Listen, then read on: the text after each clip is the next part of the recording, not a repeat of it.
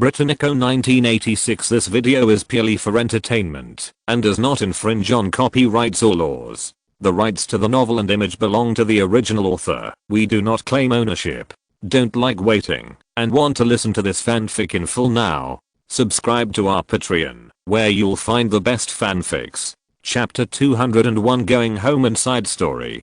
Talking to Koreans about fairness here has no effect and can only bring humiliation to oneself. He can even apologize, but after apologizing, he turns around and does evil things, and he does evil things again. What can he do? This isn't Wales anyway. This Seal Olympics succeeded in making Alan sick. The gilded journey turned into a disgusting journey. This anger was the most aggrieved he had experienced in so many years. None of them. This is not over yet. Alan, can I go back to Wales with you? Jackson's voice was a little hoarse. When Alan came back today, she thought that Your Excellency would be in a bad mood because of the results of today's equestrian competition, so she specially wore fishnet stockings to accompany Alan. But the result is the fighting was extremely fierce, and the enemy soldiers screamed repeatedly. If Shazin hadn't been feeling well these days, I would have wanted to drag her in. Pulling on the fishnet stockings that were torn beyond recognition. Alan sniffed Jackson's hair, took out a few tissues, and asked Jackson to wipe it first, turned around and took a pillow to cushion it underneath, and lay down with the pillow. Alan, he breathed a long sigh of relief. Okay, don't you want to go back to Zhangjiang? Alan has already figured out the matter of going back with him in the past few days. In fact, Shazin is a bit scheming, but she is still somewhat afraid of herself. But Jackson is different. Although this little girl is not old, she does have a lot of intentions. He does whatever he wants with Alan, and he always seems to care about Alan very much. There is a feeling of treating oneself as the royal palace. Alan didn't expose some fantasy he had about her, so he just played with it. In a short period of time, he didn't think about his lifelong events at all. Really? That's great. The imaginary rejection did not appear. Jackson seemed to be ignited with a fire of hope. Her red face became brighter. She lifted her bangs that were wet with sweat. She threw the tissue in her hand aside and crawled to Alan again. On the body, prepare to take the initiative again, snapped Alan. Patted her and said, wait for me to rest for a while. What's the rush? I think so. Hey, Alan took a breath and pinched Jackson's little face. The next morning, Master, everything is packed. Well, let's go. Alan sat in the coaster and looked at the villa where he had lived for half a month. There was nothing left to miss. There was a high probability that he would never come back to this miserable place. Shazin waited for Alan to look away and took the initiative to sit next to him, somewhat hesitant to speak. In the morning, Jackson happily showed off to her the news that she was going to follow Alan back to Wales. To be honest, Shazin felt a little uncomfortable when she first heard the news. Some things are like this. When no one compares, it doesn't matter, but if someone compares, she will be embarrassed. The main reason is that the two of them came here this time, and they were entrusted by others. Of course, it was all voluntary, and she also took some care. But after these days of contact, Shazin herself is still very afraid of Alan. This kind of fear was inexplicable. Even though Alan was very gentle to her and didn't do anything too extreme, as long as she saw Alan's eyes, she would think about the incident in Wales. She just couldn't help being scared. So scared. So much so. Every time when she was playing at night, she would feel extremely excited when she thought of this incident, and then the water doesn't stop flowing. The more she thought about it, the more ashamed she became. Shazin said, Alan, I also want to go to Wales. Alan was very happy to see that Shazin finally boldly dared to talk to him today. But thinking about it, if he took both of them back, he wouldn't be able to bear it. How do you say this thing? It was an adjustment for him. He was not someone who couldn't walk when he saw a woman. Men have to put their career first, not to mention that when he went back this time, Alan was still holding his breath. He didn't have time to deal with two people at the same time, especially these two women who were somewhat arrogant. Think about it. It's not his style to refuse directly. It would be too hurtful. Suddenly, Alan remembered what Shazin and the others said when they first arrived. Didn't you say that you are still studying recently? I think you still need to focus on studying and improve your acting skills. Besides, Alan thought about it for a while, but this reason was not enough. It sounded a bit far-fetched. Walker has also been sent to Zhangjiang for treatment. There are a pair of sisters who went with him. When you go back this time, help me check on them. When you are free, you can tell me after they recover. Okay, Shazan's eyes dimmed with a look of disappointment, but she was not too disappointed. After hearing what Alan said later, it was considered a task given to her. He nodded obediently. Alan gently touched her head and said with a smile, I know you haven't been feeling well in the past few days. Please rest for a while. This time, go back and relax and go to class. If you have any questions, please contact 210. Do you understand? New airport. Master, we have a cargo plane coming to deliver supplies today. If we go back early this time, what will happen to the supplies? Old. Carol looked at the servants loading luggage onto the special plane and felt a headache holding the itinerary. These supplies were valuable, but not too valuable. They were all daily necessities and ingredients. Hooter was afraid that Alan would suffer in South Korea, so all the ingredients were flown in with the freshest ingredients. Now that I'm going back early, the delivery plane there has already taken off. It won't be delivered until their special plane flies away in the afternoon. Oh, just throw it away. Wait, Alan was saying goodbye to Shazan. They were not going to take the same flight and would be separated at the airport. Alan didn't care about these supplies, but as soon as he finished speaking, he suddenly remembered that littering is not allowed in Korea. Don't take it seriously. The Koreans rummaged through the garbage dumps of the US military and made the world famous dish army pot. It will be applied for World Heritage in the future. Later, it was deeply whitewashed, saying that this was a witness to the relationship between South Korea and the United States. The fish water situation between the military and civilians. So, if he throws away the garbage casually now, and most of it happens to be food ingredients, what if it is picked up by Koreans again, and an Earl's pot comes out? Wouldn't this be infamy for eternity, Mr. Alan can't afford to lose this person. Just as he was about to arrange for donation to the local stray dog rescue organization, Alan frowned again and remembered the dog meat restaurants he saw on the street. Koreans like to eat dog meat very much. If they feed the food to dogs and Koreans eat dogs, it would be like taking off their pants and farting. Hey, you arrange for someone to destroy the ingredients directly in the airport toilet when they arrive. Don't throw them away. They must be destroyed in the toilet. Remember, Koreans must not pick it up, Alan said solemnly. Old Cole was a little confused when he heard this arrangement. It was just a few ingredients. That's too much. Forget it. It's the young master's instructions anyway. Just obey the orders. Okay, I'll remember it, and I'll arrange it. Master, you board the plane first. Listening to the announcement on the radio that the plane finally left Korean airspace, Alan sat up and took a deep breath. Finally leaving a dirty place like South Korea, Alan even felt that the air on the plane was fresher now, and finally no longer full of stench. He twisted his neck, opened the table, and asked people to bring him the various documents that told Carol had investigated in the past few days. In a good mood but unable to sleep, Alan prepared to go to work. Opened the first file. The time, place, and photos are recorded above. It was night, and the photo wasn't very clear. I could only see a group of people beating gongs and drums and making a lot of noise underneath a hotel. The information behind records the information in the photo. It turns out that during this Olympics, South Korea did not treat any opponents differently. As long as they were competitors, they would send people to beat gongs and drums and make noise all night long downstairs in the hotels where the teams from these countries were stationed. Even if the foreign delegation called the police, it was useless. The South Korean police parked the police car in front of the hotel to watch the joke and watch the group of people making noise. What stands out is unity. Think about not getting a good rest every night and having to endure the noise. It would be damned if the contestants could still achieve good results like this. The British team was in a better situation because Alan also settled in the hotel on the first day. He had bodyguards and guns with him, so the situation was better. As for the delegations from other countries, it was hard to say. Smacking his lips, Alan looked back. These targeted countries include, but are not limited to, the United Kingdom, the United States, island countries, China, South Asian countries, European countries, etc. Any country with a slightly larger delegation was basically harassed by them. When Alan turned to a page of records, he raised his eyebrows. I thought that beating gongs and drums under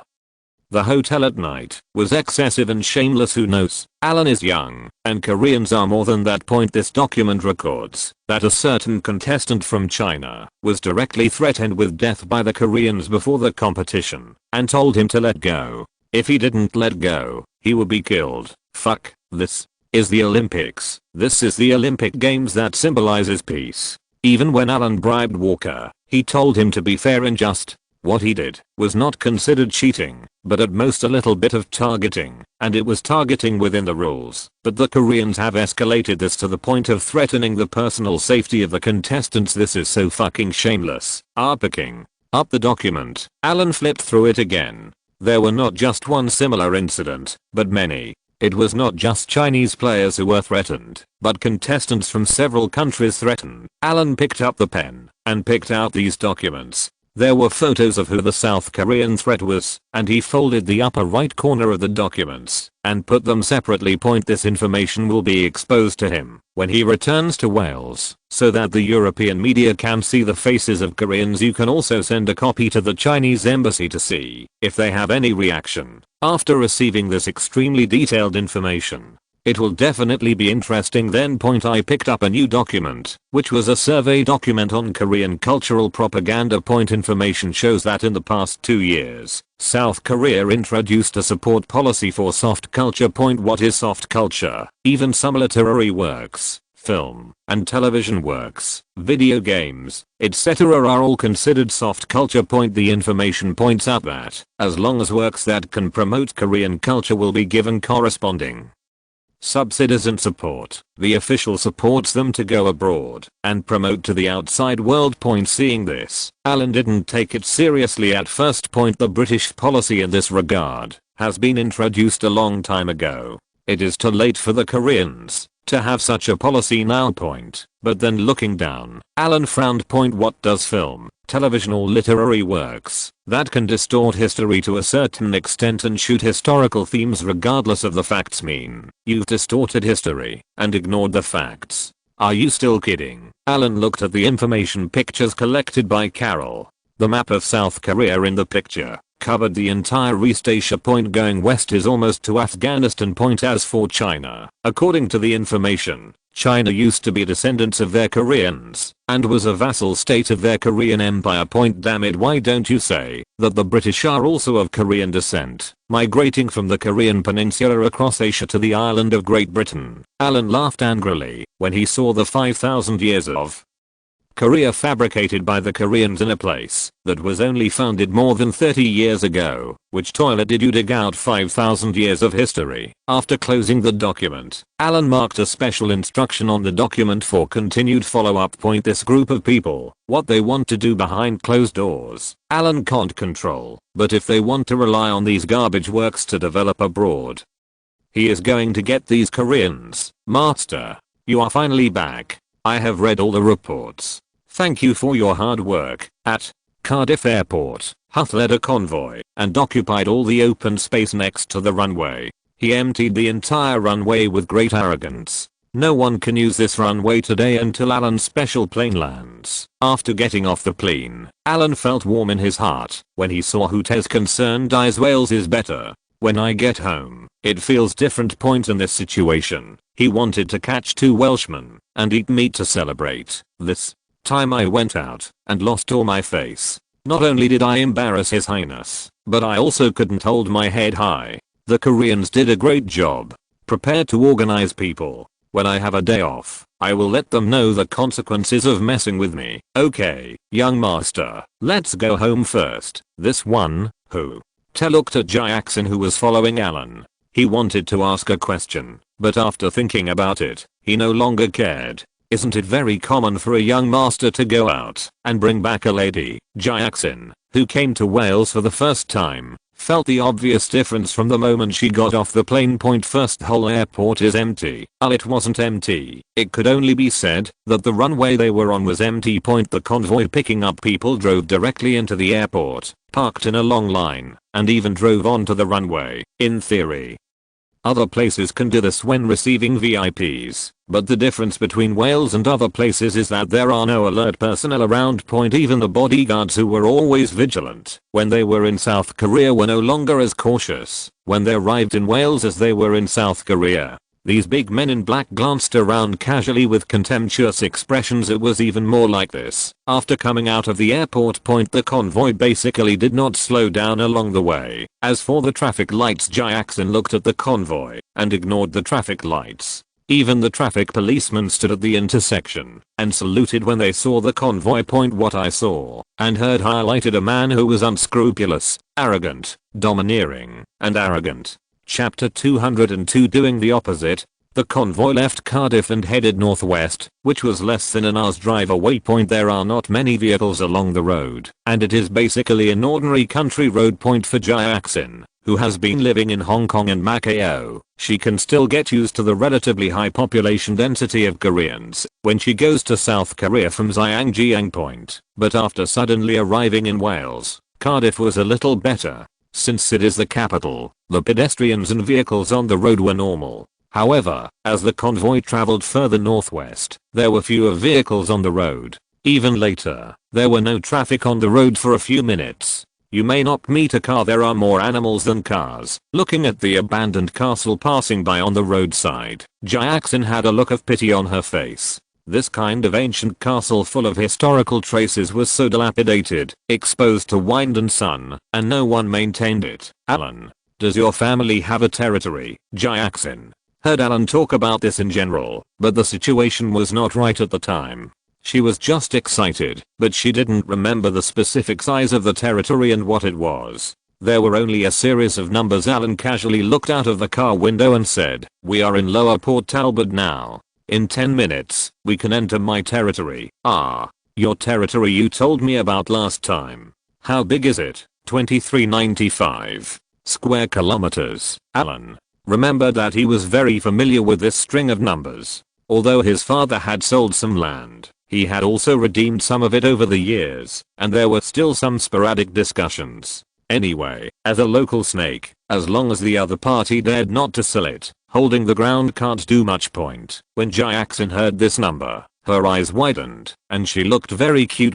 Using her limited knowledge, if she remembers correctly, the reclaimed land in the entire Zhangjiang belt seems to total only more than 1,000 square kilometers. And what about Alan? His own fiefdom is larger than both Zhangjiangs. What is this concept? In Zhangjiang, for ordinary people, a 1,000-foot mansion is considered a big house. And how big is the 1,000-foot mansion exactly? More than 90 square meters. Even the mansions and villas of the rich have an area of several hundred square meters, which is already amazing. Those with an area of thousands of square meters are the top luxury homes in Hong Kong. Right now.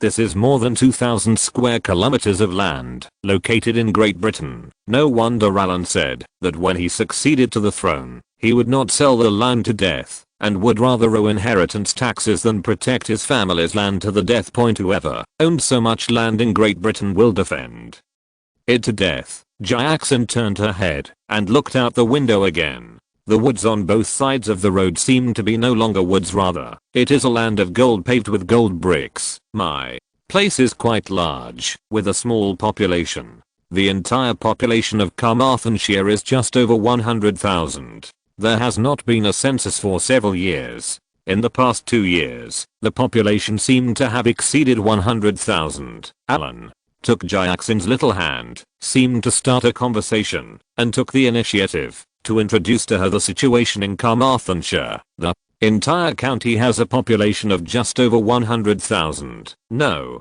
wonder there are not many vehicles and people on the road. With such a large land and such a small population, there are only a few dozen people per square kilometer. In addition, people live in groups and are distributed in villages and towns. It seems that the entire Carmarthenshire, it can be said that the land is vast and the people are sparse. Alan coughed dryly. There were historical reasons why there were so few people, but those were all dark history, so it was okay not to mention them. The political and cultural centre of the entire Wales is around Cardiff, which is also the most densely populated area. Except for a few counties and cities around Cardiff, there are not many people elsewhere. Alan stretched out his right hand and gestured and continued. The terrain of Wales is like a big chicken leg or a pistol. At the bottom of the gun handle is Pembrokeshire, and in the middle of the gun handle is Carmarthenshire. In the southeast of Carmarthenshire, it is the essence of the entire Wales. The other places in the north are like the trigger in the middle of the barrel. They are both vast and sparsely populated counties, and there are several national parks scattered around the entire Carmarthenshire. Speaking of this, Alan smiled and said, the entire essence of Wales is bounded by Carmarthenshire to the west, England to the east, and the sea to the south. Jackson nodded as if he understood. He didn't understand what Alan's last words meant. Instead, he became more and more curious about the Allen family castle that he had not seen yet. Alan looked at Jackson and saw that she didn't ask any more questions, so he didn't want to explain. This kind of terrain has the entire best part of Wales enclosed. It's not an exaggeration to say it's a dead place. When we're honest, everything is easy to say. Anyone who is dishonest will attack from both directions. As for saying that people can fight with their backs against the sea. In the past, Britain's strongest force was its navy. It fought against the water, and the closer it was to the sea, the more miserable it was. Of course, Wales is now extremely stable, and these ancient strategic positions are no longer highlighted. Finally seeing the so-called castle. To be honest, Jackson was a little disappointed. This was different from what she had imagined. Her idea of a castle was the one on the Disney Studios logo. The kind where a prince and princess live in a castle. But the current castle looked very rough to her. The wall surrounding the main entrance was also covered with mottled dark spots, which looked sinister, but not spiritual. Why? It doesn't seem right either. Although this castle is not what she imagined. Two real princes, William and Harry, do live in this castle now. What are you thinking about? Come with me. Alan took the initiative to hold Jackson's hand and led her towards the main hall. Even far away, Alan's smile was still hanging on his face. The cry of a little kid in the distance could be heard from far to near. Then Harry, the little golden retriever, ran towards Alan. As he ran and cried, Alan was confused. What was going on? Ignoring Jackson, he let go of his hand and looked at Harry, who was getting closer and closer. Alan squatted down. Cousin, your pet always bullies me. You have to make the decision for me. Alan raised his eyebrows and looked behind Hooter, who was directing people to pack their luggage. Hooter was also attracted by the movement here. When he saw Alan looking towards him, he quickly jogged to Alan's side and said, well, master, this is what happened. Since Alan took William away, only Harry was left in the family. He is a little kid who lives a hell-like life every day. He has to learn equestrian skills in the morning and has to take classes during the day. He finally has time to play for a while in the afternoon, and he has to continue studying music, etiquette classes, etc. in the evening. Anyway, every day is very fulfilling. In this case, one day when Harry ran to the stables to play, he accidentally saw some food animals in captivity. This is an improved breed of Nankia sheep, a specialty sheep in southern England, generally called Dull Nankia sheep. The small ones are made for sheep meat. Their characteristic is that they don't grow very big, but the meat is very plump and tender, and there are a few other things. The appearance is very cute. Generally speaking, anything that doesn't grow big looks cute, as long as it's furry.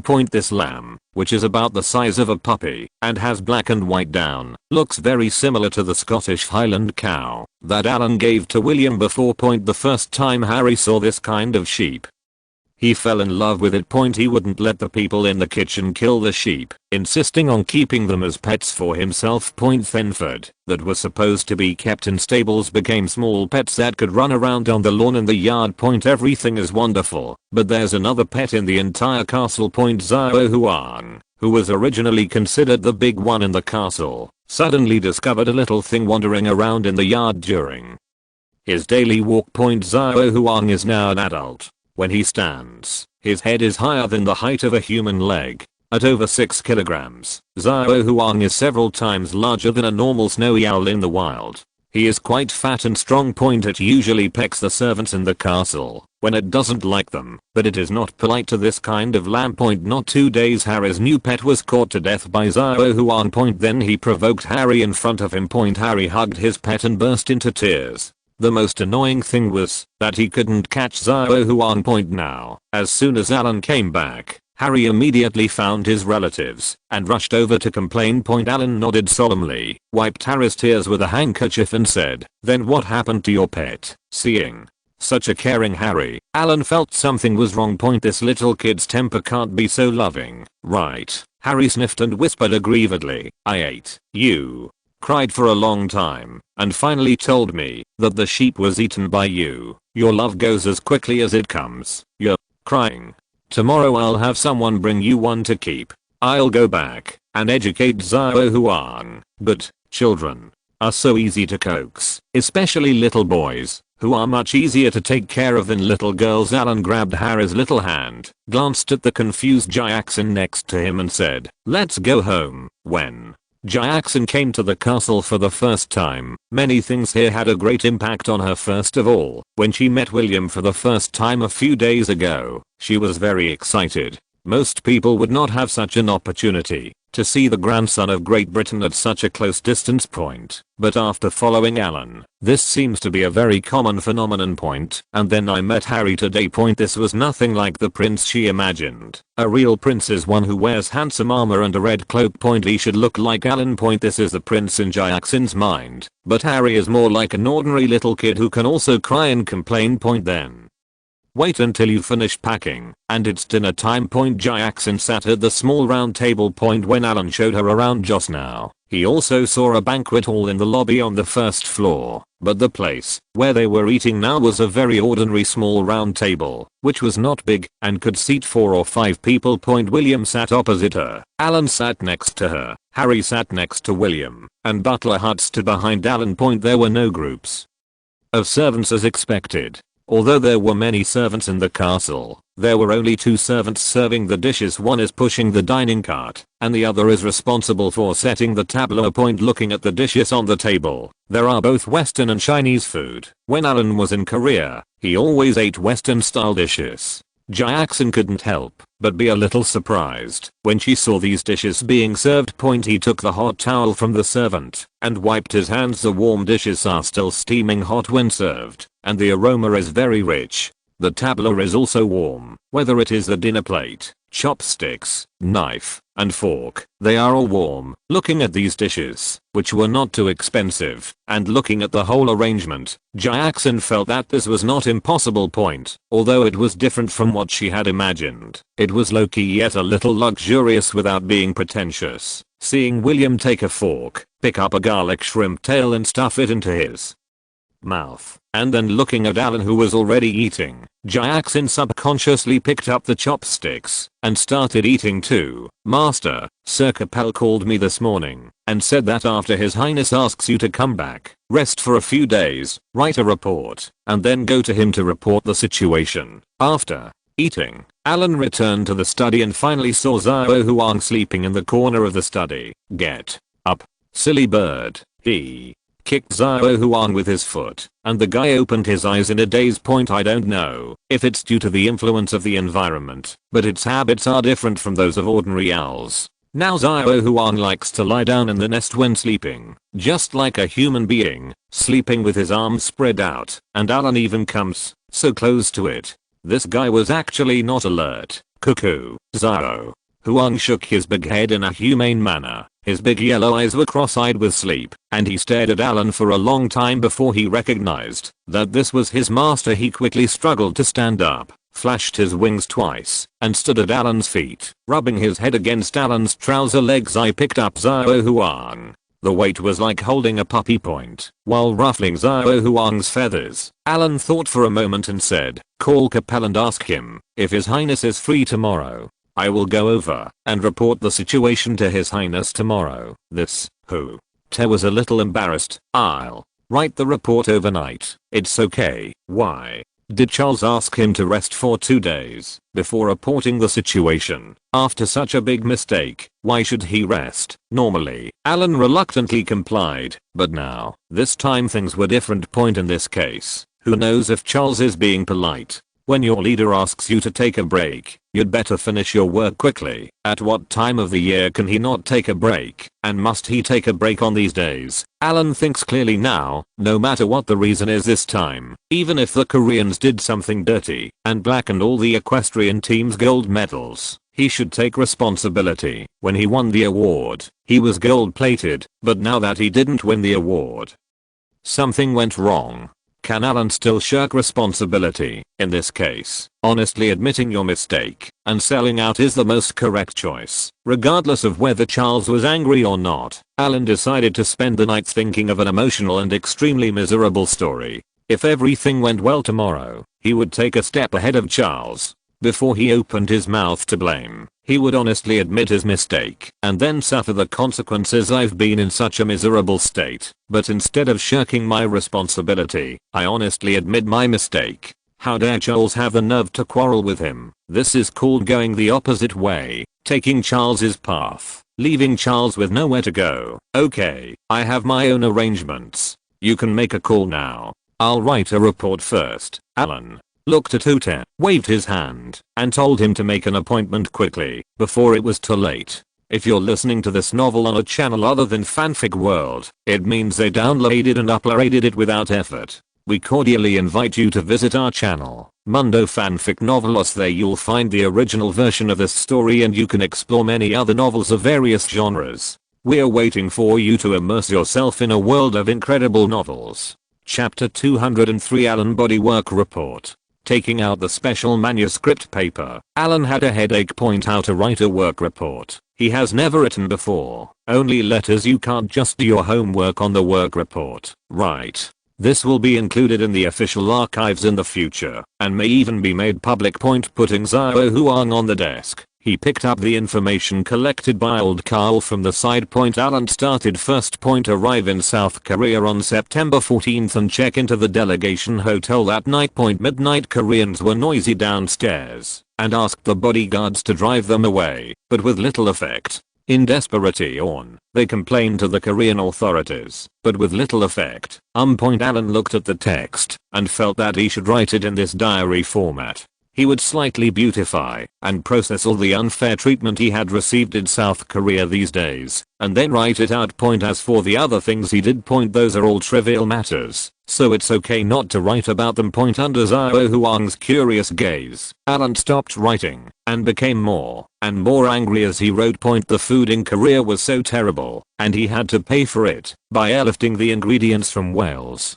This made the finances of Mr. Allen's family, which was already not wealthy, even worse. Point why are the Koreans harassing the delegation hotel every day and then blatantly cheating? The upright Earl Allen was not afraid of power and protested resolutely, but the protest was ineffective.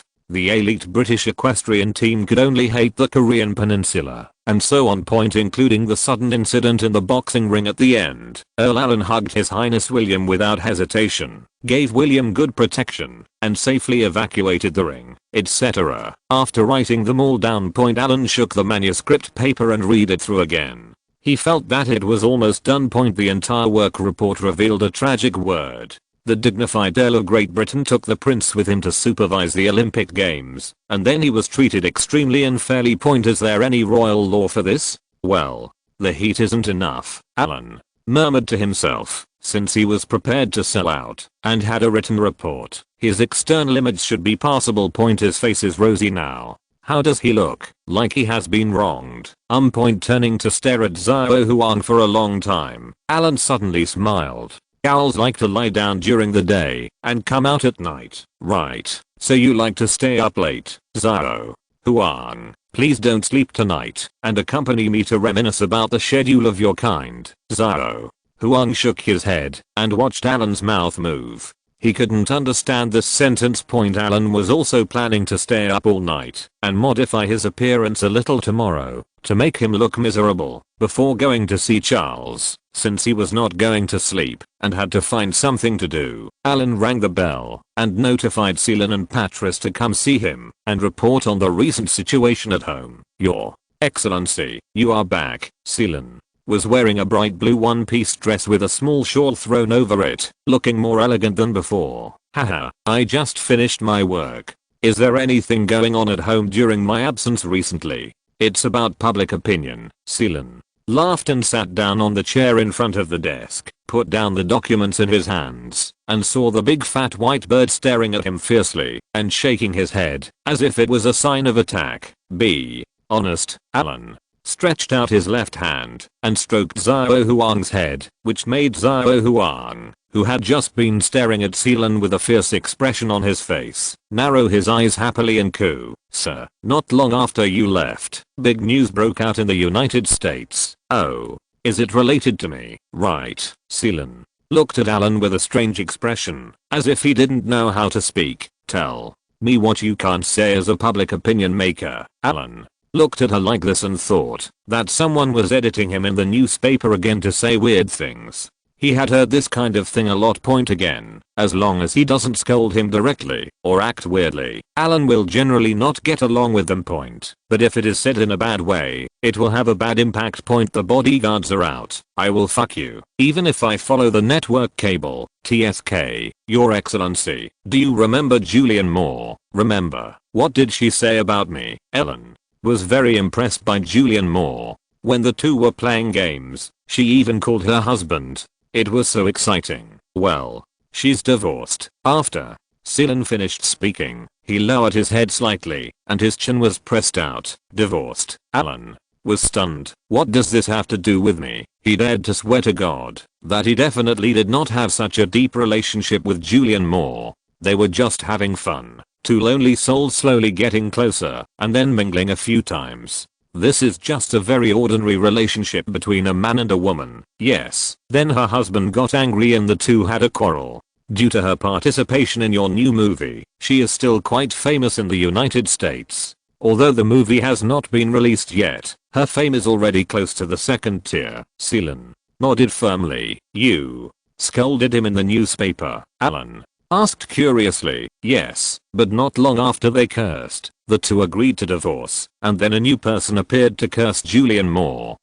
Etc. Alan was a little dizzy. He was scolding her this way and that one. What does this have to do with him? What does this have to do with me? Your Excellency, the second person to criticize Julianne Moore is Meryl Streep. Seelan showed her hand, and she didn't quite understand the relationship because she had only just joined Count Alan's team, but she knew that Meryl was the heroine in Alan's first movie. Meryl? She cursed Julianne Moore, right? Alan thought for a long time, but couldn't figure out how there could be a conflict between the two of them. Before Julianne Moore came, Patris said that it seemed that Meryl recommended him. Right. Okay, just tell me what's going on and whether it has any impact on me. It's like this.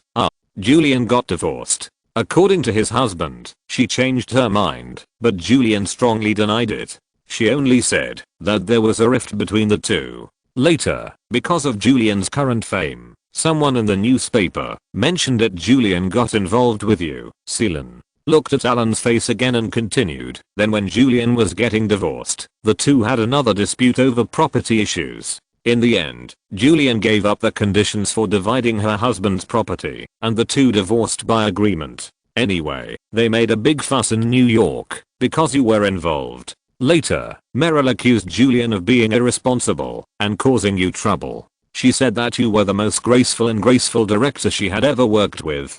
Talented and most artistic director. She accuses Julianne of bringing your reputation into disrepute. In the end, the two of them started scolding each other, and Julianne said that she didn't smear you, saying that Meryl deliberately slapped her hat on her. Alan opened his mouth. Now that the matter is clear, this is it. Why does it sound like someone is jealous? Meryl blames Julianne for involving Alan in the divorce. Then Julianne himself denied it first, and then the two started scolding each other. Weren't they still good friends before then? You are still scolding now, Alan asked softly. Isn't it because of the news about you in South Korea in the past few days? The heat has overshadowed the scolding war between the two of them, so it's considered a timeout. Seelan said something unsure. Oh, point, it's been going on for a long time, but did the scolding stop because of me? What the fuck is this? You didn't come out to clarify. What did you say? No, Seelan herself was confused. She mainly couldn't figure out the complicated relationship here. Point, at that time, you couldn't call Alan, who was far away in South Korea, and ask Mr. Alan, which of these two ladies do you like? How can we stand up and speak out when we don't even know who is our own and who we should help? The main reason was that they didn't say anything bad about Alan. The reason was very simple. Julian's husband only accused Julian of having a change of heart. As for where he had changed, he didn't dare to say. Point, then other American media took advantage of it and took advantage of it. Point, why is it that for such a good couple, the girl went to Wales and got divorced after filming a movie? There is obviously something going on here, but the woman refused to admit it, and gossip was gossip, and the American media did not dare to openly smear a well-known foreign aristocrat. Point, then the two women started scolding each other. Okay, is there anything else? Gone. Seeing Alan's irritated face, Seelan quietly exited the study room very wisely. Point, Alan scratched his hair. These women, what should I say? After filming, except for the occasional phone call to greet them during holidays, Alan has not contacted them at other times. Why is such a thing happening now? It seems that he has to take action personally. After reporting the situation to Charles tomorrow, he can get some gifts and send them to the two girls in his name to persuade them to make peace. Point, two married ladies, why are they arguing? Your Excellency, what are you doing? It was around 10 o'clock the next morning, underneath the main building of Highgrove Manor. As soon as Capel opened the car door and saw Alan for the first time, he was shocked. Point, because of his excellent external image. This excellency is famous throughout Britain, and even throughout Europe and the United States. Point, why do I feel so haggard after a trip to South Korea? His face was pale, his lips had no color, and there were cracks on his lips. This couldn't be faked. Point, that's it. I'm fine. There are too many things going on recently, and I have to deal with all parties. Hey, Alan sighed and said helplessly, take me to see His Highness. Okay. Alan looked so weak that Capel, who came to pick him up, was a little dazed, and then he led Alan in a panic. What's going on? Charles was wearing overalls with the legs tucked inside by stockings. He wore khaki overalls and a plaid shirt. The color of the stockings matched the plaid shirt. Point, when he heard someone coming, Charles couldn't help but stood up with a cigar and was about to curse, but when he saw Alan's appearance clearly, he was shocked by his miserable appearance. Point, this is the knight with the best image around him, the titular captain of the guard. Where has the bright and confident Alan of the past gone? What is this thing in front of me? Your Highness, I betrayed your trust and made a mess. Alan held the work report in both hands and didn't explain much. He lowered his head honestly, raised the work report, and handed it to Charles. Charles was stunned, took the document, sat down on the sofa, crossed his legs, and was about to read the document when he glanced at Alan, who was standing there with his head lowered, and said, sit down and rest for a while. After waiting for a long time, Alan slowly said, Your Highness, I don't have the face to face you. I won't sit down. HMPH. Then just stand. Charles snorted coldly and shook the work report. Point, at first glance, what the hell is this? If you are asked to write a work report, just write down the things briefly and concisely. Point, what did you write to me? Journal or bulk diary? What kind of nonsense is this? After reading Alan's work report, Charles looked up expressionlessly at Alan, who was standing there with his head bowed. Point, the content in the report is not too exaggerated. These things are not just what Alan says.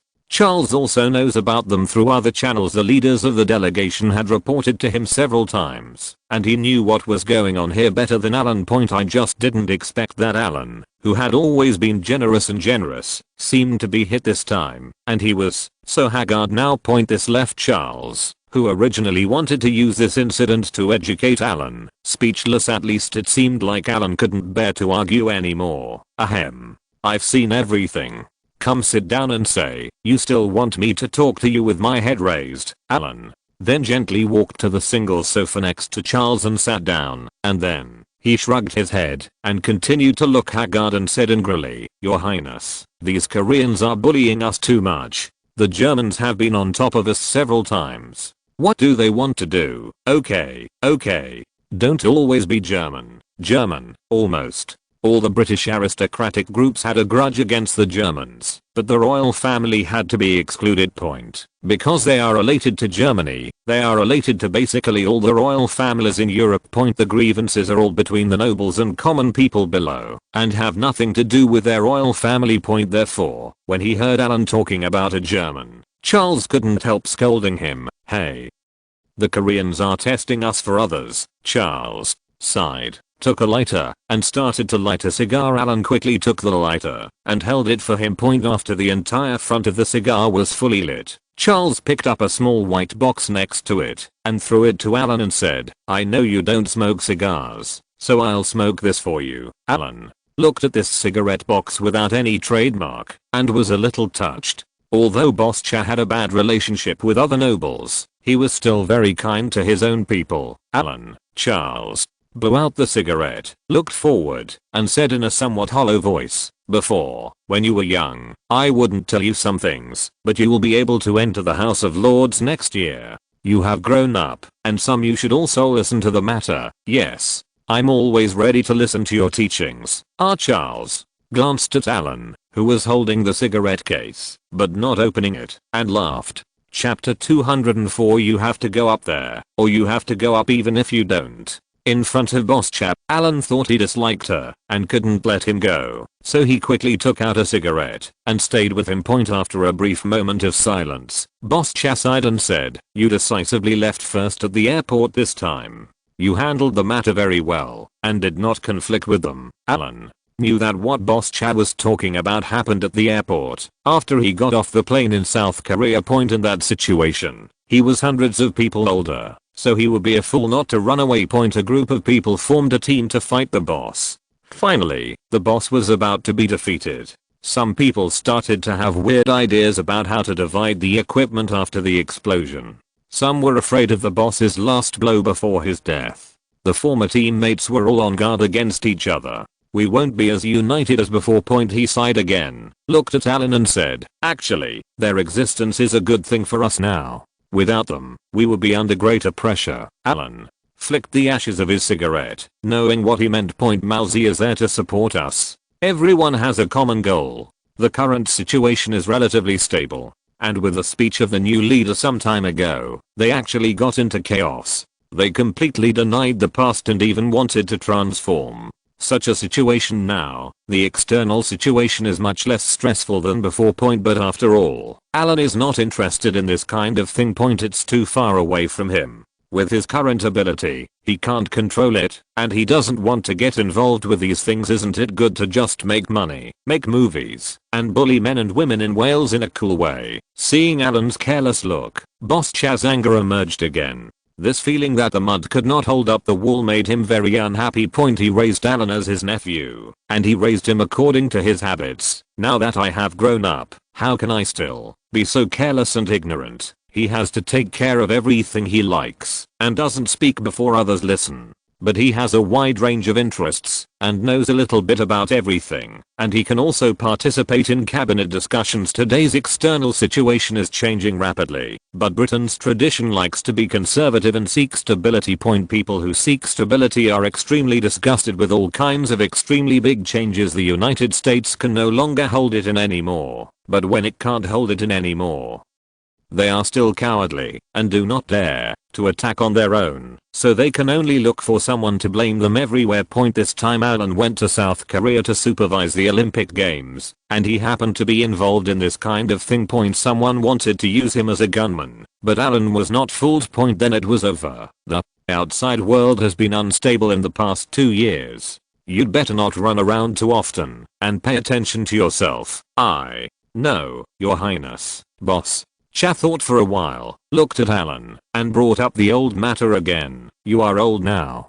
Don't be too willful. The situation has been unstable in the past 2 years. What do you think? Why not take advantage of this period to going to university for further studies? When it comes to going to college, Alan has a headache. 2 years ago, he suddenly retired from the army and came back to inherit the title. There were a lot of things at home. At that time, Charles asked him to go to college.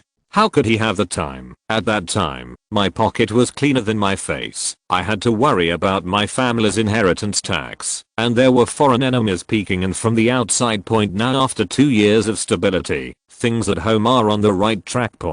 But after going to school, his usual time became tight. In this case, how can I still have time to make movies and communicate with actresses? Wouldn't this cost him his life? How can people who are used to being wild be willing to go to school? Honestly, seeing Alan acting like a scoundrel whenever he mentioned going to school, Charles became even more angry. Snapped. He slapped the coffee table between the two sofas hard, causing the ash from the cigar to fly everywhere. You can get it even if you don't. Some time ago I saw that your scandal was very popular in the United States. You are only 20 years old, and you still have a long life. Are you ready to play like this for the rest of your life?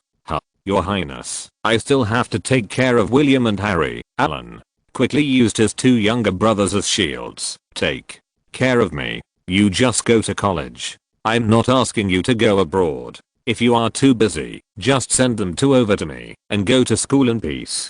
I'll go. It doesn't matter. Seeing that Charles was very determined, Alan had to give in. As for William and Harry, he was reluctant to let Charles take them back. Although after reading the recent newspapers, it seemed that Charles and Diana had reconciled. No one had ever asked about this matter. Go to Cambridge or Oxford? Which major do you want to major in? Seeing Alan finally give in, Charles smiled and finally felt relieved. He hated people disobeying him the most. Now that Alan agreed, Charles couldn't wait to make arrangements for Alan, and even sent him to the university tomorrow. Go and save him trouble outside. Your Highness, I love my family and don't want to go too far. Can I just choose a university in Wales? Charles, who had just put a smile on his face, suddenly froze when he heard Alan's words. But then, I felt relieved when I thought about it. For people like Alan, he doesn't yearn for universities like Cambridge and Oxford as much as ordinary people. A diploma is of no use to people like him, to be honest. I want to find a university close to home, and I guess I also want to be able to deal with things at home nearby. After all, this guy has also been tinkering with some things in the past 2 years. Didn't that food delivery company just open? If he went to London to study all of a sudden, he would not be able to take care of her so far away from Wales. He asked Alan to go to college just to let him study, learn some knowledge, and have more connections, but he didn't want Alan to give up the family business. Okay, but a Welsh university? Charles thought for a moment and found that there were no good universities in Wales. Cardiff University, the best, was barely in the top 200 in the world rankings. In the eyes of foreigners, this might be considered a good school, but Charles looked down upon it. But it is already considered the best university in Wales, and is a member of the Russell University Group. The Russell Group of universities is equivalent to the Ivy League in the UK, and this is the only university in Wales that is a member of the group. Okay, let's go to Cardiff University. What major do you plan to study? Charles, who was still discussing the external situation, became very enthusiastic like an old father. When it came to school, he asked Alan curiously what major he wanted to choose. Philosophy. Alan tentatively said something, but when he saw Charles frowning suddenly, he quickly changed his words. Creatures. You study biology. Charles pursed his lips and looked at Alan suspiciously. I originally thought that Alan would go to journalism and communication. Cardiff University is the most famous for this college. It ranks first in the UK and is known as the Oxford of journalism colleges, but Charles never expected that he would actually choose a creature. Your Highness, I know their journalism school is famous, but isn't that college in London? I just want to be closer to home. Well, don't rush to choose. You will definitely not be able to keep up with the courses in September. I have something to tell you about in January. You can only wait for the courses in April or May next year. Go back and think about it. Okay, I get it. Alan watched Charles get up.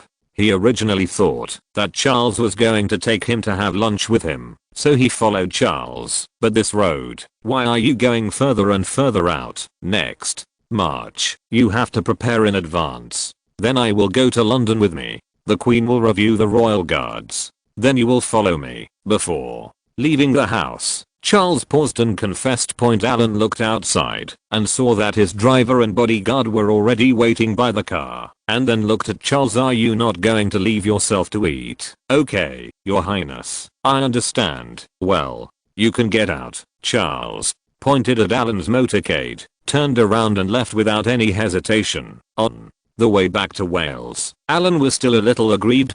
You woke up early in the morning, dressed up for so long, put so much thought into it, and now you get a few noisy words and no questions asked, and then you arrange a university for yourself, and in the end you are kicked out. Is there any more royal method? It's all Korean's fault. Taking out the unwrapped pack of cigarettes that Charles gave him, Alan lit one and pressed the window to get some air. Just go to college. The main reason why he didn't want to go to London, besides being loving his family, was because it was too cost effective to go to university in London. He is not really planning to go to university to learn knowledge and improve himself. He went there to poach people. But universities like Cambridge and Oxford are full of great people, and there are also children of some powerful foreign families of people like this, so easy to dig out. Going to college there is just to make more connections. But Alan is not too rare about the connections on campus now. He prefers the more practical ones. Take for example the talented people at Cardiff University. Cardiff University is close to home and in Wales, which means that if Alan goes to school there, he can walk sideways. It's not like going to London, where many people won't urinate on him, so he has to restrain himself. Cardiff University is a door-to-door university. As long as Alan gets into it, that's almost like a mouse getting into a rice vat. Doesn't it mean that he can just pluck out the wool however he wants? Junior classmate, do you want to follow your senior? Seniors will help you make a fortune and reach the pinnacle of life. You will also be rewarded with titles in the future. Are you excited or not? Those who can come to Cardiff University are the kind of practical talents, even if there are one or two noble children. But in Wales, no matter who you are, I'll take care of you. Alan has been coveting these practical talents for a long time. Didn't the previous movers say, what is the most important thing in the 21st century? It's talent. When the time comes, he will be doing business while guarding Cardiff University at his doorstep and slowly picking up the school's wool. Isn't this much better than going to London to study? Master, why did you come back so quickly? Who?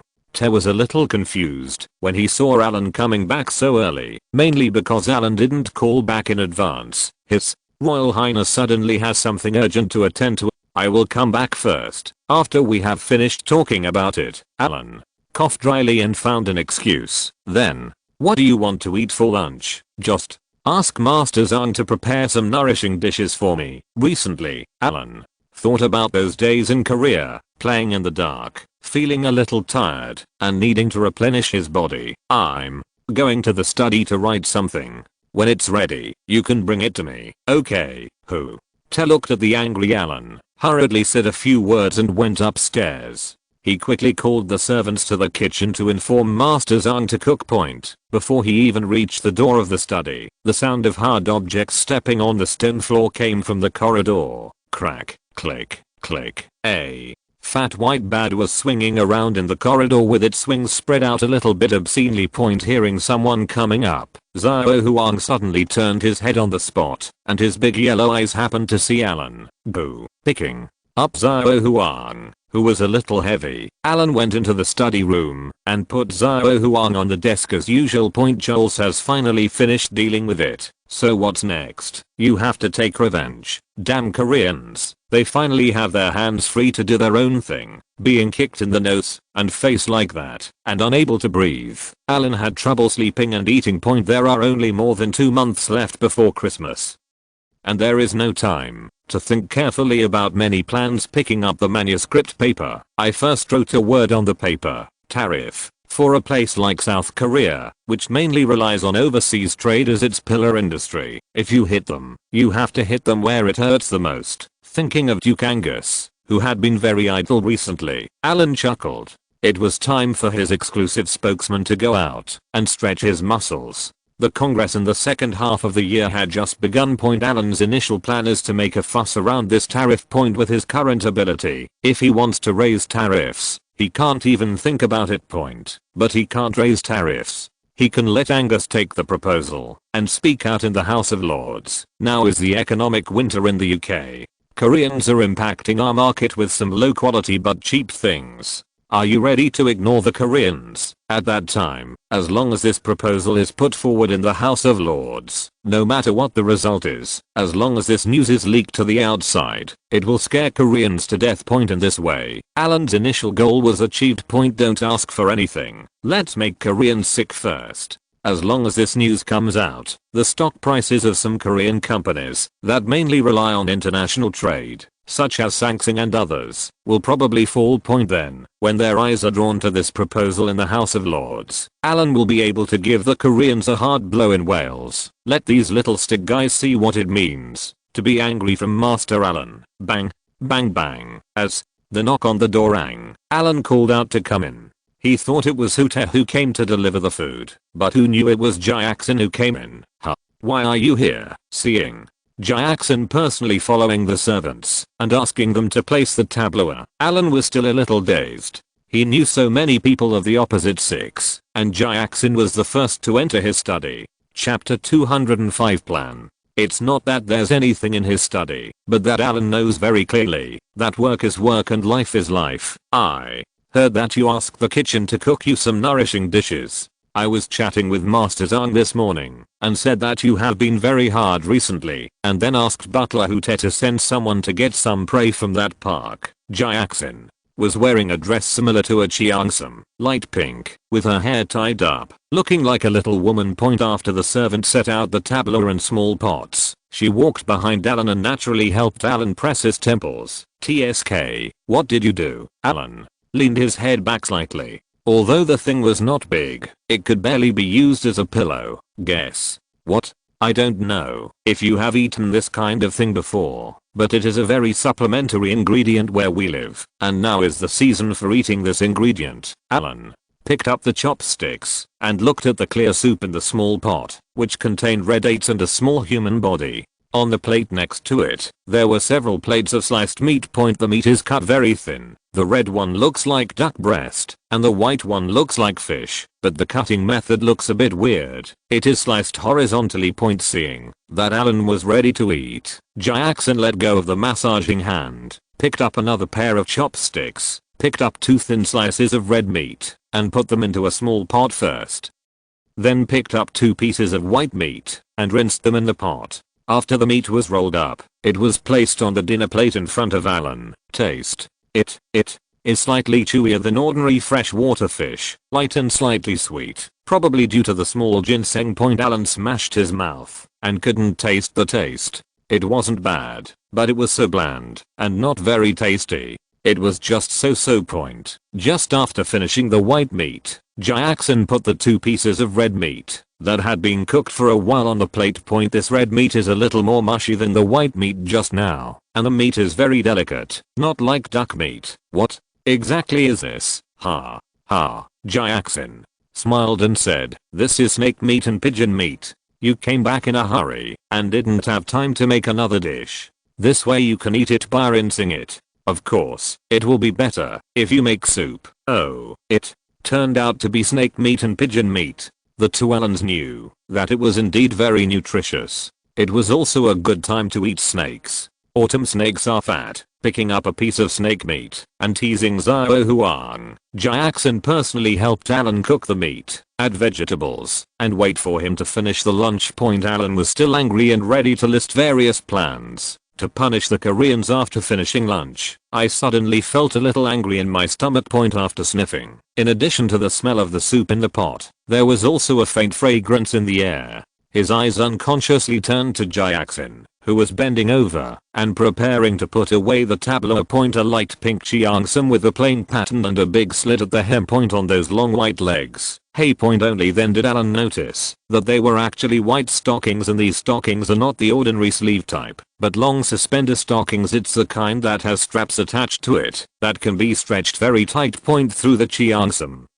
You can see the slight bulges from the suspender buckles on Jackson's hips and legs. Hiss Alan stretched out his hand and Jackson sat directly on his lap point. Alan hugged Jackson and asked softly, "Why do you want to wear this today? How do you like it? This is not nonsense. You're all dressed like this." The chair he sat on seemed to have nails, and Alan twisted slightly point. The revenge plan is temporarily put on hold for a few hours.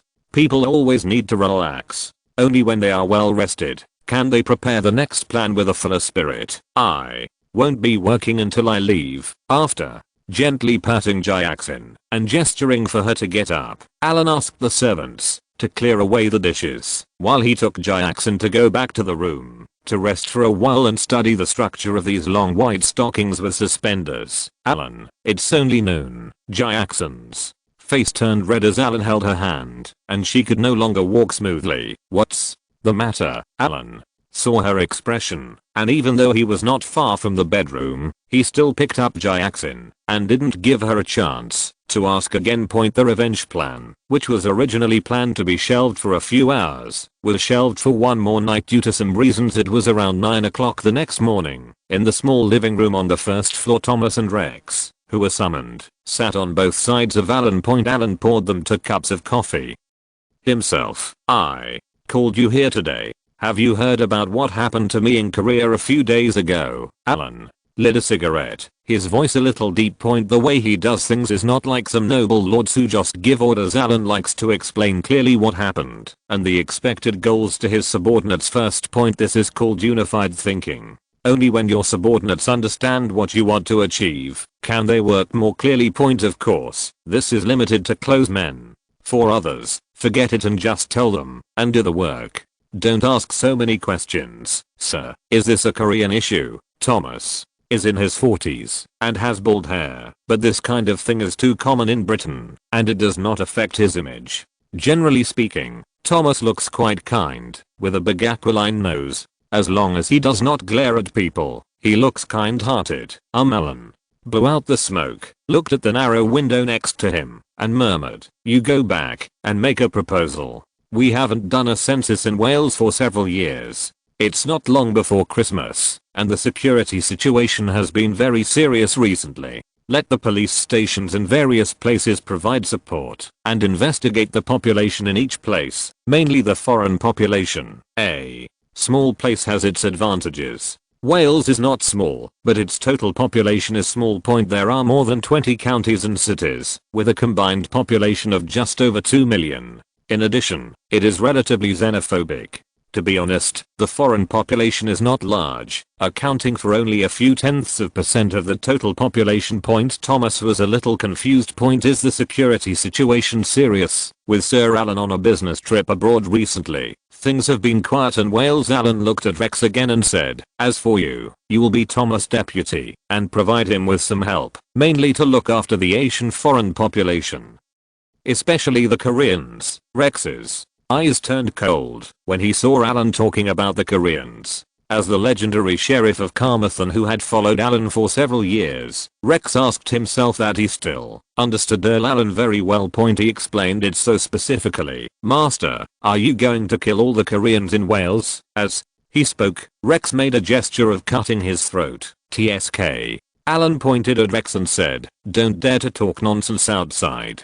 This is a formal census. It's just that in the census, you police found some unstable factors. When the time comes, you have to make up different reasons for me, such as gang members, illegal immigrants, tax evasion, and possession of prohibited items, and then control them. Do you understand? I see. Rex knows all about it. Isn't he just arresting people? He is familiar with this. Thomas, who had been listening to Alan's words, finally realized that this demographic was just a cover, and a thorough investigation of the Koreans in Wales was the focus. With this understanding, he understood what Alan wanted to do. Don't make a big noise this time. Keep it quiet. Alan looked at Thomas and Rex and continued, I don't care what method you use. Anyway, you must have clean hands and clear files, and give me all the assets, money, and themselves of these Koreans. All at once. I won't ask for a penny at that time.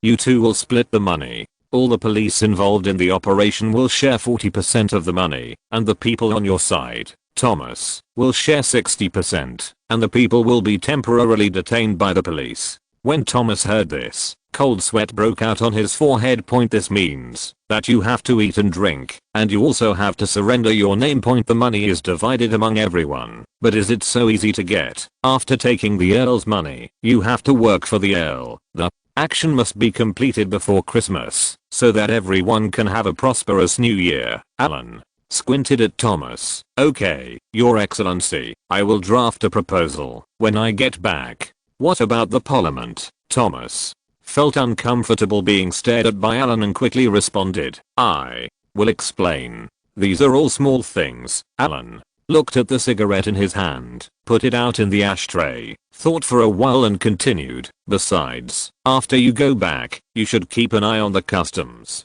If anything happens, I'll call you. Yes, okay, you go back and prepare first, and then let Rex help you make plans together. Then I'll take my leave first, Your Excellency. Thomas quickly stood up, looked at Rex who had been silent beside him, and walked out of the small conference room first. Rex, do you know why I asked you to stay? I have no idea. When Rex heard Alan's question, an honest smile appeared on his face. Well, Thomas has never done this statistical plan before. He is only responsible for the formulation of documents and plans. The specific actions are up to you. Don't worry, young master, I won't let you down. Alan glared at Rex and said, the reason why I asked you to be Thomas's deputy this time is to let you communicate more with the police in other counties when formulating plans and actions.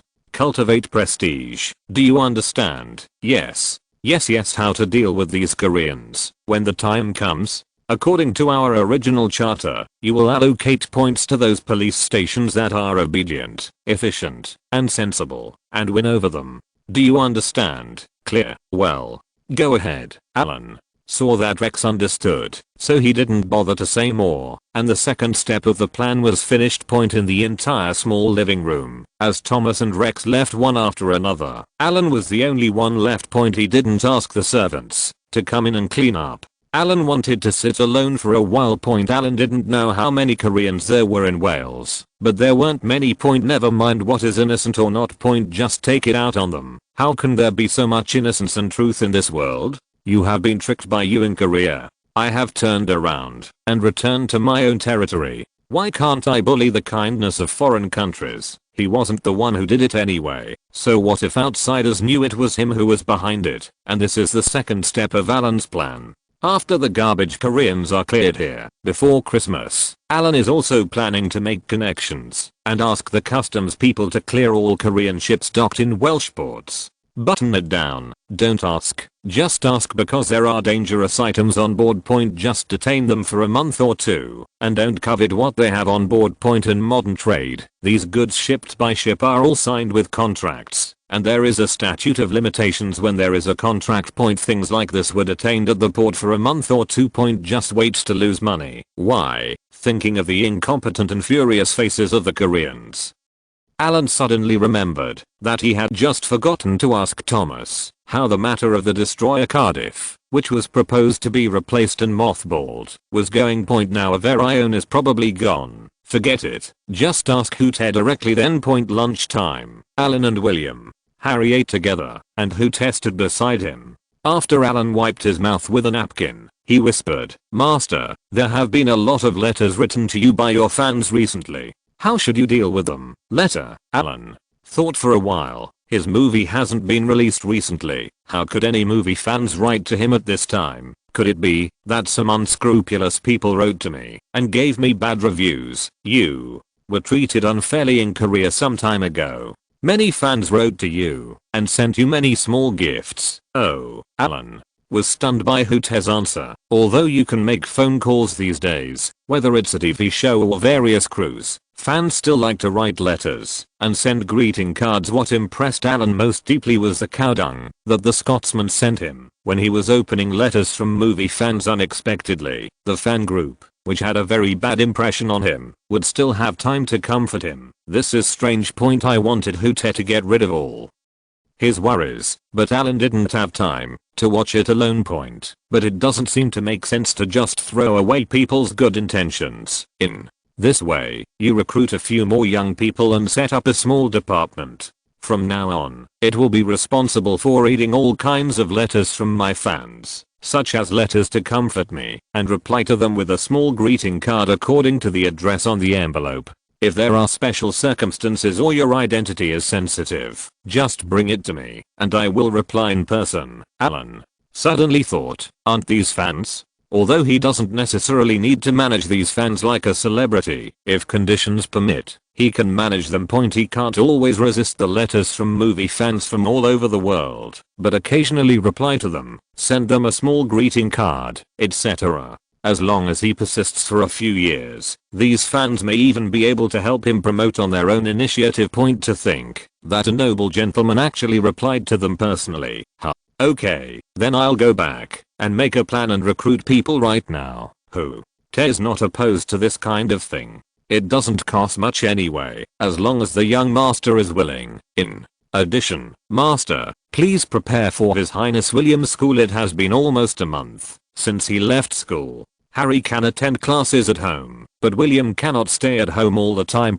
As for where to go to school, it depends on Alan's arrangements. Chapter 206 Chance Encounter. Thinking of the school William is about to go to, the question comes back to the mothballing of the destroyer. This question is a very systemic one, and Alan didn't know what to say for a while. When he heard about his going to school, William, who was eating, stopped, tilted his head slightly, and listened. Let's go to my study later and talk about it. Where is Patrice? Why haven't I seen him since I came back? Alan didn't want to talk to Hooten about this at the dinner table, mainly because the person involved was still around. In front of William, even if he didn't understand, some plans were hard to talk about. Okay, Patrice went to the United States on a business trip. He brought a rough cut of the movie and said, "Oh, it's for a view and rating. Okay, I'm going to clean up first. You can come to me in the study later." Alan looked at William and Harry, who were still eating, said hello, and went upstairs. First point, I went to South Korea this time, and I have been there for more than half a month. Now I'm finally free. I still have a lot of things to deal with at home. First of all, the Blue Knight, which Alan is most concerned about, has been open for more than a month. More than 100 membership cards were sold around Cardiff. Although this number seems a bit bleak, it can be considered to be on the right track. The main people who buy memberships are office workers. Maybe a company has a card that allows them to order a lot of takeaways at once. Even if colleagues around them find this very convenient, there is no need to repeat the process anyway. Alan is not in a hurry, just take his time. The Welsh people have a slow pace of life. Put down the report about the Blue Knights and look at the report about Oago Industries below. Alan ignored this. He already learned about it when he was in South Korea. The radio production there has begun, and the instant noodle production line is already being debugged. It is estimated that it will be produced by the beginning of next year, or in the second half of the year. Then there is the trial project of preparing a TV series in Ceylon, the Wilderness Survival series. It is difficult to find the protagonist. Alan's idea is to choose someone who is more handsome and has better survival ability in the wild. For such a request, the best source of candidates is among veterans, but it is not the retirement season, so I haven't found one yet. As for another food show, Alan looked at their plans and felt that this kind of thing could be done by him. Point anyway, if you find a few people who are not well known, the publicity effect is not as good as if he goes there in person. It just so happens that in the new year, he will go to Cardiff to go to university. When he has nothing to do, he will take the film crew to Cardiff. Just stroll around, eat and take photos. After resting well at home for 2 days, Alan took the initiative to call and invite Duke Angus to come to his home for dinner, but the old guy actually said he had no time and didn't know what he was busy with. Alan, who was bored, called a few people to go to Cameron's set. He was very curious about the filming of science fiction movies, mainly because he wanted to know how the junk computers of this era were able to produce special effects that looked real. The motorcade left home and headed for the studio in the northern suburbs of Carmarthen Town. As it passed through Carmarthen Town, Alan looked at the lively crowd outside the window and couldn't help but feel curious. It was originally a small town with tens of thousands of people, and this was not a festival. Why did these unruly people hold a party? Seeing this, Alan felt a little nervous subconsciously. Could it be that these unscrupulous people were planning to cause trouble? Stop the car. Let someone see what's going on over there. If Alan remembered correctly, there was a shopping street in that direction, and he hadn't been here for many years. If you have to understand it, this kind of shopping street feels a bit like the farmer's wholesale market in a small county town in the previous life. Except that there are not so many vegetable sellers and there are not so many shouts. Everything else is pretty much the same. A few minutes later, the bodyguard who came back from inquiring about the news bent over to the rear window and reported, "Sir, there are some Merlin-themed activities going on over there. It's very lively." Merlin? Oh, Alan patted his head and almost forgot about this. Merlin, the famous historical figure in Great Carmarthenshire. This fictional legendary magician is said to be King Arthur's best friend and mentor, guiding King Arthur to obtain the King's Sword and unify England. Alan was very curious before, but later he went to see the famous Merlin stone. It's just a big stone on a hill in his family's fiefdom, and there's a small red dragon statue not far away, but nothing else. It is said that this Merlin stone is the birthplace of Merlin. In the past, many foreign fans came here to explore the birthplace of this legendary magician. But this is just like going to a certain beach to find a big stone and then hoping that it is the stone that Monkey King will pop out of. It is just a legend and a gimmick. Don't take it seriously. Anyway, over the years, if the Carmarthens really knew magic, the Hill family would have died 800 times a long time ago. According to the words of a certain Earl of Carmarthen, there is no magic that a cavalry charge cannot solve. If a charge is not enough, then reward him with a cannon. If one cannon is fired, no magic can be dealt with. But now, Alan looked at the party in the distance. Not to mention, some people were wearing cloaks and masks, which looked quite similar. Curiosity aroused in his heart. Alan, who was originally planning to go to the set, planned to go to this so-called Merlin-themed party first. He found a black mask in the armrest box and put it on. There was nothing he could do. If his current image were to go on without concealing it, then this so-called Merlin-themed party would not be able to go on. He had just opened the car door and was about to get out of the car. He stood in the back seat and looked around. Xiao Huang, who came out with Alan, saw that Alan was about to leave, but didn't take it with him. He flapped his wings anxiously. Okay, I'll take you with me." Alan grabbed Xiao Huang's bird head and pulled him to his side. He bent his left arm and Xiao Huang jumped twice before standing firmly on Alan's left arm. Fuck, I miscalculated. Now that this thing has grown up, I still want to put it on my arm like it did when I was a child. It's okay for a short time, but it won't work for a long time. It's too heavy. Lowering his left arm slightly, Alan held Xiao Huang in a half-carrying position, followed by several bodyguards, and slowly approached the gathering crowd. There was a bold white man in the crowd with colorful face paint and a small torch in his hand. He was obviously very excited when he saw Alan and his group coming over. He raised the torch and took a sip of something. With a sound, a big fireball spit out towards the sky. Then he did something fancy in his hand. The torch turned a few times in his hand and then put it down. The bald man looked at Alan expectantly. Although Alan was wearing a mask, based on his eyesight, he could see that this young man was well dressed, and there were several strong men following him. He was not easy to mess with at first glance. He was obviously a member of a big family, or even a nobleman. As long as you perform well in front of this kind of master, then you don't have to worry about tips and rewards. Alan watched with amusement as the bald man performed several more fireball spitting performances. He held Xiao Huang under his left arm and touched his pocket with his right hand. He didn't usually carry much money with him, so he only packed some £50 notes for emergency use. Took out one and handed it to the bodyguard, indicating that he would reward it to the bald man. Walking further, there are people selling crystal balls and wizard hats on the roadside. There should be a small light installed on the base of this kind of crystal ball. When the switch is turned on, the corresponding pattern will light up in the crystal ball. It looks pretty good, but the manufacturing level is a bit rough. Alan stood in front of a stall and looked at the tattered pointed wizard hat on the stall.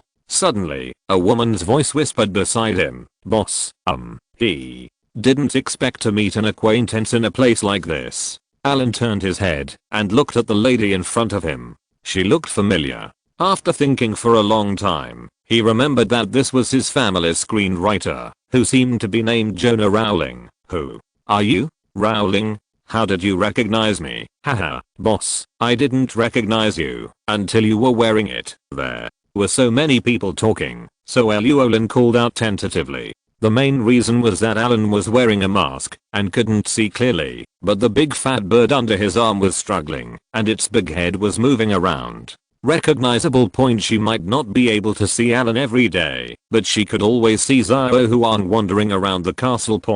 Now that I see this bird and the identity of the person holding it next to it, do I still need to guess? Haha, it turns out it was Xiao Huang who exposed me. Why are you here? Alan took a few steps to the side so as not to disturb others who were setting up stalls to do business. Rowling tightened her jacket and said, "I heard there is a Merlin themed event here, and I came here specifically to collect materials today." "Boss, haven't you ever considered making a movie about Merlin?"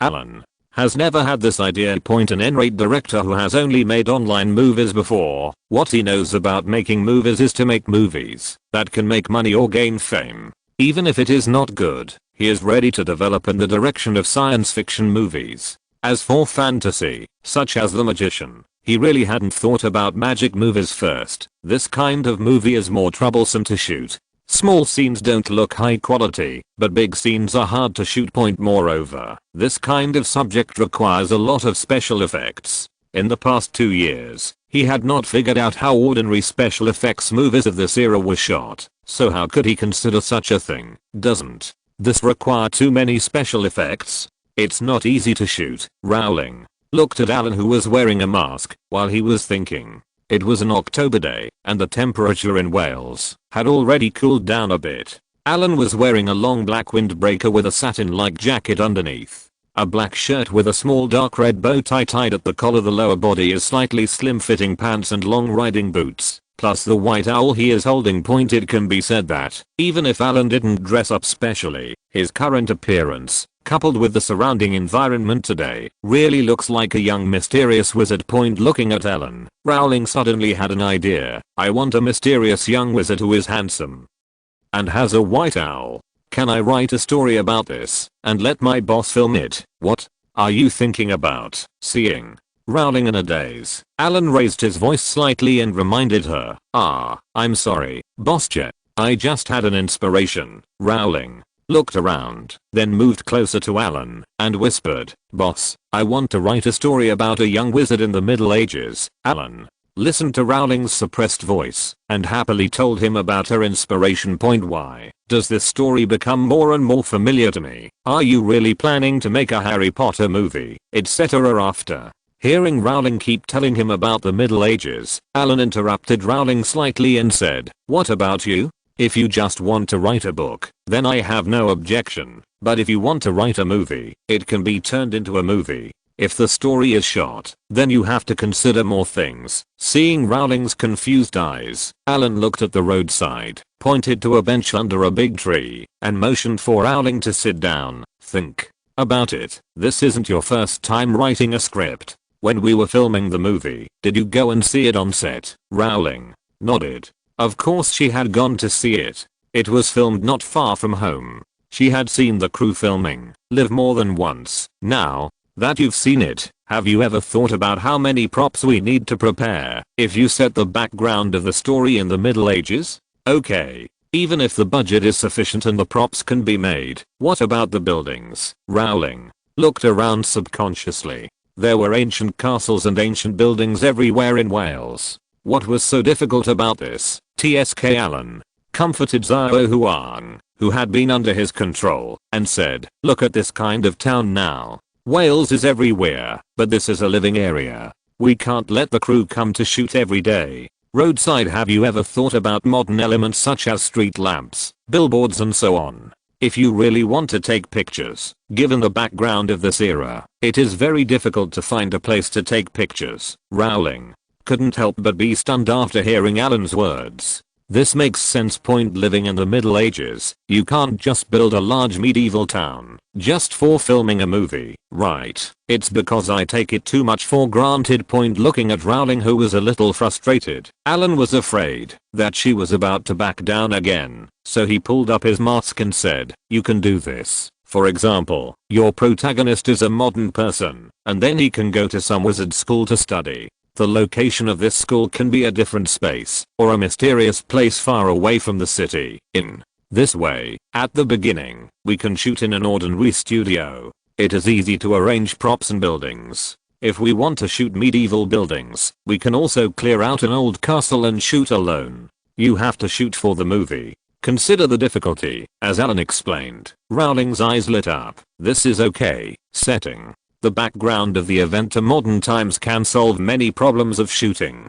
Of course, it can also solve some other troubles for her. That means she doesn't have to look up a lot of medieval information and can just put the modern background into it. As for learning witchcraft, magic, etc., it is directly arranged in a school in a different space. It is a different space. Of course, the castle is as weird as it is, so there is no need to pay attention to the historical background. Thank you, boss. My mind has broadened a lot. I will be able to sort out the outline when I get back today. When my novel is written, I will give it to you. Haha, let's wait until you write it down. If you need to look up some historical information, you can ask Butler Hooter to browse the information in the library at home.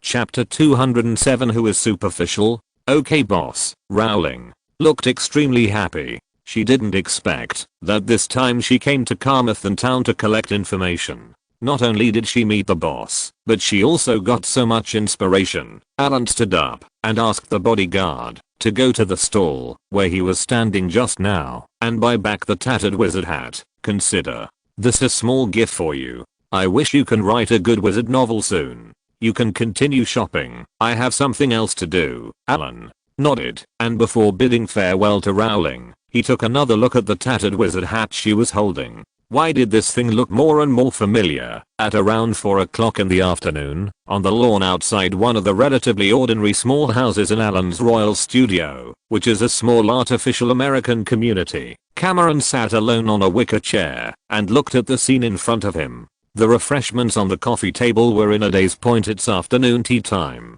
In theory, this is a time that most British people look forward to. They can relax, empty their minds, drink some tea, and eat some snacks, and get ready to get off work. But at this time, Cameron was not happy. His afternoon tea had lasted for more than an hour. Starting at 2 o'clock in the afternoon. Is he abusing his power and slacking off? No. There was a roar of a car, and Cameron frowned. What bitch drove the car to the set? I wonder if this will disturb my thinking. With an angry look on his face, Cameron stood up suddenly, turned around and was about to curse.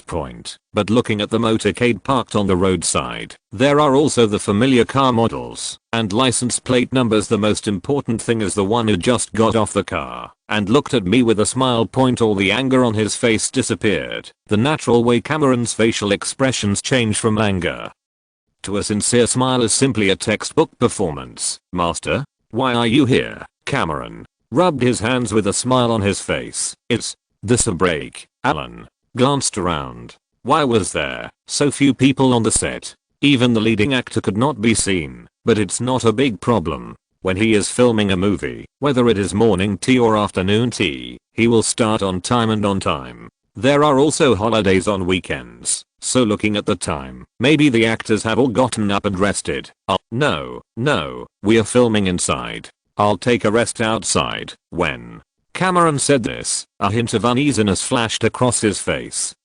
Good guy, you are more lazy than me. When Alan was making his own movies, even if he wasn't looking at the camera, he was at least staring at it not far from the set. It's not like Cameron now. The crew is filming in the room, and he is this director having afternoon tea by himself outside. After looking at Alan's expression, Cameron felt that this misunderstanding could not be delayed, so he quickly reached out and asked Alan to follow him to the set point with a puzzled look on his face. Alan crossed the lawn and entered the room.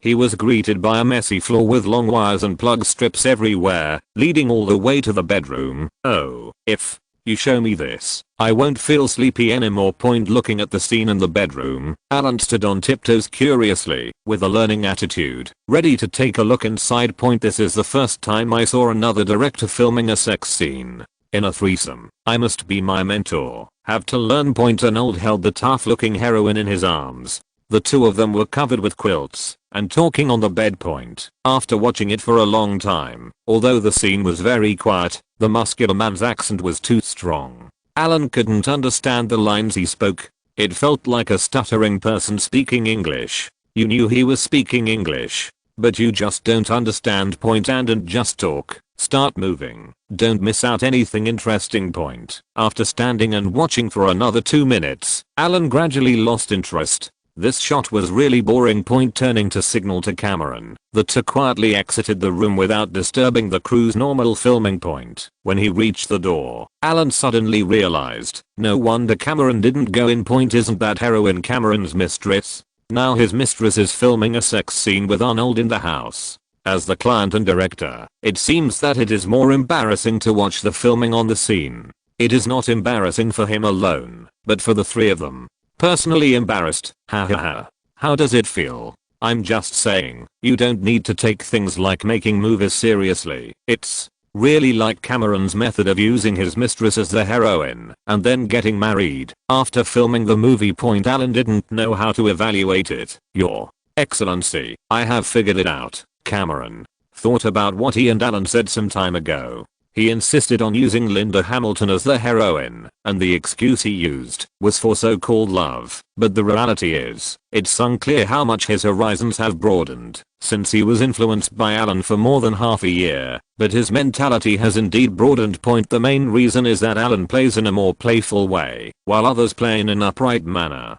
After filming the movie, a brief relationship ended just like that, without any burden. Point. Compared with Mr. Allen's way of playing, the cost of his own way of playing seems a bit high. Point. I want to be a knight in the future. If I get divorced too many times, won't it look very dishonorable? This is what Cameron has been thinking about a lot lately. Besides, now he is no longer a director in Hollywood. Now he has taken refuge with the Earl, and his future income is guaranteed. Coupled with his young age, Cameron still has some confidence in his appearance, although compared to Alan, Your Excellency, there is still a huge gap. But as long as you have talent, money, and a great director, what kind of beauty can't be found? Master, I used to be superficial and didn't listen to your advice. I have started to reflect on it recently, but Linda, we had a quarrel recently. Cameron, who has new ideas, now looks at Linda Hamilton as the heroine and feels that she looks just average. But the contract has been signed, so he can't change the actor halfway, right? And in Terminator 1, Linda Hamilton is still the protagonist. For this matter, Cameron deliberately probed Linda's mouth a few days ago. Point. The conversation between the two broke down, and it felt like they had parted on bad terms. You Alan patted Cameron on the shoulder and said, you are free. As long as you are busy, you will not think about anything. Besides, you just said that you have reflected on it. Why do you still care so much about her reaction? This question left Cameron a little speechless. Isn't it because he has not adapted to this kind of scumbag life in a short period of time? Ha. Alan. looked at Cameron, who looked embarrassed and smiled and said, "In this case, there is a magazine over there in SYNOPSIS, and we also have a group of close friends who have worked with us in the magazine. I will ask SYNOPSIS to do it another day. I'll introduce you to a few people and you can just get busy." "No, no, no. No need, master, I can adjust myself." Cameron quickly shook his hand with a look of horror on his face. "That magazine is also famous now. What a close sister." "It's all a lie. The average age of the close friends there was over 50, and he couldn't bear it." After standing on the lawn and chatting for a while, the crew inside finally came out to inform Cameron that they had finished filming the sex scene and could change scenes. "Master, the next scene is where the heroine repairs an old injury.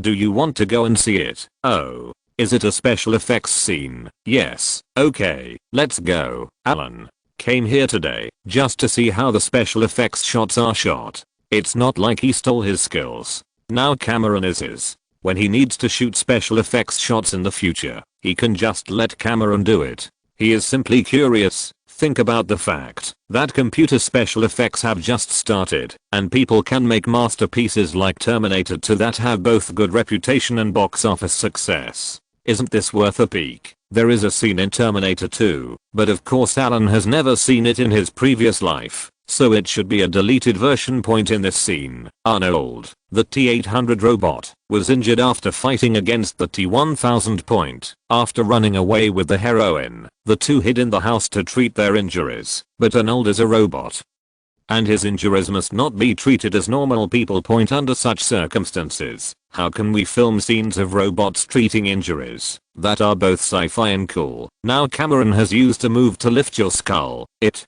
means that the robot Arnold needs to open its head and take out the parts inside for repair. Anyway, that's what it means. Then he thought it was a special effects scene. After the crew got everything ready, Alan was a little dumbfounded when he looked at the layout of the scene. How can I describe this feeling? Just like the beautiful female anchors we usually see, she worked hard for loans and rewards. After finally meeting a fline, the female anchor lost her beauty and took off her makeup.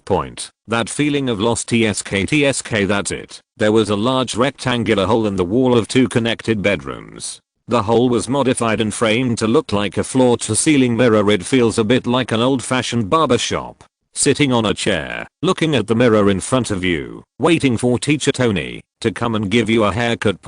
But the difference is that this floor mirror only has a frame, not a mirror. The camera was set up behind the male protagonist. The male protagonist was sitting on a chair, and only his head could be photographed. The heroine, played by Linda, with an electric drill, lifted your skull and exposed her head. The metal hidden under the male protagonist's scalp. It looks extremely real. The camera shoots from the perspective behind the male protagonist. The female protagonist's figure occupies the right half of the lens, and the left half of the perspective can just capture the mirror on the wall. Arnold looked expressionless in the mirror. Actually, now in this shot, the one closest to the camera, whose head is being opened by the heroine, is a model dummy. The opposite bedroom without a mirror was decorated the same as here, giving the illusion that the picture was taken in the mirror, and in the opposite bedroom, the Arnold in the mirror is the real person, and standing next to the real Arnold was another woman who looked exactly like the heroine Linda. The real Linda's craniotomy was actually this dummy, and the mirror opposite, because it was blocked by her arm, could only capture half of Arnold's expression.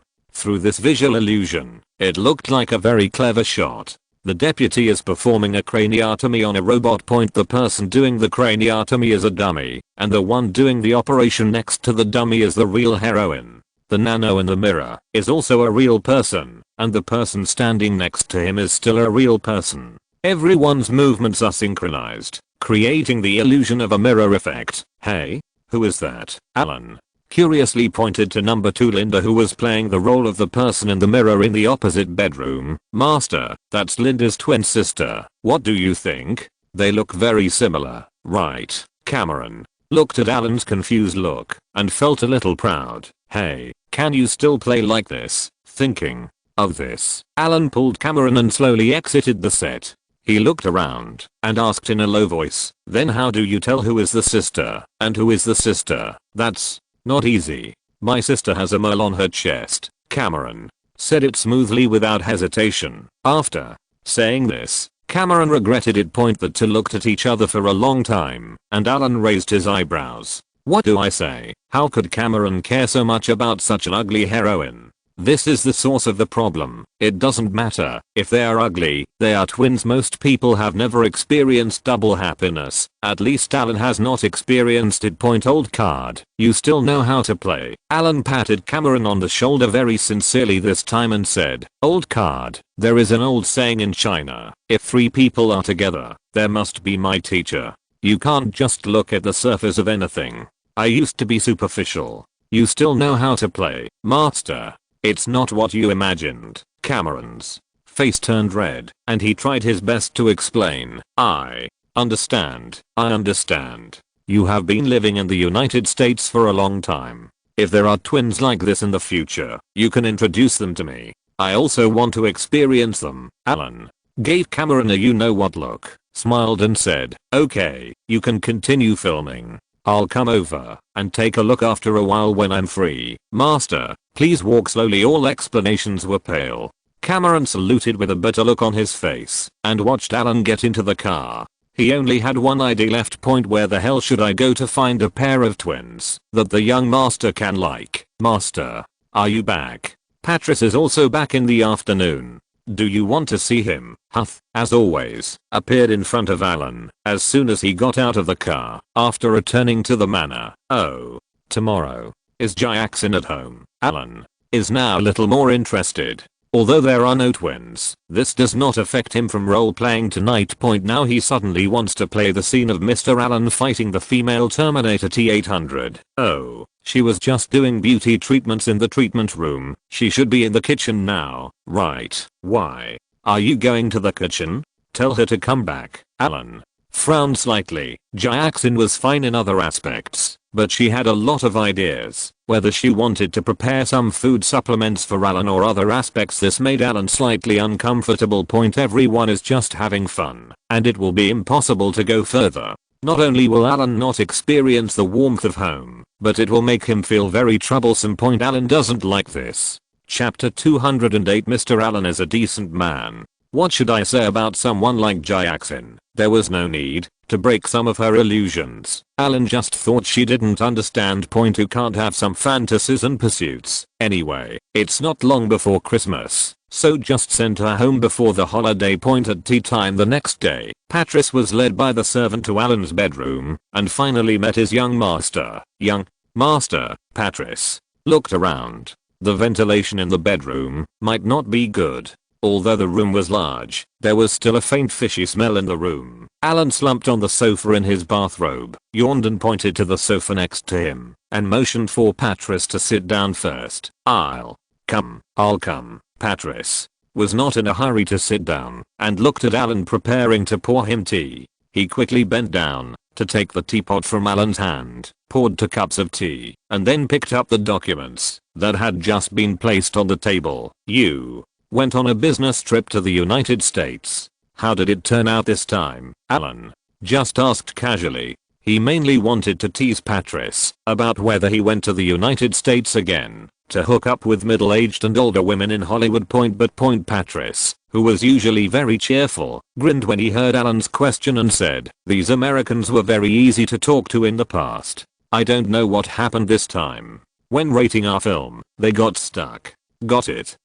Alan struggled to sit up, took a sip of tea, moistened his throat, and asked with some confusion, is there something wrong with the rating? Yes, master, we only get PG-13 this time. There are several levels of this classification in the American film market. Not to mention good or bad. From a business perspective, the best one is definitely the G class, which represents the public. It's not about that car company, it's about the level that the general public can see. Above the G level is the PG level, which requires tutoring to watch.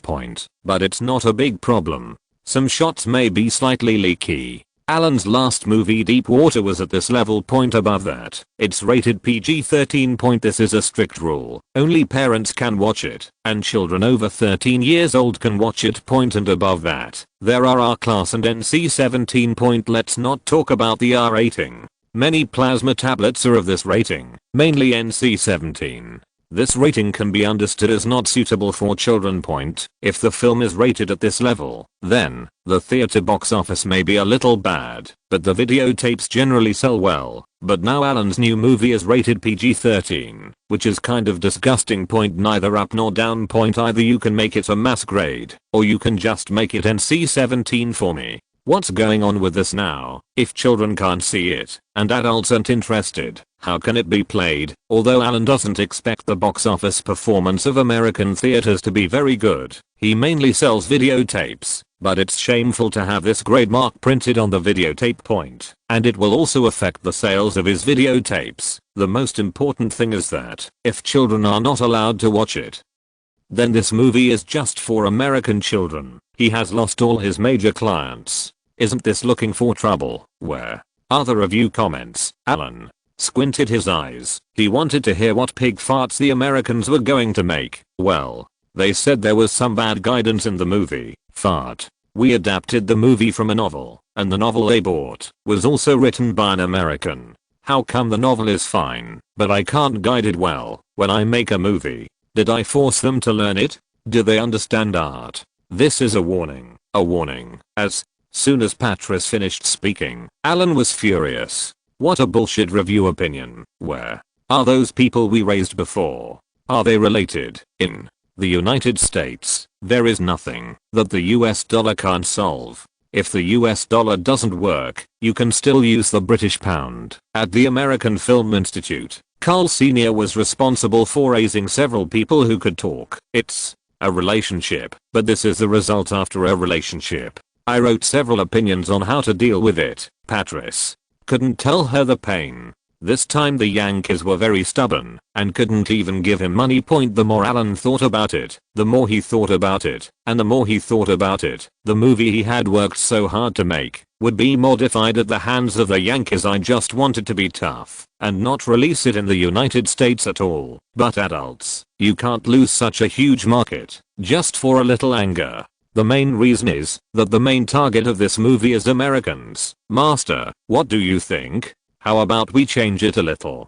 Cut out some parts and make a special version for America? Anyway, when the time comes to sell the video, we can make an uncut version. Patrice looked at the angry Alan and carefully gave his opinion. Change. You ask me to change, so I have to change. Who are you? But it won't work if we don't change. Alan stared at the coffee table for a long time, picked up the cigarette case, took out a cigarette, lit it with an annoyed look, thought for a while, and suddenly had an idea. How long is our current movie? 97 minutes. You are like this. Alan flicked the cigarette ashes and explained. Take the movie back, delete the problems they pointed out, use other scenes to make up the current length for me, and then take it for a view, and get back a G rating. Anything that violates the rules will be deleted, and whatever they want to delete will be deleted. Patrice was a little confused for a moment. Why did the young master, who looked angry just now, suddenly change so drastically? This Alan stared at the confused Patrice, smiled and said, go through the review first, and as long as you get the rating, when it is released in theaters, use the original version. Damn, there will only be more than one release anyway. In 3 months, these people responsible for review can still keep an eye on us. Patrice didn't expect that the young master would have such an idea. This was a deliberate act, but if it is discovered by then, just when I thought of this, my eyes happened to meet Alan's again, and I just heard Alan say leisurely, Patrice, you are getting older and sometimes you don't have enough energy to do things. Just like getting the wrong master tape, it is reasonable to do it once in a while, right? Patrice was stunned by Alan's words, and then he realized that if nothing happened, it would be easy to talk about it, but if anything happened, he would be the one to take the lead. But what are you afraid of? It's good to jack up the tank. Top up the tank is a credit. Patrice now actually hopes that the Americans will find out that the movie has been changed so that he can be implicated. By then, is there hope for a knighthood next year? It's reasonable, very reasonable. Master, I've really had bad eyesight recently. Please leave it to me. I'll change the film right now. After Finishing his sentence, Patrice stood up excitedly, like an energetic young man in his 50s or 60s. Seeing Patrice hurriedly looking like he was getting a shot of chicken blood, Alan was a little confused. What's going on? Are you rushing back to the United States for a date? On October 20th, in a private room of a small coffee shop in Cardiff City, on the TV hanging on the wall, Cardiff TV station was broadcasting the midday news. A fatal drink driving incident took place last night in Portland Alley, Carmarthenshire. Following a hit and run incident. The female reporter stood at the door of a bar with a microphone, pointing to the pool of dried black blood on the ground and said, according to the report of Officer Jack of the local police station in Carmarthen, around 2300 hours last night, a Korean man, when a drunk driver passed by the entrance of the Violet bar, he hit and injured two lovers who had just come out of the bar. After the accident, the man drove away. Okay. Hello, Officer Jack, can you tell us about the situation at that time? The female reporter briefly introduced the background, turned around, and handed the microphone to Officer Jack, who was wearing a police uniform next to her. Well, it's like this. I was parking my car at the dock not far away to write a patrol record. I heard something moving here. When I drove over, the car had already gone away. I called for backup on the radio. The perpetrator, my colleague, blocked me at another intersection, but instead of stopping, he turned around and drove back. Speaking of which, Officer Jack pointed to the marks on the ground and said, I received the news and arranged a tire breaker in front. The situation was urgent. After the perpetrator's vehicle was damaged, he got out of the car and tried to break into the bar to escape.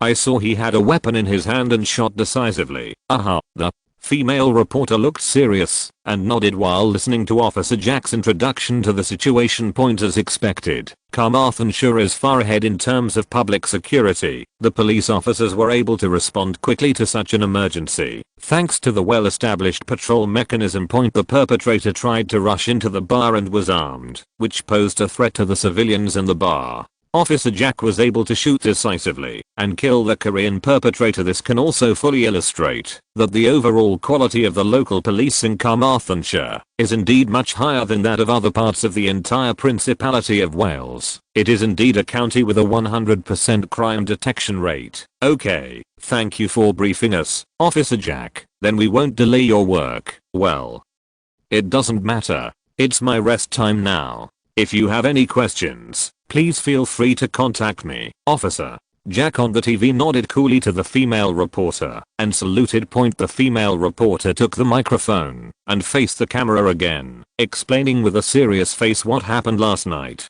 As the end of the year approaches, public security is facing tremendous pressure. Even Carmarthen County, which is far ahead in public security situation, has such an accident. What about the rest of Wales? Your Excellency, Rex's mobility is quite good.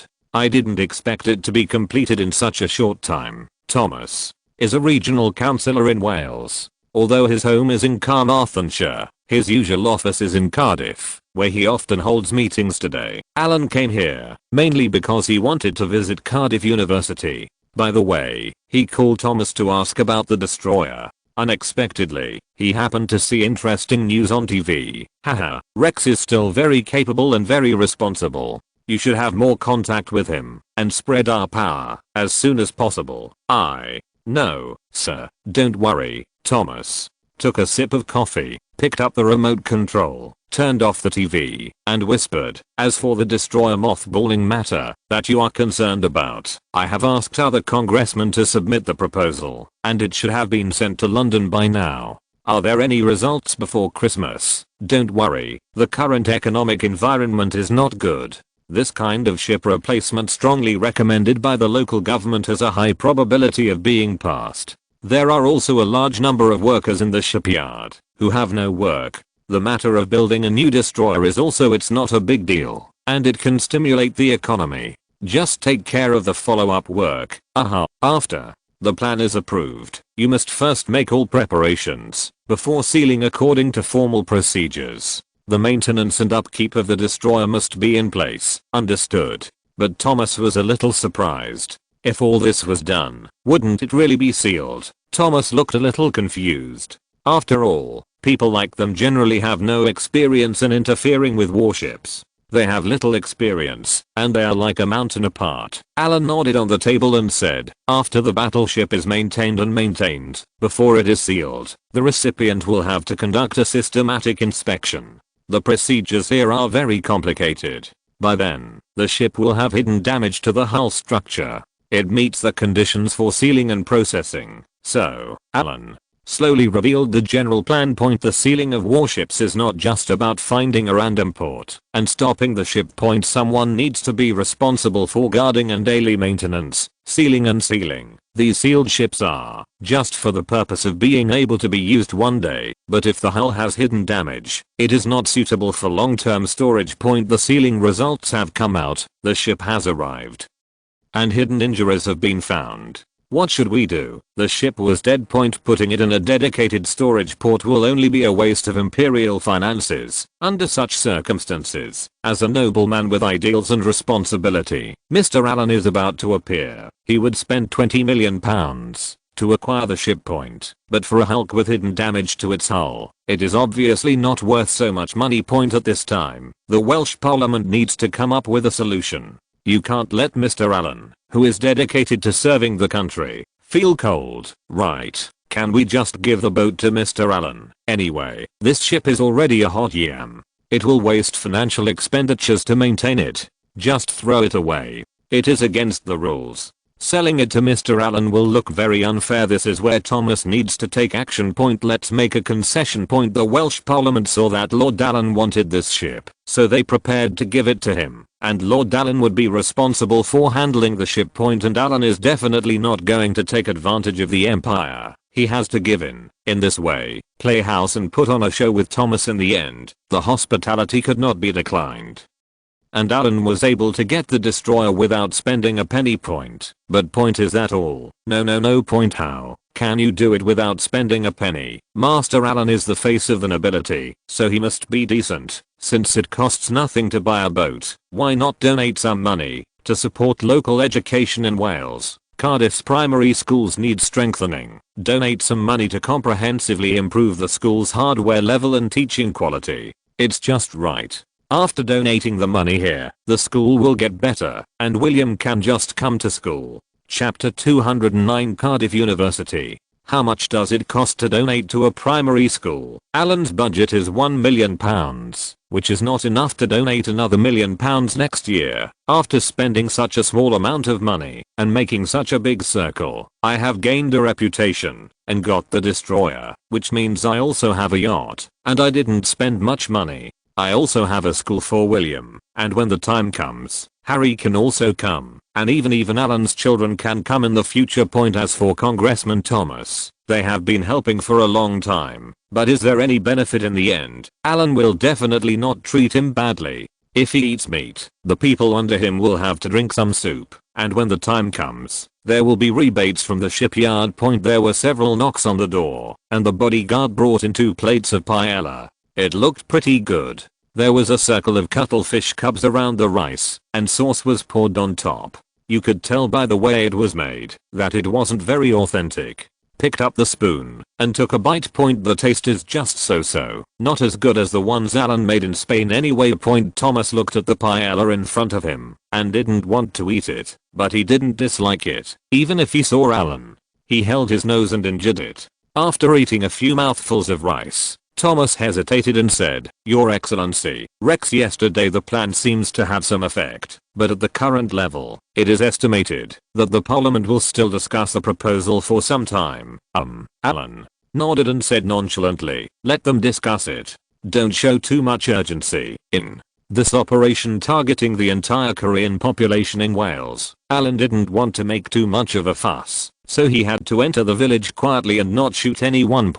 After finishing all the cuttlefish on the plate, he put down his spoon and wiped his mouth with a wet wipe. Alan stood up and said, "People, when their own interests are not involved, they are always safe. Let's do it in a few days. There have been a few accidents like this. When the time comes, pick someone with a bigger target to attack and see if they are in a hurry." Seeing Alan stand up, Thomas picked up a tissue and hurriedly wiped his mouth. followed Alan, and quickly lowered his head after listening to Alan's arrangement. This was a hint that he could pick an opponent to kill and give it to the parliament further pressure. Okay, sir. I understand. Let's stick to the original plan first. I hope they will be smarter. The entire city of Cardiff is actually not too big, with a population of only 2 to 300,000 at full count, and it is also a seaport city. Point to the gentlemen of England. This is a rural place, and they say that Cardiff city should be called Cardiff village. Point as for the town of Carmarthen, which is smaller than Cardiff. It is a village within a village. Point as for Cardiff University, located in Cardiff. Point the scale can be imagined. They only merged a new college this year, and there are only 2 colleges in total. The strongest professional journalism and communication school is not yet in Cardiff. Point students in that college take classes directly at the BBC headquarters, and the teachers are basically senior BBC employees or well-known program producers. The remaining colleges of Cardiff University are generally equivalent to the size of a small and medium-sized community with only 3 or 4 buildings. You can still see a few pedestrians on the street in the afternoon. This is already the most densely populated place in Wales. Sitting in Thomas Car, we came all the way to a museum-like building, which is the front building of Cardiff University. Point there are no high-rise buildings, they are all renovated old buildings. The entire Cardiff University has a history of more than 100 years, and is still very young. Point Alan looked at the environment in the small courtyard outside the car window, passed through the fence with the open gate, and entered the campus. There were several cars parked in the parking lot at the entrance. In the entire front yard, except for a few people standing there to greet his arrival, there is no one else. Dear Mr. Allen, welcome. I'm the director of the admissions department, Joel. A middle-aged man wearing glasses and a beer belly helped Alan open the car door with a smile. As soon as he got out of the car, he quickly bent down and took Alan's extended hand with both hands, looking excited. Point. Since the establishment of Cardiff University, with Alan's arrival today, this is the biggest big shot he has ever received in his life. The biggest one does not refer to money and knowledge, but to status. The founder of their Cardiff University was an old knight, and that was enough for them to brag about. Now, the Earl of Carmarthen, who is famous throughout Wales, is actually coming to study at their university, forcibly resisting the urge to take a group photo. Minister Joel said hello to Congressman Thomas, who had just gotten off the car, and led the way, preparing to take Alan to visit their campus. First point. Although Cardiff University is not big, its teaching staff is not strong, and although it is not ranked among the entire British universities, they still have some unique advantages. Joel turned sideways and introduced to Alan, Your Excellency, we have always held the title of the most beautiful campus in the UK. Alan followed Joel's introduction and walked through the hall. Not to mention, the university looked like an old building on the outside, but there was something going on inside. The entire campus was like a garden castle. Sir, you also make movies. The famous TV series Doctor Who was shot in our school. Other TV series, whether they are from Hollywood or our own, all come to our school to shoot. Speaking of this, Joel looked proud. Point. Always show off the strengths of your school. Point. When other freshmen come to college, they don't even need the director of the admissions department to show up in person, but the one who came today is so special. So special. Point. This does not look like a new student at all, but rather like a leader coming to inspect the work. Point. While introducing the beautiful scenery of Bridge Garden, Joel led the way to take Alan to visit. Then the topic changed, and he talked about the school's accommodation environment. He was just about to show off how good the accommodation conditions of their school were, when he suddenly realized that this excellency, no need to live on campus, and no matter how excellent the accommodation conditions here are, in the eyes of this excellency, what does it matter? Cottages. What about the school's teaching quality? Alan was originally planning to major in biology or medicine, but with Joel's introduction, now this year, due to financial difficulties, the school merged with the College of Science and Technology of the University of Wales. In other words, if Alan does not choose the journalism and communication major in London, he can only choose among the remaining majors in the school. Your Excellency, this, Joel's voice was a little low. The teaching staff at Cardiff University is a bit weak. There are only more than 40 academicians in total. This number of academicians is simply not enough compared to the top universities in London. Not popular. Alan blinked, suddenly confused as to whether the greasy, bespectacled, middle-aged Joel was speaking sarcastically or stating the fact. Do you call a university with more than 40 academicians not top-notch? Are you even a little embarrassed to introduce it? How should universities in other foreign countries that have single-digit academicians or even one academician in charge introduce themselves? Negative. 18th rate. After walking around the campus, Alan was very satisfied. It was close to home, the campus environment was beautiful, and the teachers were kind and approachable. Mainly because of these more than 40 academicians, Alan was really itching to see them. The mouse who was expecting to find the rice tank actually found the oil tank. For a while, I didn't know where to start, and I was a bit confused. Moreover, the campus environment is good and suitable for filming movies and TV dramas. This is great. I can match his major, and can do it in the future. The campus is my home. I can just bring the crew over and shoot in the school. Before leaving, Alan had not decided on his major. Now that school has started and the winter vacation will not take place until Christmas, he only needs to decide on his major before New Year's Day to enroll. You said the school is facing financial difficulties this year. Yes, Your Excellency. The main reason is that the school has purchased some equipment and has some scientific research results. Due to the current economic situation, we are indeed in a bit of difficulty this year. Joel was a little ashamed when asked, because the school is not big, but Cardiff University's ability to make money is still very strong. Most of their majors are highly practical and have a strong employment rate. In addition, journalism, the strongest major, occasionally has students helping them to connect with them. Many of the school's past scientific research results have no worries about selling. In the past 2 years, it is because of the financial turmoil in the United States that the market is in recession. Okay, I know. In 2 days, I will ask my butler to send a donation of £1 million, which will be regarded as my contribution to the school before enrolling. After Alan finished speaking, he nodded towards Joel. Under the confused gaze of Joel, the admissions director, he lowered his head and got in the car first. Joel didn't react until Alan's car was far away. This donation of £1 million was not a large amount of money that he had seen in previous years. He had also seen transaction results of several £1 million, but now, this is a private donation. Recalling the gentle and indifferent attitude of His Excellency just now, it seemed that the £1 million was like a tip given to others, light and fluffy, and could not cause any emotional waves in him. When I heard that the school was in financial difficulty, without blinking an eye, I asked the housekeeper to come over and give me £1 million first. Look at this attitude. It is indeed my card in the Welsh aristocracy. This is the atmosphere. This is the true noble lord. Back at the manor, Alan just got out of the car. He didn't rush back, but walked around the car. The 2 Bentleys at home can be considered old cars. The main reason was that when he first succeeded to the throne, he had no money, and this was one of the legacies left to him by his father. These 2 Bentleys have accompanied him to and from Wales and England in the past 2 years, which can be regarded as a contribution to work. But when he went to Cardiff today, Alan also experienced a certain amount of trouble. First of all, his license plate is too eye-catching, not because of the good number, but because of the car model and the license plate. Basically everyone knows him. When people from far away see these 2 cars, they know it is him. If, like usual, he plays by himself, it doesn't matter what he wants, is this effect. But now, Alan will frequently travel between the manor and Cardiff in the future, from going there often to going there every day, which is a bit inconvenient.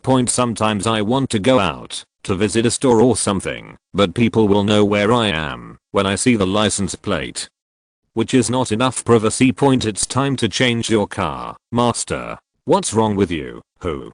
Te watched Alan circle around the car and then just meditated there alone. After waiting for a long time, he couldn't help but ask, who? Te. It's time to change cars. Today I found out that I have to go to Cardiff frequently in the future, and it is sometimes inconvenient to take this car. Master, you can choose some cars from the master's garage. As soon as Hooter finished saying this, He felt a little regretful. The word master has not been mentioned for a long time, and Alan has never mentioned it on his own initiative. Now that he has said it rashly, will it bring back bad memories of the young master? No, I don't want to use those classic cars just yet. Let me think about it. When thinking about buying a car, Alan suddenly remembered that a while ago, he heard in a chat that Bentley seemed to be still in custody. In other words, they have always been hanging out with Rolls-Royce. Apart from the differences in the car logo and vehicle appearance, the other internal parts and even the workers are all from the Rolls-Royce group. Sometimes they even share the same car body. And what about Rolls-Royce? Such a world-famous top luxury brand seems to be not doing well at the moment. They are also being entrusted in a trust institution to survive. Thus, in addition, the current economic environment is not good. Can I just buy Bentley alone? Alan didn't want to make a decision about Rolls-Royce, mainly because it was too eye-catching, and he didn't like it, but Bentley didn't matter. The brand was very good, and it was one of the Queen's designated royal cars a few years ago. Take advantage of this period to see if you can acquire Bentley. Alan had never entertained the idea of acquiring a car company before. The main reason is that this kind of industry is too expensive. Even a slightly backward production line will cost several hundred million or even billions of pounds to start.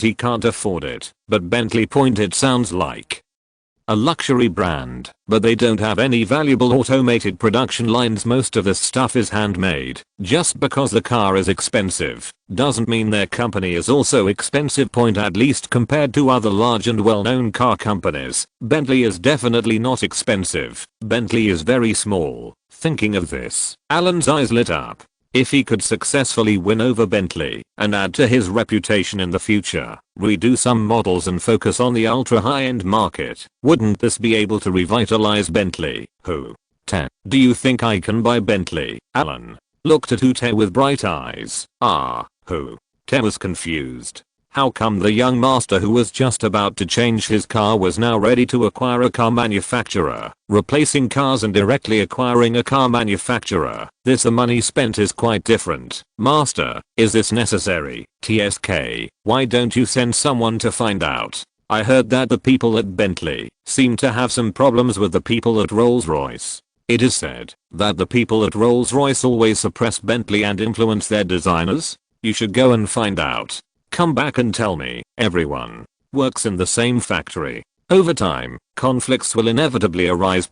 Rolls-Royce focuses on royal style, ultra luxury, business, and more focused on safety and comfort. But that's not the case with Bentley. Before Bentley's earliest days, their philosophy was to focus on ultra luxury and sports. Compared with the old-fashioned Rolls-Royce, Bentley feels a bit like a will-o'-the-wisp boy. If you're listening to this novel on a channel other than Fanfic World, it means they downloaded and uploaded it without effort. We cordially invite you to visit our channel, Mundo Fanfic Novelos. There you'll find the original version of this story and you can explore many other novels of various genres. We're waiting for you to immerse yourself in a world of incredible novels. Chapter 210. The plan finally begins. Compared to a Rolls-Royce with a ragged old woman with her butt sticking out on the front of the car, Alan still prefers Bentley's pair of wings with a B logo in the middle. The letter B, straight to the core, simple and crude, just showing off. And he also likes the sporty style. In the future, he will ask the designer to design an extended and ultra luxurious budget special model. Based on this model, when the economic environment slowly picks up, he can compete with Rolls-Royce. The market can also make a wave of money. For Alan, this industry can be treated as a reserved industry. It is famous, influential, and profitable. Don't worry, you first arrange for someone to collect information about Bentley. If possible, get in touch with the other party's people to find out what they think. By the way, you can help me order 3 Land Rovers for me to use first. Alan has no pursuit for cars. As for sports cars and the like, he is not interested at all. He is not even interested in driving. Growing up, He has always been in the car, not the driver, just like Land Rover. It's very famous, right? But compared with Bentley or Rolls-Royce, Land Rover is a younger brother. The reason why Land Rover is famous is mainly because when the Queen drives herself, she likes to take her corgis out in Land Rover. When the Queen was young, she first learned to drive and drove an ambulance. She just switched to a big car with some off-road capabilities, big size and good visibility.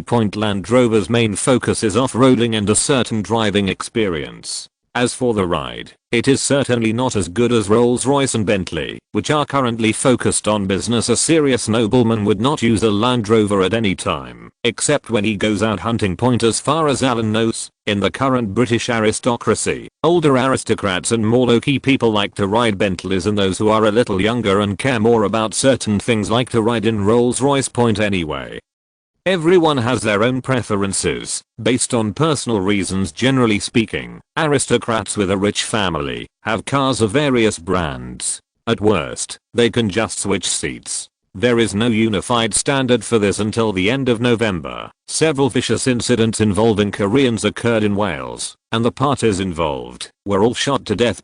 However, as the security environment becomes increasingly severe, the proposal for a statistical survey on the domestic and foreign population has also been successfully passed. The next step is to send people to conduct statistical investigations. Christmas is coming soon, and no one wants to encounter these accidents and endanger themselves. Alan sat in the study, looking at the information sent by Rex, and nodded with satisfaction. These people are really mean. Only if they are afraid will they quickly pass the proposal. It delayed the progress of his plan in vain. Fortunately, now he can finally start the statistical investigation, which allows him to send people over to find trouble for the Koreans with peace of mind. At the moment, the evidence and black materials collected while in South Korea were finally put to use. Now the heat of the Seoul Olympics has passed. Alan deliberately chose this time period to launch his attack. Ordinary people in the province had been bombarded with information about the Olympics for a period of time and had news fatigue and ignored it.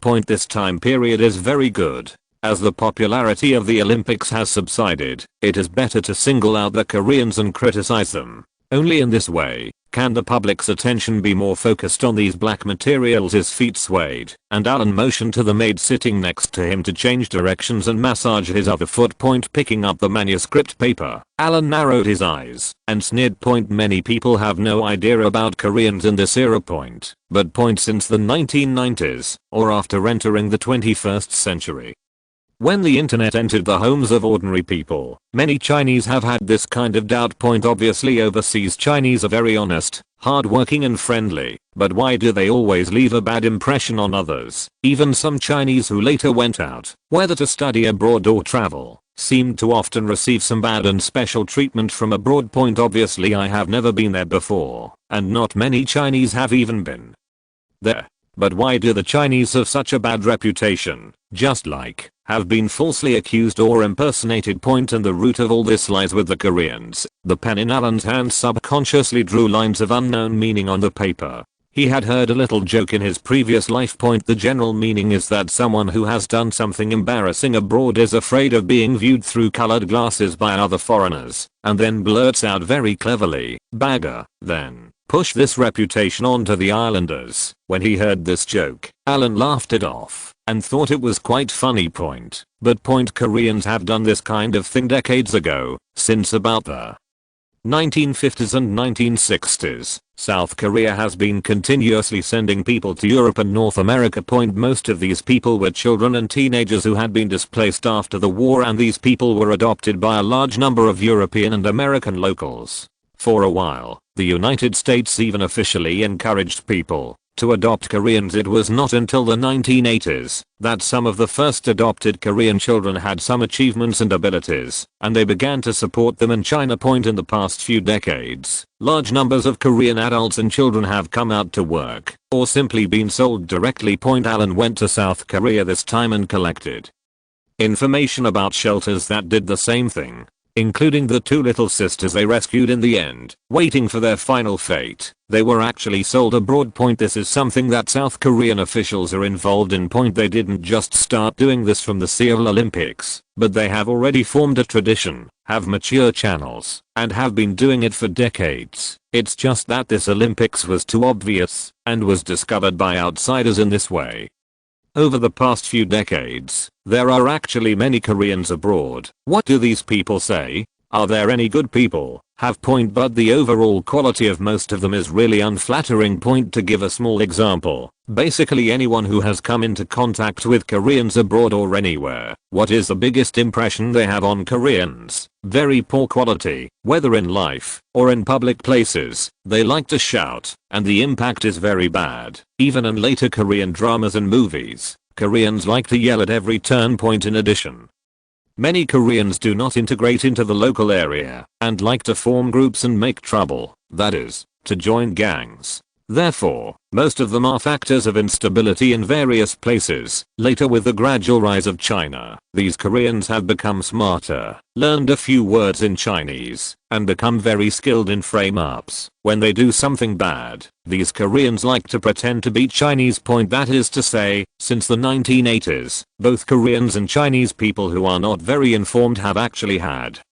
a bad reputation outside. This was all done by Koreans. It's very disgusting. And right now, if the place arrests these Koreans in large numbers, if they were people from other countries, something would have happened a long time ago. Why is Alan so confident? First, he is a local resident and has the power to inspect the public security in Wales. He has the inherent right to make comments on the public security environment in Wales. Secondly, many Koreans abroad are mostly gangsters, that is to say, they came illegally or through other means. These people themselves are illegal and have no records. If they are caught, they are caught. They don't even have anyone to ask for help. Thirdly, these Koreans already have a bad reputation. In addition, the several vicious incidents arranged by Rex during this period are all related to Koreans. Catching them will only make the people applaud. Even their Korean officials will not care about Koreans with overseas gangs like them. Those who have no roots or roots will be caught. If they are caught. And Alan asked people to kill them, not only to clear up the security environment in the territory, but also to ransack homes and make extra money for all those involved in the operation. At the end of the year, ordinary people's own safety is guaranteed. The police involved in the operation will benefit, and Mr. Allen can vent his anger. It's a win-win-win. After snorting softly, Allen saw that the current plan was progressing smoothly and organized the materials in his hands. After a while, that is, after X and the others arrested the people, they would summarize the experience of this operation. At that time, Alan can proceed with the second step of the plan. Once you have advanced work experience, you must know how to share it. Share with whom? Of course it was in London. Alan's old friend, Commissioner who had not troubled him for a long time. It has been almost 2 years, and the Koreans in London have matured and can cut leaks again. My colleagues in the security department must have been looking forward to this day. After they finish cutting this crop, they can share it elsewhere. The treatment Alan received in South Korea this time is still fresh in his memory. With these advanced local work experience, he can also send it to his old friend Hong Kong Governor Wei Duri, and even the Governor General of Australia. We all have good things to share. You help Mr. Allen vent his anger, and Mr. Allen will help you improve the public security index and make money by the way. This is a systematic, large-scale, relatively covert, large-scale plan targeting Koreans in the Commonwealth. By then, even if you keep pretending to be an ostrich, some people in South Korea will be anxious, but there is no point in rushing. Parliament is closed at the end of the year, and all the members are on vacation. If you want to solve it, just wait until May next year. In the meantime, Alan left them enough time to respond. It depends on whether these Koreans will find someone to talk to and give in to Mr. Allen in the past few months, or whether they will just continue to waste their time. Anyway, so many ordinary Koreans, in Alan's view, are like leeks. There will be another crop after cutting, so he is not in a hurry, just waiting to see the reaction of the Koreans. This is the real way to play with power, location, and connections. It's not like the Koreans, who are like country bumpkins who have never left their mother's village. For a few gold medals, they give up their face and do all kinds of dirty tricks. He doesn't hesitate to lose his reputation. Dang. Dang dang. There were several knocks on the door, and Alan responded. He pushed open the study door and pushed a small cart with his right hand. Master, this is a greeting card that requires your signature. Alan looked at the small card full of greeting cards and couldn't help but have a headache and even regretted it. But there was no way. This was the product of his pretentiousness some time ago, so he could only grit his teeth and admit it. Previously, many fans learned through the news that Earl Allen went to the Olympics with the delegation despite his busy schedule and was treated unfairly. They finally wrote to him to comfort him. Allen didn't have time to read these fans' letters one by one, but their methods were still very useful to Alan. Although I make marginal films, and although sometimes there are many negative reviews, there is always a group of appreciative fans who silently support them. Later, Alan asked Huth to recruit a few people to set up a new department, and he helped him read the letter from these letters. Some people who are more important or influential to ordinary people are selected. The letters were sent from many different countries. Alan just wants to show off, reply to these fans with slightly different identities, and have some sense of presence. Have a look. Earl Allen, who is far away in the UK, personally replied to the fans. Is this worth bragging about in life for those who received the letter? This kind of word of mouth spread through ordinary people in different regions. As long as it persists in the long run, as time goes by, the future effects will be unimaginable. But unexpectedly, it was a miscalculation. There are so many areas in the world, and Alan sells videotapes. His fans are widely distributed and complex. It is very troublesome to check the information. It has to be checked secretly. This delay took more than a month. What Ute has brought now is only part of the letter. This is a greeting card that Alan handwritten, and then he took it to make a batch of identical copies. There were too many letters, and Alan really didn't have time to write each one by hand. But in order to express his sincerity, he could only sign and stamp under each copied greeting card. This is a lot of work. Okay, put it down, and I'll sign it slowly. On December 23rd, when I woke up early this morning, the whole manor was bustling with activity. Including two little princes. Today is their day to go home. Christmas is coming soon. William and Harry will also attend the royal family's internal Christmas dinner, and Ellen will also go to Highgrove Manor for a banquet on this day. With William, Harry, and two full cars of gifts, Alan just arrived at Highgrove Manor, and he clearly felt that the atmosphere this year was a little different. There are many cars with family crests downstairs, which proves that there are many guests here today. Butler Capella accompanied Diana to personally greet Alan, mainly William and Harry. Looking at Diana, who was holding William with red eyes, Alan sniffed and stepped aside, preparing to leave enough time for their mother and son. Alan, I'm here, Aunt Diana rubbed Harry's little head and saw that the two little guys had gained weight.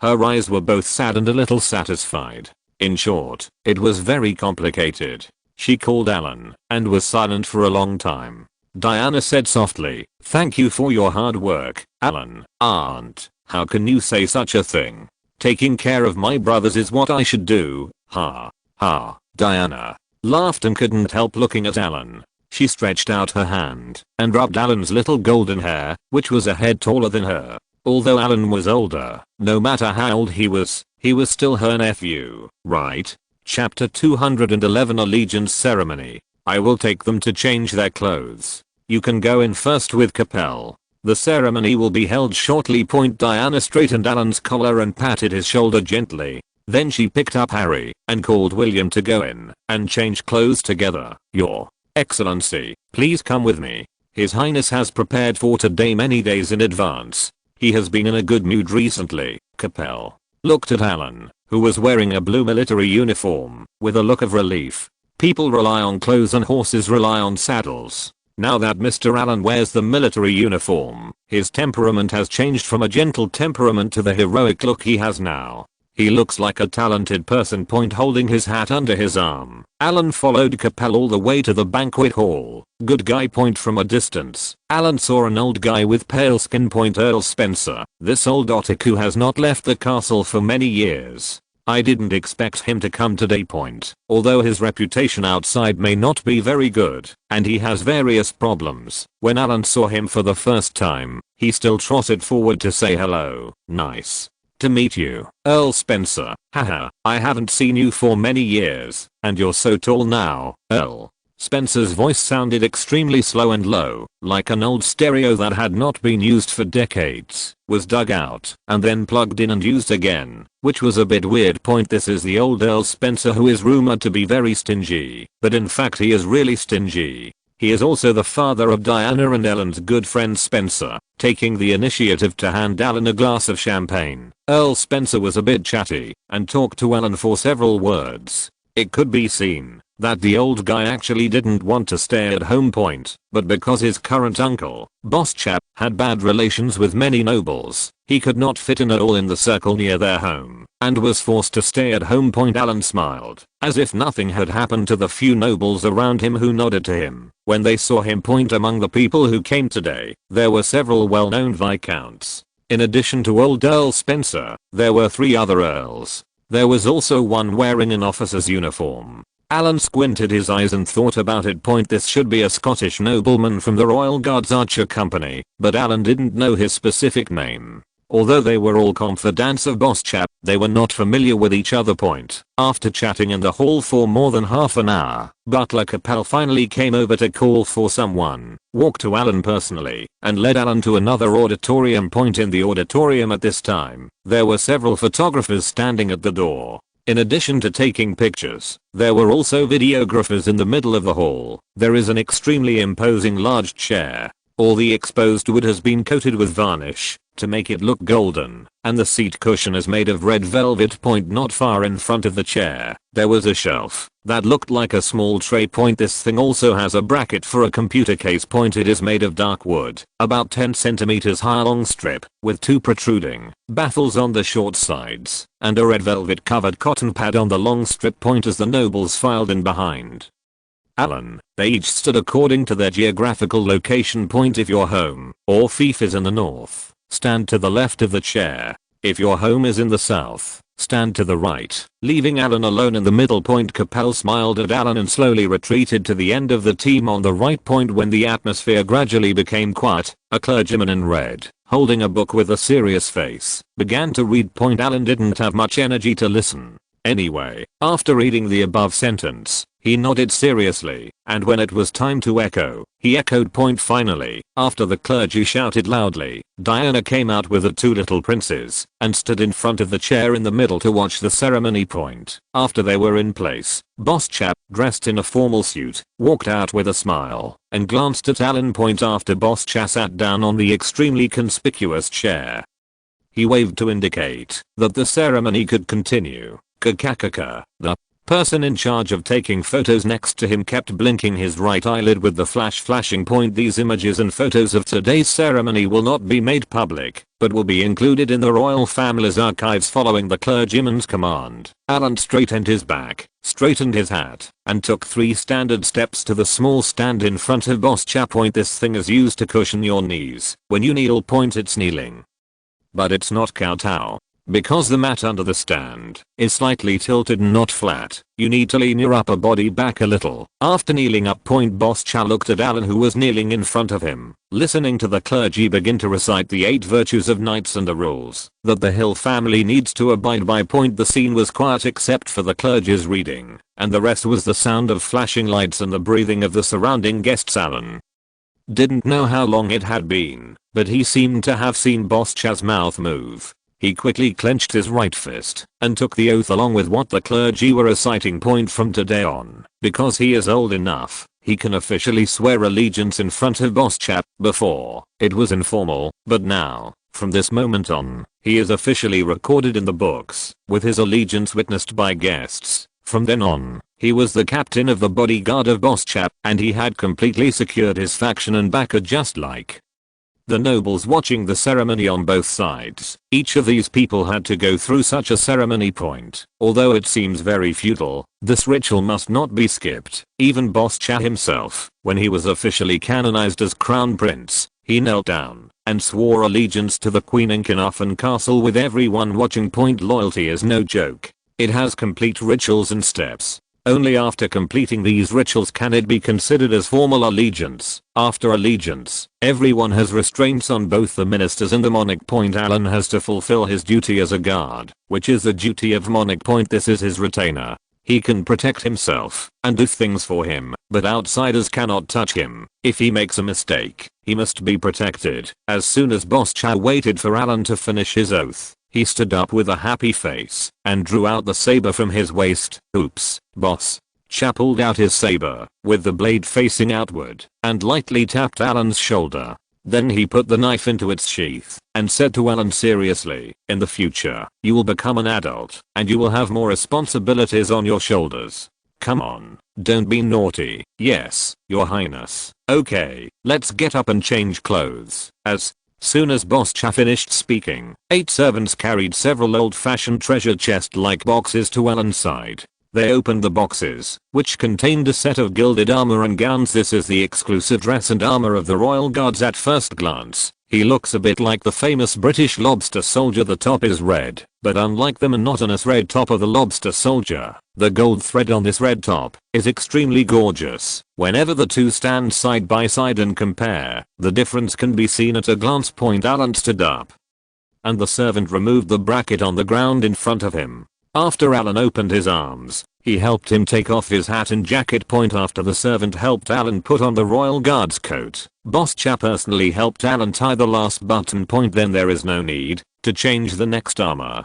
This thing weighs 20 or 30 pounds. It looks handsome, but it is very heavy. All you have to do is put on your hat and say something. The all gold cavalry helmet with silver stripes was taken into the hands of Boss Zha. Alan quickly bent down. Boss Cha put the helmet on him, straightened it for Alan, and then nodded with satisfaction. After finishing this one, there is one last thing left. The servant dragged a long tray in which lay a cavalry saber. Picking up the saber, Boss Cha shook it carefully before handing it to Alan with one hand. Taking the saber with both hands, Alan lowered his head to find the buckle at his waist, hung the saber up, and then stood up straight again. Although the clothes below have not been changed, the upper body is wearing a red dress with large areas of gold patterns. Coupled with this golden helmet, it looks quite similar. Until then, the whole ceremony came to an end, and the guests who had been watching the ceremony silently began to applaud and bless Boss Cha and Alan. Follow Capel to change clothes later. Let your servants keep these things safe for next year. Boss Cha stood next to Alan and whispered.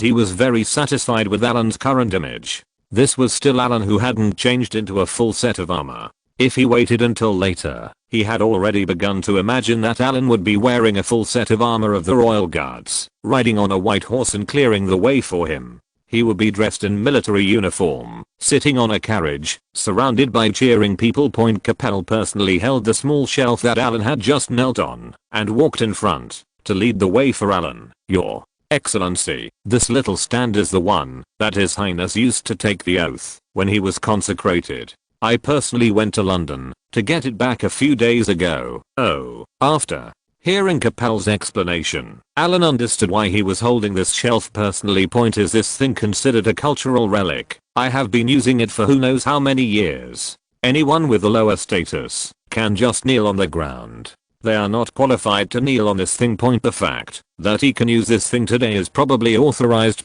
This thing looks inconspicuous when you need it. Why do you have to go to London to get it? Why did Capel go and get it himself? This thing must have been kept in a treasury dedicated to the royal family, and it must be kept safe and returned after use.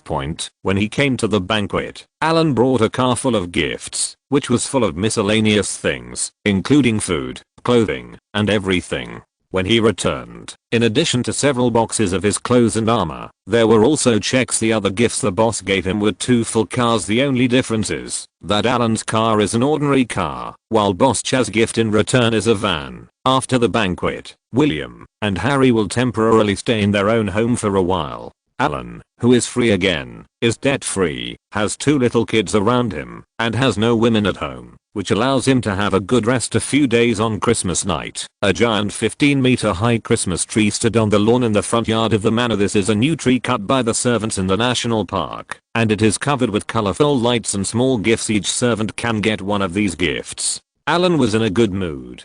He wore a red Christmas hat and personally gave red envelopes, which were awards, to every servant who had worked hard for a year, all cash. £3,000 per person. This is tax-free income. 60 brand new pounds sterling is still very happy to hold in your hand. December 26th. He slept until almost 11 o'clock in the morning before Alan slowly got up. With this cold weather and the lack of heating at home, he was a bit reluctant to part with a warm bed.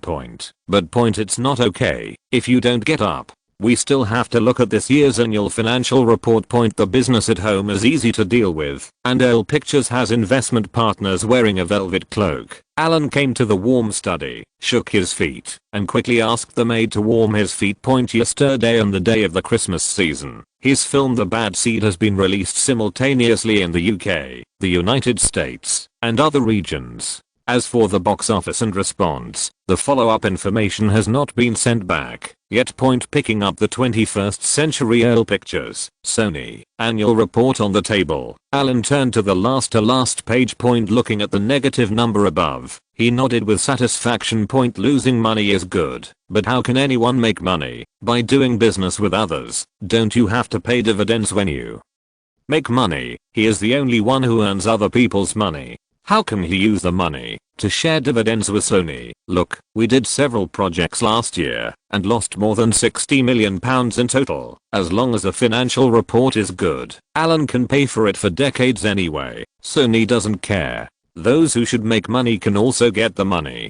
Their movie especially used to launder money. Alan knows very well how much money they can launder, as long as everyone is satisfied. As for the company's performance, it doesn't matter. It's not a listed company anyway, so this financial statement is just to deal with Sony's financial investigation team, and it's all just for show. Darn. There was a knock on the door, and after Alan answered, Hooter came in with a plate of small cream cakes, placed it in front of Alan and said, "Master, the cake you asked for is here." Although Alan has officially reached adulthood, theoretically, he can be called master by his servants, but for the elderly in the family, it is enough if they can change their title from second young master to young master. As for becoming a master again, his father only died a few years ago. This is so unkind, so now Hooter continues to call him master, and Alan doesn't care. That's okay, it sounds younger. Picking up the fork and smearing a mouthful of cream, Alan nodded with satisfaction. In winter, you have to eat some sweets to feel happy. Seeing Hooter looking at him with his notebook, Alan signaled Hooter to speak quickly. "Young master, Duke Angus has made an appointment to visit you tomorrow. He said it was to celebrate your official coming of age. Sir Spencer, also called Joss now. He just returned from Gambia the day before yesterday, and he will also come to see you tomorrow. Do you think, okay, let's arrange it until tomorrow afternoon. We'll stay for a meal in the evening, and stay one night before leaving. Why? La la la, I can jump horizontally, and try again and again." Chapter 212 Persistent Disgusting People. Alan, who was in the middle of a free period, was quite happy to hear that these two good gay friends of his were coming. It happened to be crowded and lively, so everyone would have a drink and discuss plans for next year. After finishing the buttercream on the cake, he ate some of the cake core. Alan didn't like eating the slightly hard parts of the cake. Alan wiped his mouth and asked, "Have all the workers in those overseas industries received the reward red envelopes I sent?" Sending red envelopes to the domestic servants is a recognition of their hard work throughout the year, but Alan has not forgotten the workers in overseas factories as a noble master. "What you want is atmosphere. When I had no money before, I saved money. Now I have enough money, so I have to give it as it is due. For example, in China, it doesn't really cost much. The red envelope given by Alan is 1,000 Chinese yuan. That seems like a lot, right? But converted into pounds, the current exchange rate is a little over 6 points, which is equivalent to more than £100, which is compared with the £3,000 red envelope given by the family servant. This is really small money. I have made all arrangements, and they are all distributed reasonably according to the exchange rates in various places. Ted took a pen, recorded the time in his notebook, and answered Alan's questions without delay. That's fine. Although Alan is now a capitalist, he still has some conscience. When other workers help him make money, he is willing to give it back to them. This not only helps him accumulate fame, but also improves the outside world's impression of him. This is an aristocratic gentleman who pays attention to image, is close to the people, has a moral heart, and is kind. The next afternoon, Duke Angus was sitting in his extremely saucy white stretched Lincoln. The moment he entered the manor, he was attracted by the large Christmas tree. When passing by the Christmas tree, Angus became curious and asked the driver to stop the car. He got out of the car and walked around the Christmas tree twice, looking at the few red socks that had not been taken off on the tree. I took one off and touched it inside the sock. It was a little heavy, like a small ring-shaped object. Looking at Alan walking towards him in the distance, Angus didn't care and opened the Christmas stocking.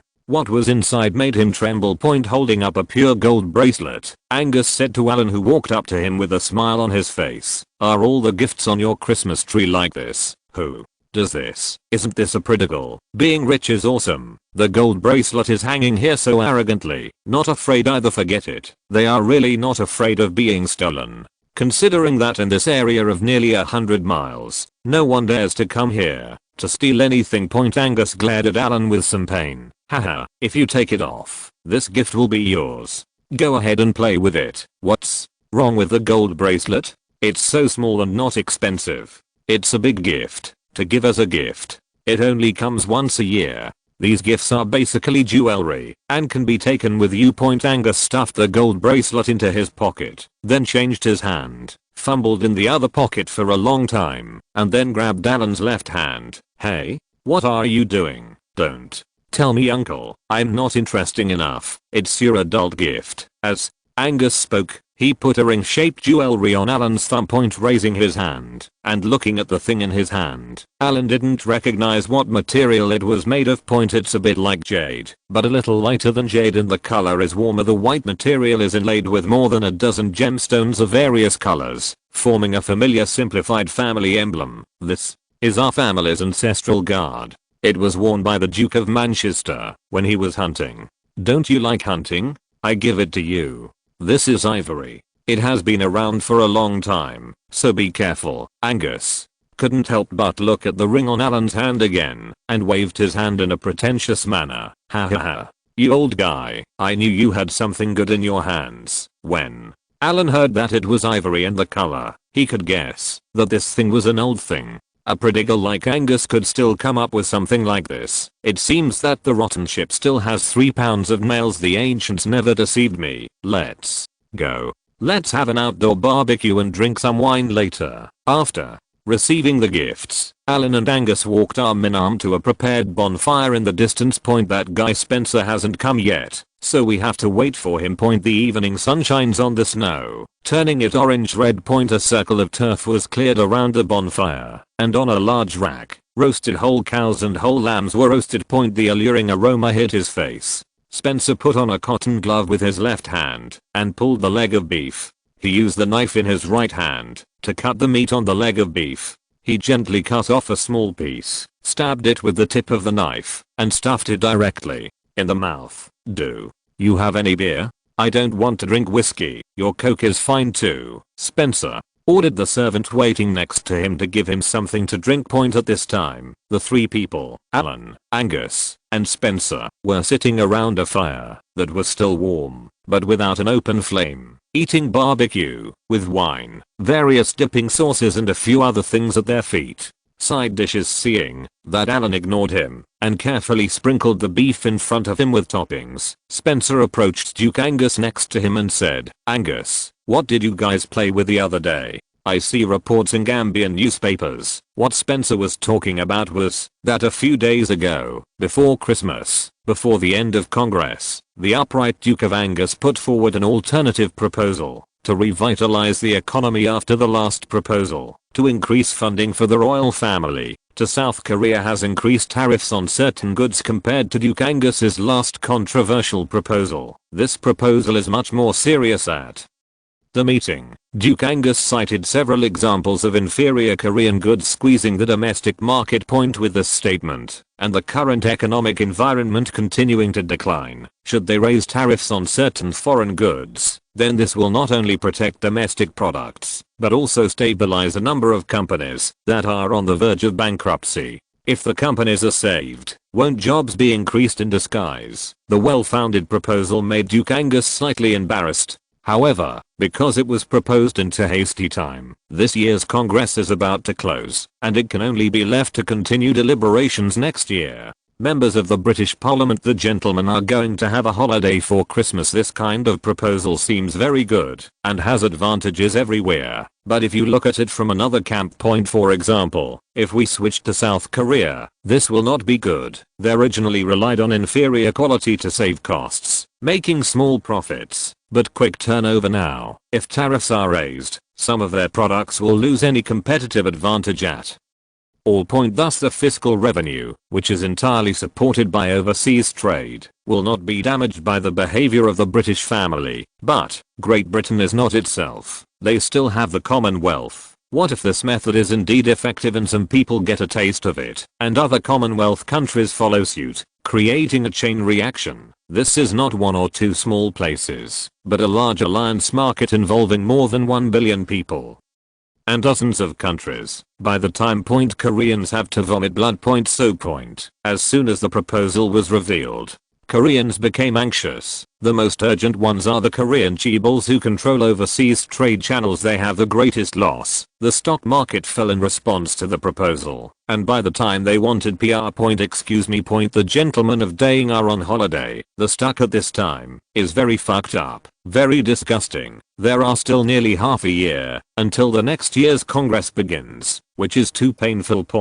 But there's no point in suffering. It's time to find relationships and public relations. So what else can we do? This is Great Britain, not South Korea. They can only have a slight influence, but they cannot make decisions. Angus raised his chin slightly arrogantly, gestured to Alan, and said to Spencer, he is responsible for the dirty tricks, and I'm responsible for the proposal. Boy, are you envious? Spencer was indeed envious. These two people are very successful in the Congress, but they are stuck in Gambia and can only play with black pearls all day long. Is there any comparison between them? He's tired of it. Spencer, when your father passes the throne to you, you can play with us. Alan looked up and made a sincere suggestion to Spencer. Spencer was speechless. His father was middle-aged, only over 50 years old. He still had a lot of work to do. In a short period of time, he could not even think about inheriting a title. Without a title, he, an earl, the legitimate son, can only enjoy the treatment of knighthood now, and does not receive any other preferential treatment.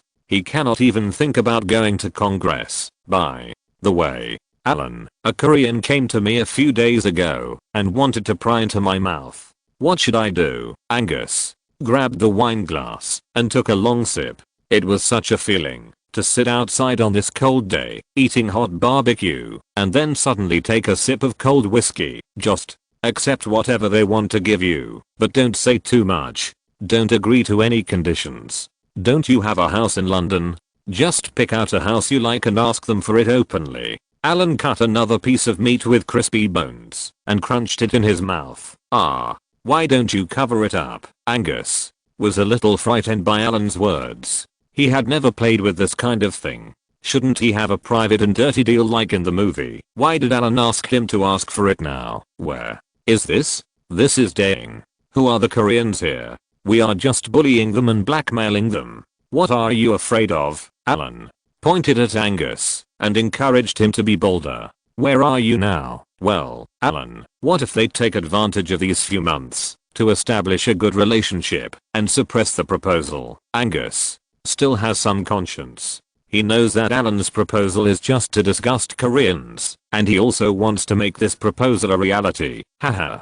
Angus, you don't really think that we can pass a random proposal, do you? You think the Congress is too simple? Alan originally wanted to snap his fingers, but his hands were too oily, so he didn't. He slightly concealed his embarrassment, coughed and asked the servant next to him to send several thick notebooks to Angus. What's this? Angus looked at the familiar trademarks on several books and was a little curious. This is the overseas product catalog of their Korean companies. This regardless of whether they find someone or who they find. When I go to Congress next year, the two of us will pick out one of the products in the product catalog and make a proposal every few days to increase their tariffs. This proposal will not pass, but I want to see if they are afraid when I take out the products individually and talk about them individually. Alan sneered and finished talking about his plans for next year. Angus looked at Spencer next to him speechlessly. How could this be done? Directly take someone else's product catalog and strike accurately. Only aristocratic gentlemen like them, who have nothing to do but stare at people to find trouble, can do such a thing. Moreover, this approach is reasonable and legal, and apart from being a little troublesome, there is nothing illegal about it. When the time comes, Koreans will receive rumors every day that certain products of theirs will be subject to higher tariffs. I believe they will have to tremble every day, right? Although this trick is a bit dirty, it is indeed disgusting, and it can continue to disgust people. There were no outsiders, and the three of them didn't pay much attention to their image. They were a little drunk. Alan couldn't help but drag Angus and Spencer to the hall to show off his new armor to them. This thing. There are only more than 30 sets in Great Britain. The guards are the guards, and the imperial guards and the guards are very special. The high-ranking nobles of Yishu are all ministers with meritorious service to their ancestors. They share the honor and disgrace of the royal family, and only such a family can hold the special position of royal guard. Their uniforms and armors are specially made, and they are different from ordinary guards. Dragoons. This is the standard. Spencer looked at the armor protected in the glass cover with envy. Their family did not have such treatment. But after 2 glances, Spencer couldn't help but move closer to Alan, put his arms around Alan's neck, and his tongue was a little too big, as, "Your uncle, I don't have anything to give you for your coming of age ceremony. You can go play with me for a few days in a few days. I have prepared a special short-term vacation for you. There will be a surprise then." Alan looked at Spencer, whose face was flushed. This guy actually prepared a surprise for him. "Isn't it a black pearl? Where are you going?" "I don't like black pearls, TSK. It's boring. You won't expect the surprise this time.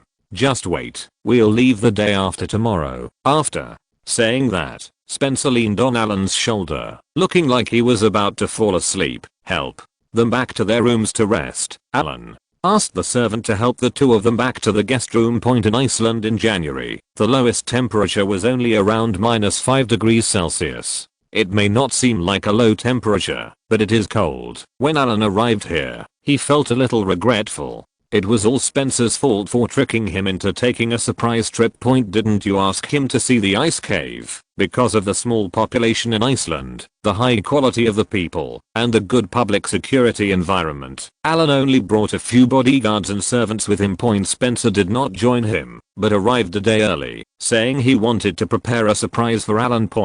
After taking a breath, Alan stamped his feet, watched the bodyguards dock with the vehicle that came to pick him up, and then checked the 4 old Land Rovers inside and out. Chapter 213. Eleonora Giagi. Due to the topography of Iceland, there are many natural disasters such as earthquakes and volcanic eruptions all year round, so there is neither a subway nor a railway here.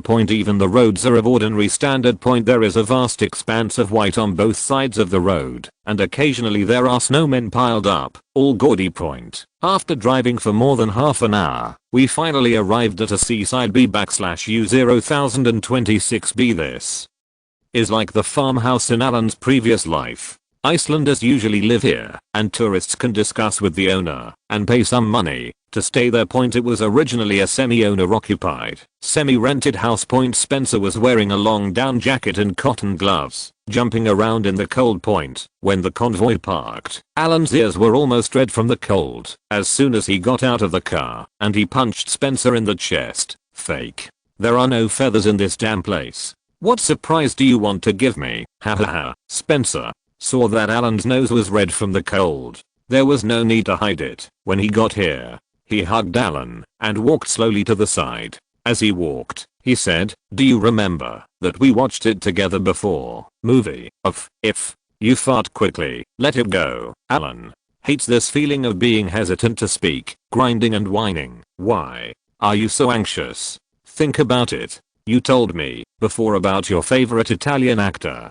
Think about it. Spencer raised his eyebrows and gave Alan a knowing look. Italian actor, HMM. What's the name of the film? Fruit. You said she looks like an angel. With Spencer's tip, Alan was a little shocked. He looked at Spencer with a somewhat suspicious look, and then looked at the B/U 0,026B not far away point. It's a white building. You can't tell what material it is made of, but it looks a bit like a yurt. The round top seems to be made of glass. Alan has heard of this kind of viewing room before. The interior of this kind of house is covered by a curtain close to the top. If you want to watch the view at night, you can pull down the top curtain and enjoy the aurora while lying on the bed. Think about this feeling, lying on the bed with your hands on your head, with the blue and green aurora above your head, and you will feel like you are in a paradise point. But at this moment, such a place is related to the actress if he remembered correctly. Alan frowned. The Italian actress he liked before must be quite old now. Someone born in the 1950s must be in her 30s this year. Don't say I don't take care of you. I specially sent people to Hungary to find her. Suddenly, a foreign actress was called over, and he was also here. No matter how stupid Alan was, he understood what this so-called surprise was. It's just a bachelor party, but she should be married, right? How did you find her? Well, I just wanted to ask you how you told her. Alan thought about the actress and was inevitably a little nervous for a moment. Yes, nervous. He is nervous. This Italian actress was born in artistic films. She debuted very early and is considered a goddess-level actress of the previous generation in Italy. But most of her films are considered cult films, to put it bluntly. It can also be understood as a pornographic film. I know everything about Italian art film. She was not someone who was born in the mud but remained unsullied. But it was her appearance that shocked Alan when he was watching the video. He never thought that there would be such a good looking girl these days. It's a pity that we took the wrong path. A feeling arises that this beautiful woman is a thief. This Italian actress can be regarded as Alan's reincarnation teacher in this life. She left a very deep impression on him. In this era, when there were no distinctive beauties in Britain, she injected a light into his world. To understand it generally, the status of this Italian actress in Alan's heart is equivalent to that of the famous teachers in the island country in her previous life. They were all female Buddhas who accompanied him through his ignorant youth and wasted a lot of toilet paper. At the moment he was actually going to meet teacher enlightenment offline. Could he not be nervous? Me. I just told her directly that you wanted to see her and that you were her fan, and she came. Spencer blinked and said matter-of-factly, "Fake. You tricked me." Alan was no longer calm this time. This was too shameful. He thought Spencer had invited people here, but it turned out that he had invited them in his own name. What's the difference between this pimp? Alan's face turned completely red this time. His old face was completely disgraced by Spencer. TSK, just tell me if you want to see her, right? They didn't say anything, but when they heard that it was you who wanted to see her, they didn't hesitate at all, leaving the child behind and coming. Spencer glanced at Alan with contempt. Children, well, you didn't know. She just gave birth to a baby, and it's not even 1 year old yet. This is too exciting. Alan wants to leave, but as the old saying goes, it's time to come. If he leaves now, wouldn't he look very ungentlemanly? Let's go. Come in with me. Spencer didn't have time to ink here with Alan. It was very cold outside. Two big men stood here whispering, as cold as dogs. It wasn't until he walked into this B/U 0,026B cabin that the indoor temperature was still good. Alan's first sight was the actor hugging his legs and squatting on the floor next to the floor-to-ceiling window. She still looks the same, a little more mature than the impression, especially her profile. She still had a little baby fat when she was young. In addition, in her most famous movie, the shooting was extremely saturated and the lighting was very high. When it comes to her face seems to be glowing, white and rosy. This is the kind of extremely healthy whiteness, not the vitiligo-like whiteness of many white people. Her previously blonde hair was darker. She wore a small crystal pendant on her ear, and a plaid blanket covered her legs. She had no shoes on and her little feet were exposed. There was also a cup of steaming coffee at my feet. The sun shone in through the glass, and the clothes she wore that looked like fox fur shone brightly. This kind of pure lustful visual experience, let alone it really feels like an angel back then. Hearing the sound of the door opening, Eleonora Gyargi slowly turned around and saw today's protagonist, Ellen. She thought it was Alan who took the initiative to find someone to date her. Count Alan is famous in Europe, even though many people who don't pay much attention to the news don't know him. As a person in the film and television industry, who wouldn't know him? This young Earl has a very interesting personality, and his thoughts are also very interesting, and more importantly, noble status and good looking. The latter is the most important. Can any woman refuse this person's proactive date? At least she, Eleonora, couldn't refuse. Before coming here, she went to the beauty salon and took care of herself and tidied up inside and out before coming excitedly for the appointment. Now that she saw the real person, Eleonora stood up and smiled at Alan, her big blue eyes sparkling. The Earl in reality was even more beautiful than the one on TV. Ahem. Ellen, this is Miss Eleonora Gyargi. You guys talk, and I will withdraw. Spencer saw a strange atmosphere permeating the room. He originally wanted to introduce the two of them, but in the current atmosphere, he suddenly felt that he was superfluous, and he cursed in his heart. A couple of bitches. Alan ignored Spencer, put his right hand on his shoulder, pulled slightly, turned Spencer around, and then gently pushed him on the back, indicating that he could get out. Hello, Eleonora. I didn't expect to see you here. Alan thought for a long time before he came up with a way to say hello that wasn't too abrupt. Eleonora blinked and looked at Alan as if he was a little nervous. She took off her white fox fur top, revealing the sky blue jumpsuit underneath. Silk long skirt. The hem did not reach the knees. Didn't you invite me here, Sir Alan? As Eleonora spoke, she slowly approached Alan, tilted her head to the right, and gently shook her long blonde hair. His there was still a few steps away, but Alan seemed to smell the fragrance coming from the swaying of her hair. Damn, Spencer, how do you answer this? Alan sometimes wants to be exciting and has some slightly special hobbies, but in the past, he was not the one to take the initiative. It was all brought to the door by those unreserved women themselves, and now, all reputations were ruined by Spencer in one day. I didn't expect Miss Eleonora to be as beautiful as in the previous movies.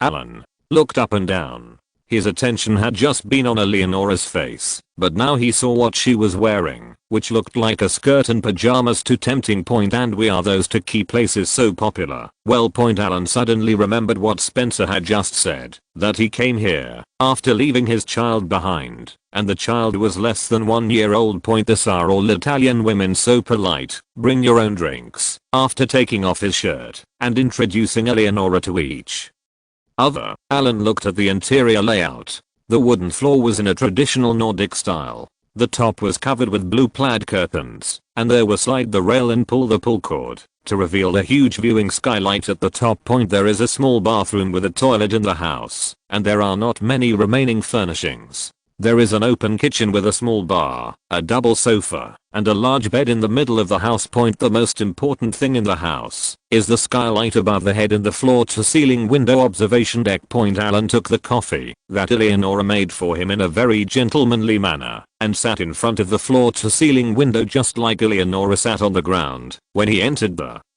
door. Looking out from here, you can see the black beach in the distance. The beaches in Iceland are black and magical. This kind of black is a bit like coal, very deep black, white with a hint of blue water, washed ashore. Looking from a distance, there is a very magical and shocking feeling, which is very cleansing people's soul. After sitting and watching for such a short time, Alan even felt that half of the anger in his stomach was gone as he listened to the sound of waves in the distance. Before he could comprehend any more principles of life, Eleonora sat down next to Alan with a plate of dessert. I don't know if she did it on purpose, but she leaned against Alan's body. Eleonora lowered her head, sniffed up Alan's arm, squinted her eyes, and said in an unusually gentle tone, "Would you like some dessert, Alan?" tilted his head slightly to the right and saw everything he should and shouldn't see point under the sunlight. It was so white that it was almost impossible to see the ditch clearly point. Seeing Alan's gaze, Eleonora pressed on Alan again, put her left hand on Alan's arm, and leaned her entire upper body against him. Hitting someone with the ball is a foul, no matter what the occasion. The anger that had just subsided came back again. Alan was originally going to be pretentious for a while, chatting with Eleonora about life and ideals, but what they mean now is too obvious. Great Italy, warm Italy, no matter how pretentious this is, it will show your cowardice. With his right hand around Eleonora's waist, Alan suddenly lifted her up and put her in front of him. He hugged Eleonora and looked at her blue eyes, flickering like sapphires. Although she is getting older, her figure is still the same. She has the body of a mature woman and the familiar feeling of a Lolita face. Without giving Alan time to take a closer look, Eleonora struggled slightly and sat directly on Alan's lap, with their eyes facing each other. Alan, who was born in the Navy, generally likes to travel by water. The sea is sometimes very windy and rough, but as long as you check the weather forecast before setting sail, the sky will not be red. Can sail normally. But Eleonora was different. In addition to enjoying boating, she also wanted to take Alan on a dry road. This made Alan a little unbearable. The dry road is not easy to walk on. Although the road is smooth, it is slow and dry. Sometimes if I get distracted and cannot see the road clearly, I will crash, and it will still hurt. In short, Alan never likes to walk on dry roads, even if the weather is bad, and he only practices in the port. He also likes to walk on water roads. This is the pride of the British Navy, but today, unable to resist Eleonora's temptation, Alan gave in. It was quite a feeling that, after meeting the teacher checked his academic performance and was quite dissatisfied with him, and made him review all the key points of his study again. After Alan confirmed that he had learned it well, he checked various knowledge points again, and found that Alan was still not good at some things. How does this work? Can teachers tolerate poor students? Must learn. I finally came to tutor once, so I couldn't waste this great opportunity. Master Alan is tired of learning. Learning this kind of thing takes a lot of time. He wanted to drink some milk to replenish his strength. Just right. The milk brought by teacher Eleonora is a big brand, sold directly from the manufacturer, fresh in date and quite delicious. Maybe it's because of the different varieties. This kind of milk is slightly sweet, has a little fishy smell, and is very rich in protein. Alan, who had nothing to entertain the teacher, thought for a long time before he remembered that there was a bottle of walnut juice left at home. He took out the walnut dew and exchanged courtesy with teacher Eleonora, as if he was a master and a disciple. Studying begins in the afternoon and continues until late at night. Alan looked at the scenery outside the sky window. The aurora illuminated the room, creating a sense of spiritual emptiness, accompanied by a real feeling of being hollowed out of the body. After touching his chest, the milk was spread everywhere, and it was a little sticky on his body, but Alan didn't want to move or wash. He just wanted to watch the aurora quietly and catch his breath. Chapter 214 School starts. Until returning to Wales on the 8th. The 1-week mysterious trip to Iceland ended happily. Alan returned to Wales exhausted both physically and mentally. Pain and happiness. He always felt like something was wrong. It's obviously his bachelor party. But why do I always feel that this girl Eleonora Giorgi is more excited than me? Whose bachelor party is this? Did I suffer a loss? They are both Italians. With Monica, Alan is very satisfied, but with Eleonora, although he is also satisfied, Alan always feels that he is at a disadvantage. The only advantage is that when playing with Eleonora, you can replenish energy at any time, which is more user-friendly. On January 9th, Alan got up early, at around 8 o'clock. Today is the first day of school, and he is taking William and Harry, the three brothers, to school together. It's hard to think about it. An eldest brother, an earl, took his two younger princes with him to go to school hundreds of miles away from home. Isn't it very pitiful? When you get to school, call me if you need anything. Do you hear me? Don't hit the children randomly. Alan sat on the far left, William sat on the far right, and Harry, who was sleeping with his eyes narrowed, was sandwiched between them. Cousin, didn't you say that in Wales, I can hit whoever I want? William raised his chin, and the naughty boy looked dissatisfied. Idiot. You won't hide from the teacher and beat them secretly? After beating them, cry first and go to the teacher to complain.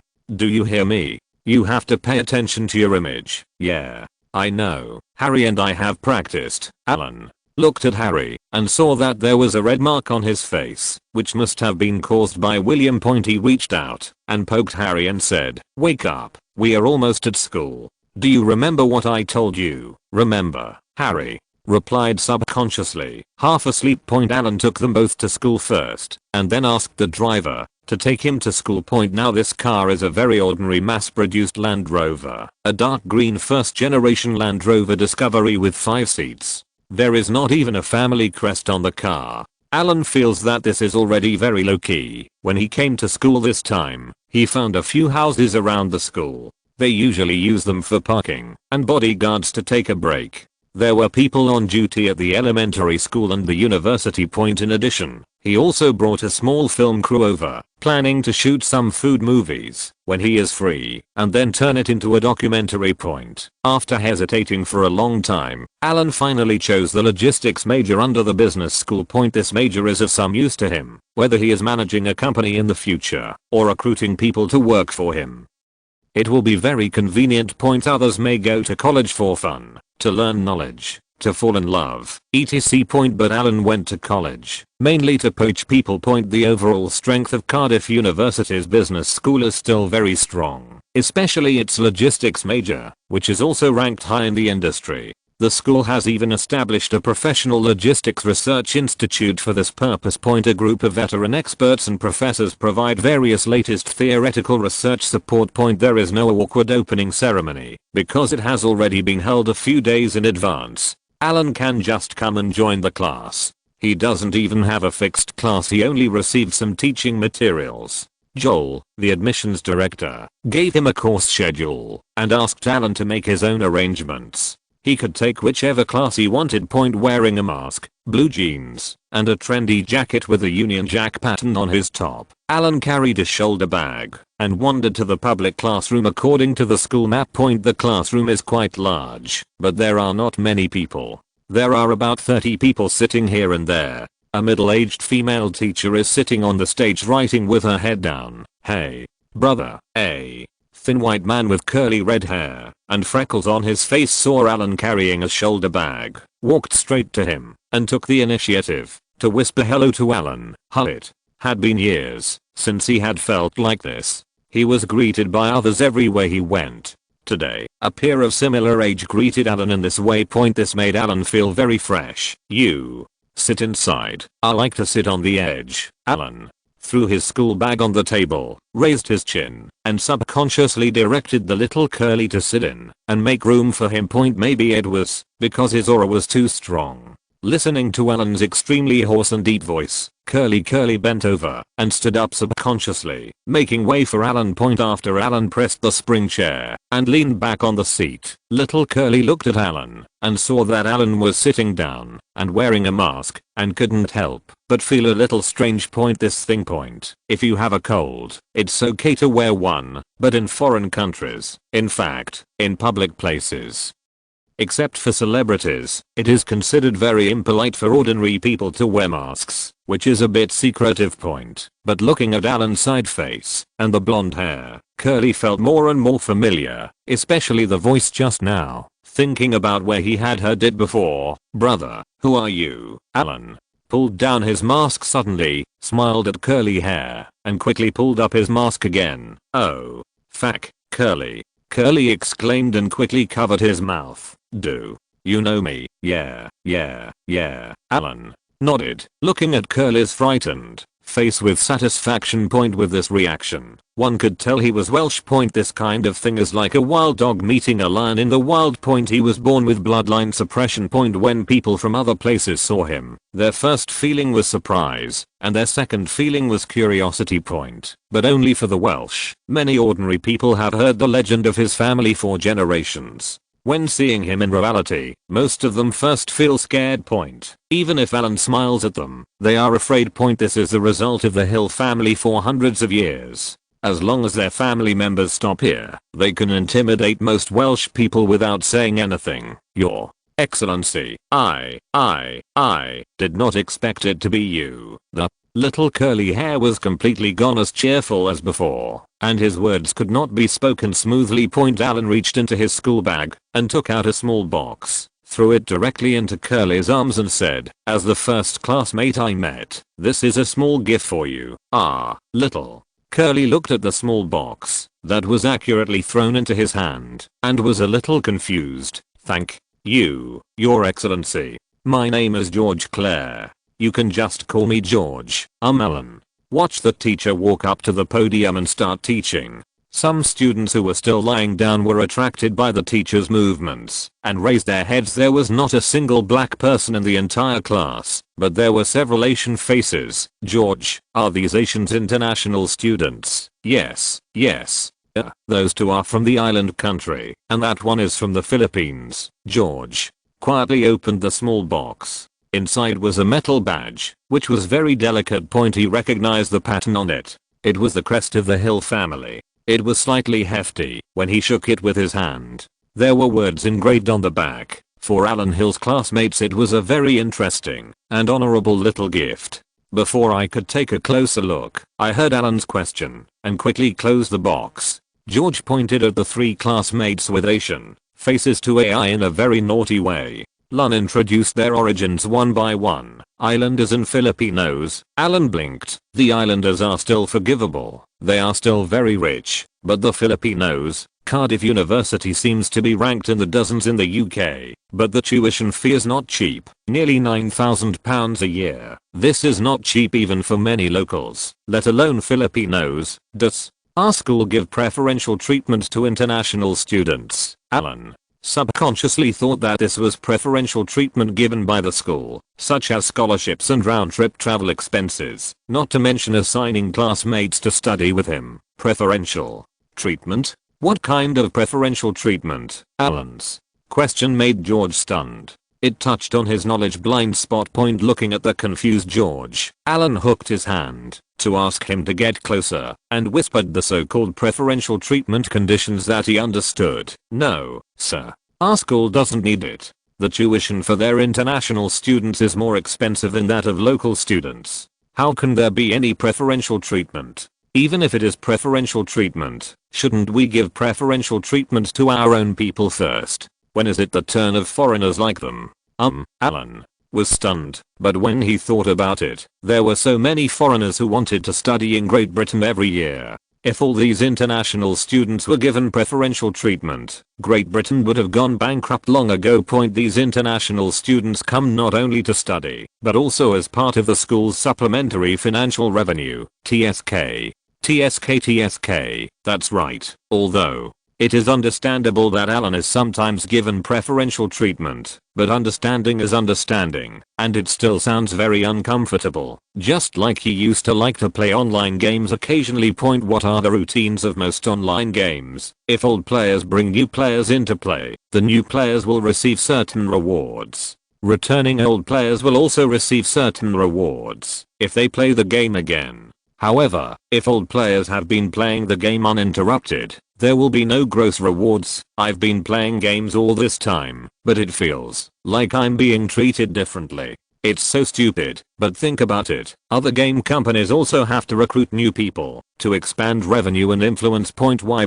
Just bear with it. There's nothing else you can do. Alan didn't even take out his books. He listened to 2 theoretical classes on the history and future prospects of the logistics industry. At noon, he threw his school bag to George and asked him to take care of it. Alan would come back to him in the afternoon. After explaining, Alan put one hand in his pocket and walked slowly outside the school. The school is small, which has its advantages. It is just like high school. You can walk out of the school just a few steps after class, and there is not even a security guard. At the low-key gate of Cardiff University, 3 dark green Land Rover Discoverers were parked on the curb next to the sidewalk. Alan walked straight towards the car in the middle, opened the door, and got in. Sitting in the back, Sealan saw Alan hand over a bottle of distilled water and said, "Sir, you are finally out. How do you feel about your first day of class?" Alan took the water, leaned back on the seat, and said calmly, "That's it. I almost want to skip class. It's not interesting. Hahaha." Seelen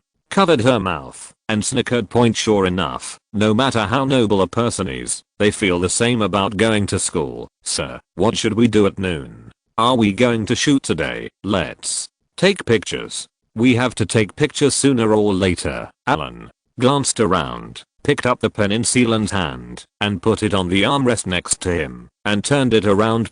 Wait for the pen tip to slowly stop, and point in one direction. Alan pointed in the direction of the pen tip and said, "Just go over there, drive over there, and eat whatever you see." Seelen had already made preparations, and several well-known restaurants had also prepared advance plans. Unexpectedly, Alan pointed in a direction so casually. Of course there is a lot of randomness in ordinary people eating takeout.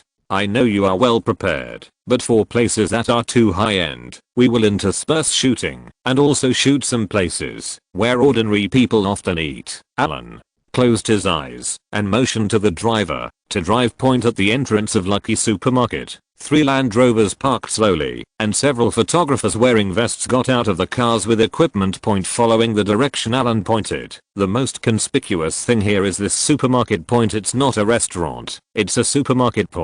But it doesn't matter much. Many people go to places like this to eat. If you look at it with Eastern thinking, when it comes to eating, no matter how bad the environment is, it must at least be a fly house. But in the West, many people just buy some ready-made meals in the supermarket and they can make a meal. Rapid pace of life. Although the overall pace of life in Wales is slow, for office workers, they don't know how to cook for themselves, which is a waste of time, and many people don't know how to cook either. Just buy some bread, sandwiches, etc. in the supermarket, and have a meal. The current Lucky Supermarket is a little better. On the right side of the entrance, next to the floor-to-ceiling windows, there are 3 4-seater fast food tables, along with a water dispenser and a microwave. This is good, because it makes it easier for people who want to eat hot food to heat it themselves. The boss was a fat little old man, wearing a bright red plaid shirt. He was lying on a rocking chair and reading a newspaper.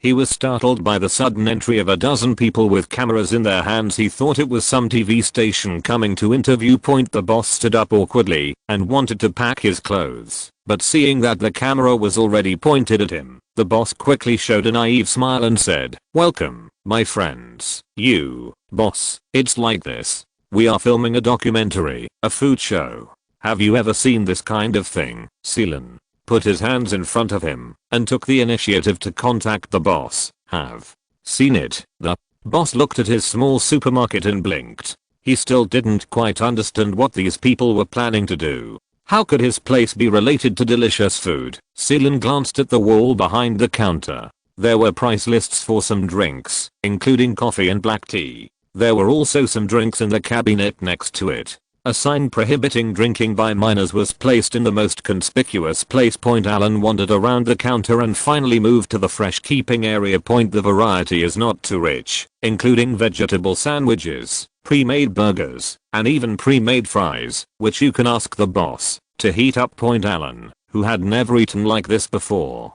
pulled a crew member who had been following him and said, "Well, how do ordinary people eat?" Chapter 215. When asked by Alan, several small crew members looked at each other. One of the little men replied, "Well, boss, if you are an ordinary office worker, if you want to save a little, maybe spread some butter on 2 slices of bread, add some vegetables or something, and drink it with a cup of tea. Is this fucking human food?" Before Alan could continue to ask, another photographer next to him said, "He is talking about the kind where you bring the ingredients and make it yourself. If you buy it in the supermarket, 1 or 2 sandwiches, and put some sauce on it. If there is mashed potatoes, if you want french fries, you can also have one, and it's best to have a cup of yogurt or something." Alan nodded, walked around the fresh food area, and took a look at the current prices. "How do you describe the current purchasing power of the pound?" Alan usually doesn't care about these things at all.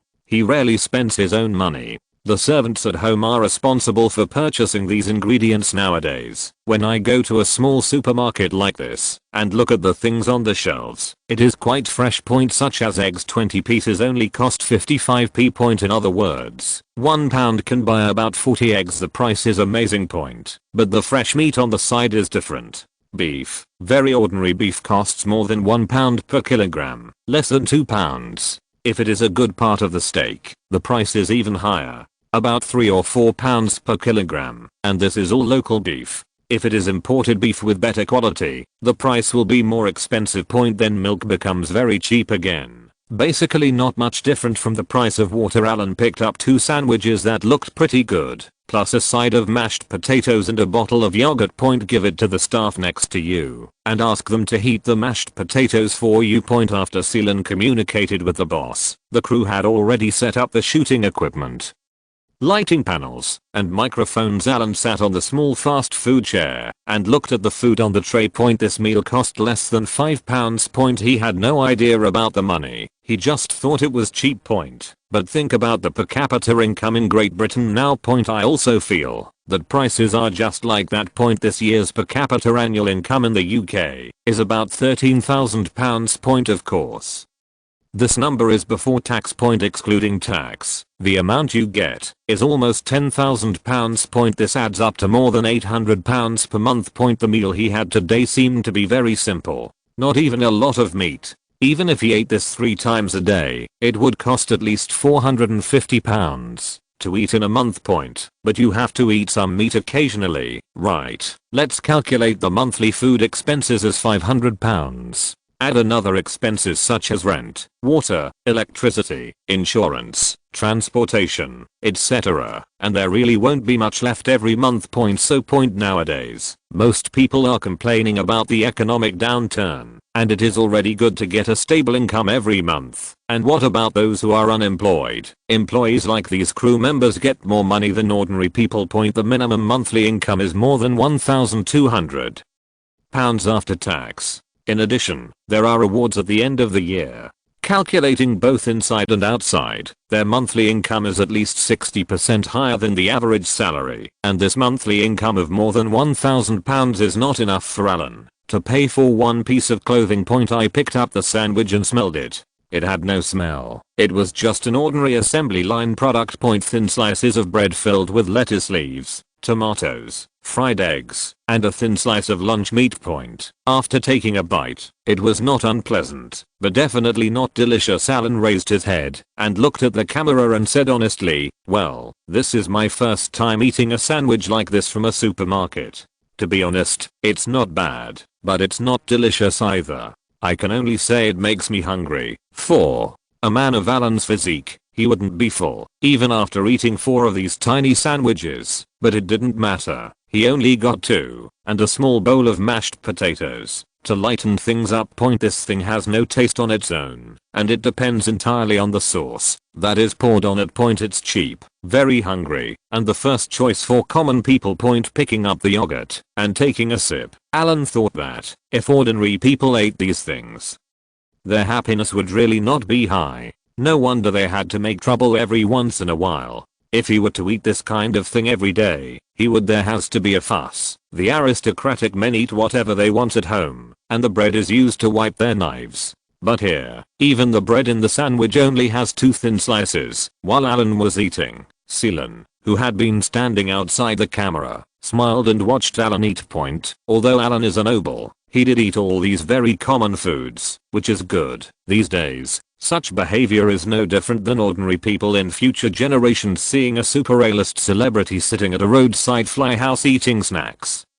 Very down to earth. Just as he was thinking about choosing a better restaurant next time, a staff member next to him handed a small Big Brother to Seelan with a serious face and said, "Team leader, urgent call." Seelan took the phone. This kind of phone is a bit like the size of a cordless phone in the future. It is considered a second generation mobile phone. It is not very popular, yet and the price is extremely expensive. Okay, I get it. After a few responses, Seelan hung up the phone with the same serious look. just in time to catch Alan's eyes when he heard the noise and looked over. Seelan nodded and pointed at the phone. Finally, I took the last bite of mashed potatoes. This stuff was a little dry after eating too much, and my throat felt like sand. I drank the last bite of yogurt and pressed it down. Alan smiled and faced the camera to end this food review. The headquarters of the takeaway company is in Cardiff. When making a program, of course, we must start with the food that ordinary people eat every day. Try both the bad and the good. First, it can promote these ordinary places to eat, and you can also drop by. Spread the word about Blue Night Tequila at company. After the staff signaled the end with gestures, Seelan walked up to Alan, bent down and whispered in Alan's ear, "Sir, something happened, and your movie was forced to be released in the United States." Alan turned his head suddenly and glanced at Seelan. Forced to release. It's only been released for half a month, and it's already being released. Are the damn Yankees targeting me? As if he had a persecution delusion, Alan stood up and walked out, saying as he walked, "Let's go pick up William, then call home and ask Huff to contact Carol to find out what's going on." As soon as he arrived in the hall, William threw his small school bag to the servant, cheered and ran upstairs. Harry followed behind, also yelling innocently. Alan ignored these two naughty kids and watched Hooter take over a stack of fax documents. The information is still hot. While walking towards the study, Alan whispered, "What's going on?" "I just had a phone call with Carol. There are some things that are not convenient to discuss on the phone. He said that someone reported it." "Fuck. Is it Ziohezi again?" "Who?" Ted looked at Alan's face and nodded. "According to the information on the fax, yes." Alan took a deep breath and shook the fax information in his hand firmly. "You're just a son of a bitch. Why do you remember to eat, but not to fight? Why do you report me when you have nothing to do all day? Didn't I just make a modern suspenseful thriller, parent-child, and warning movie?" Back in the study, Alan looked at the information on the fax carefully. Due to the time difference, American time, this morning, Alan's The Bad Seed was suddenly forced to be released on a large scale. This was a notice issued by the American Motion Picture Association. However, because states in the United States have different views on this kind of thing, not all of the movies have been released. Several states are still showing them, and the reviews are quite good. However, for Alan, this is no different from releasing all movies he has always been concerned about face. But the Americans suddenly made such a move, which made Alan a little embarrassed. It's like going to a banquet and being kicked out by the organizer. It was only released on Christmas Day, and it was only released for half a month. Let's not talk about the box office loss. Let's talk about the subsequent public opinion. Alan looked at the facts and someone began to criticize the plot of the movie, wondering what it was that was not a good guide. Isn't that the fucking truth? After reading a few pages of critical reports in American newspapers this morning, Alan was a little irritated and suddenly felt something tugging at his trouser leg. When he lowered his head, he saw Ziohuan rubbing his head against Alan's trouser leg. He picked it up and put it on the desk. Alan crossed his hands and turned his index fingers towards each other. He looked at Hooter and then at the orchid. "Let's deal with it according to the planned plan. Let Patrice come forward." And Alan looked at Hooter and said, "Let old Carol quickly find out who reported me and who was involved." Before Hooter could say anything, Seelan stood up first. She knew there were some words she couldn't listen to, so she made an excuse and left the study first. After Seelan left, Hooter said softly, "Master, the last time you ordered those black men to be dealt with, His Highness already asked Capel to warn you. It hasn't been long yet. The implication is that it is difficult to do this time. It is not that it cannot be done, but that some things must be done in the right amount and the scale must be grasped." Alan sighed, patted the table and said, "Then what should I do? It has only been released for half a month, including channel fees. Not only will I not make any money this time, I will lose at least millions of dollars. Why did the money come from the strong wind? Damn it, don't they Americans like to stir up trouble and talk about freedom of speech everywhere? My movie can't have freedom of speech, even if I give advance notice. Then it is suddenly released for me. What is this? Give it to me." "What about their faces? I want to see their faces." "Master, please calm down. Impulsiveness won't solve the problem." "Who Ted watched Alan getting more and more angry, knowing that his temper was rising, but it was impossible not to persuade him. This time, if the young master had an impulse, he would send bodyguards to fly to the United States like last time and act unscrupulously on other people's territory. If they are cruel, the other party will probably take advantage of them. They didn't dare to attack Alan, but Alan's bodyguards. What if I get injured? What if one is missing? Once those people get the handle, they will be passive. Alan took another deep breath, looked at Xiao Huang who was staring at him curiously, and reached out to stroke its big head twice. Give me Papa and call me Alan. Said something and closed his eyes slightly. This Papa is the leader of the small team that went to work in the United States last time. He is also one of Alan's bodyguards. He is very skilled in business skills and very discerning. Now Huten is afraid that he will be impulsive and send people over rashly and will be caught. It will not look good on both sides, but Alan couldn't bear this tone. If the bodyguard cannot personally take action and kill the little guy who reported his movie, then Alan is going to settle for the next best thing.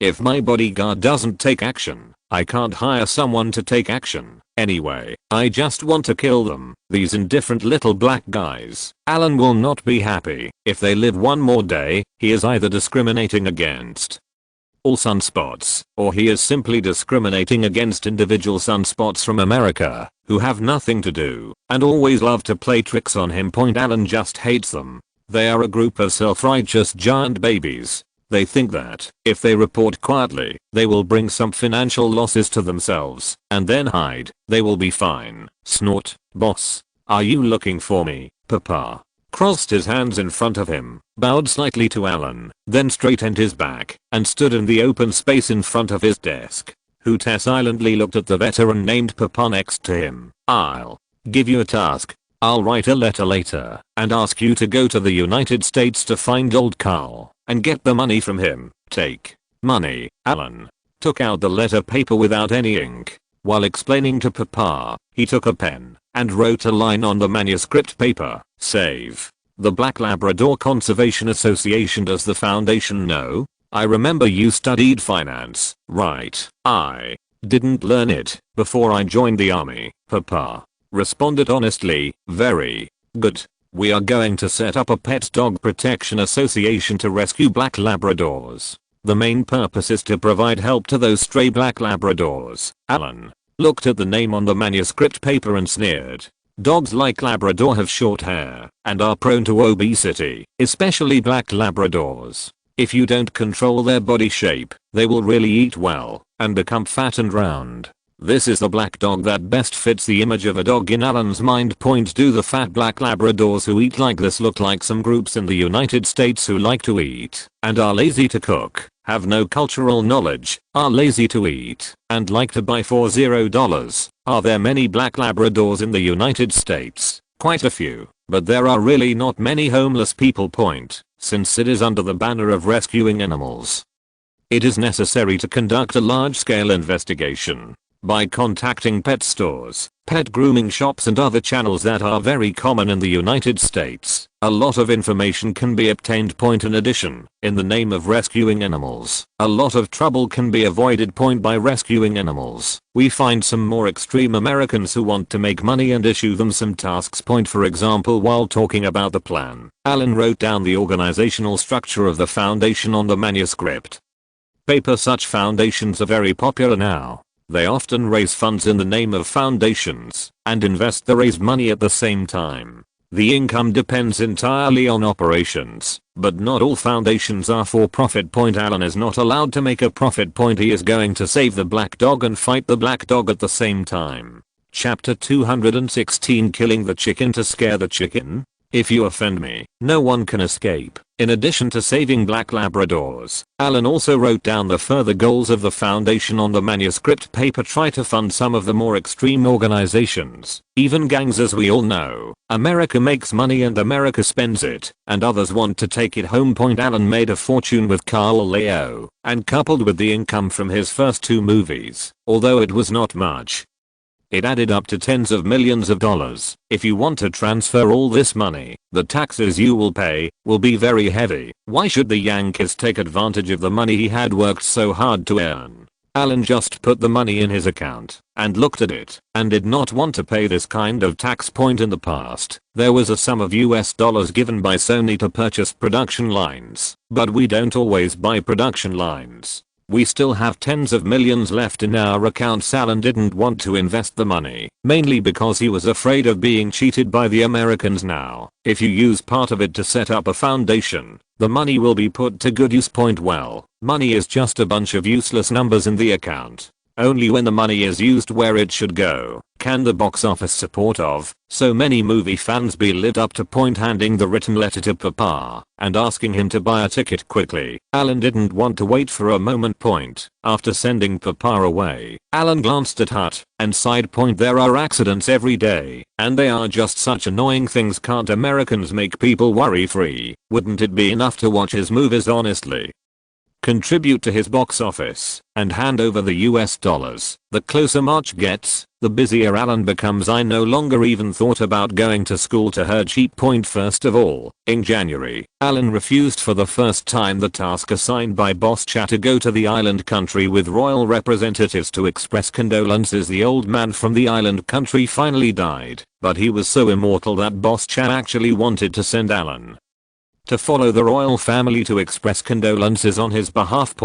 But Alan doesn't want to go. He doesn't even want to see this kind of thing, so why go to express his condolences? When Boss Cha asked him why, Alan just said that his studies were the most important thing and he just didn't want to go anyway. In the end, there was no other way. Boss Cha also felt that Alan seemed to be repelled by this matter. In addition, Alan had been very honest recently, so he simply didn't force him to go. In early March, on the lawn of the manor, Alan was wearing a weighted vest on his upper body, holding a wooden knife in his right hand, and controlling the reins with his left hand. He was riding the white Arabian horse given to him by Boss Cha. Riding the little horse, broken steps, he was preparing for the battle and practicing equestrian skills hard. In a few days, he will go to London to attend an important event. Boss Cha has already promised this, and Alan cannot hold him back. His mission this time is very simple, which is to keep up appearances. William, who was coming back from school in the distance, looked at Alan's strange clothes with a curious look on his face. Alan controlled the horse without any distractions and trotted around the playground at a constant speed. Riding a horse is not just about whipping the horses, but with a whip and shouting drive. When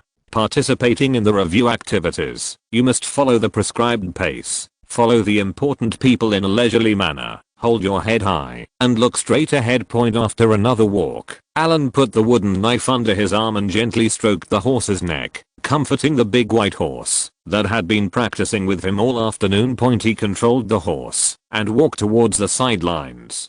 Hooten in the distance was waving to Alan. Maybe something was wrong. What's wrong, master?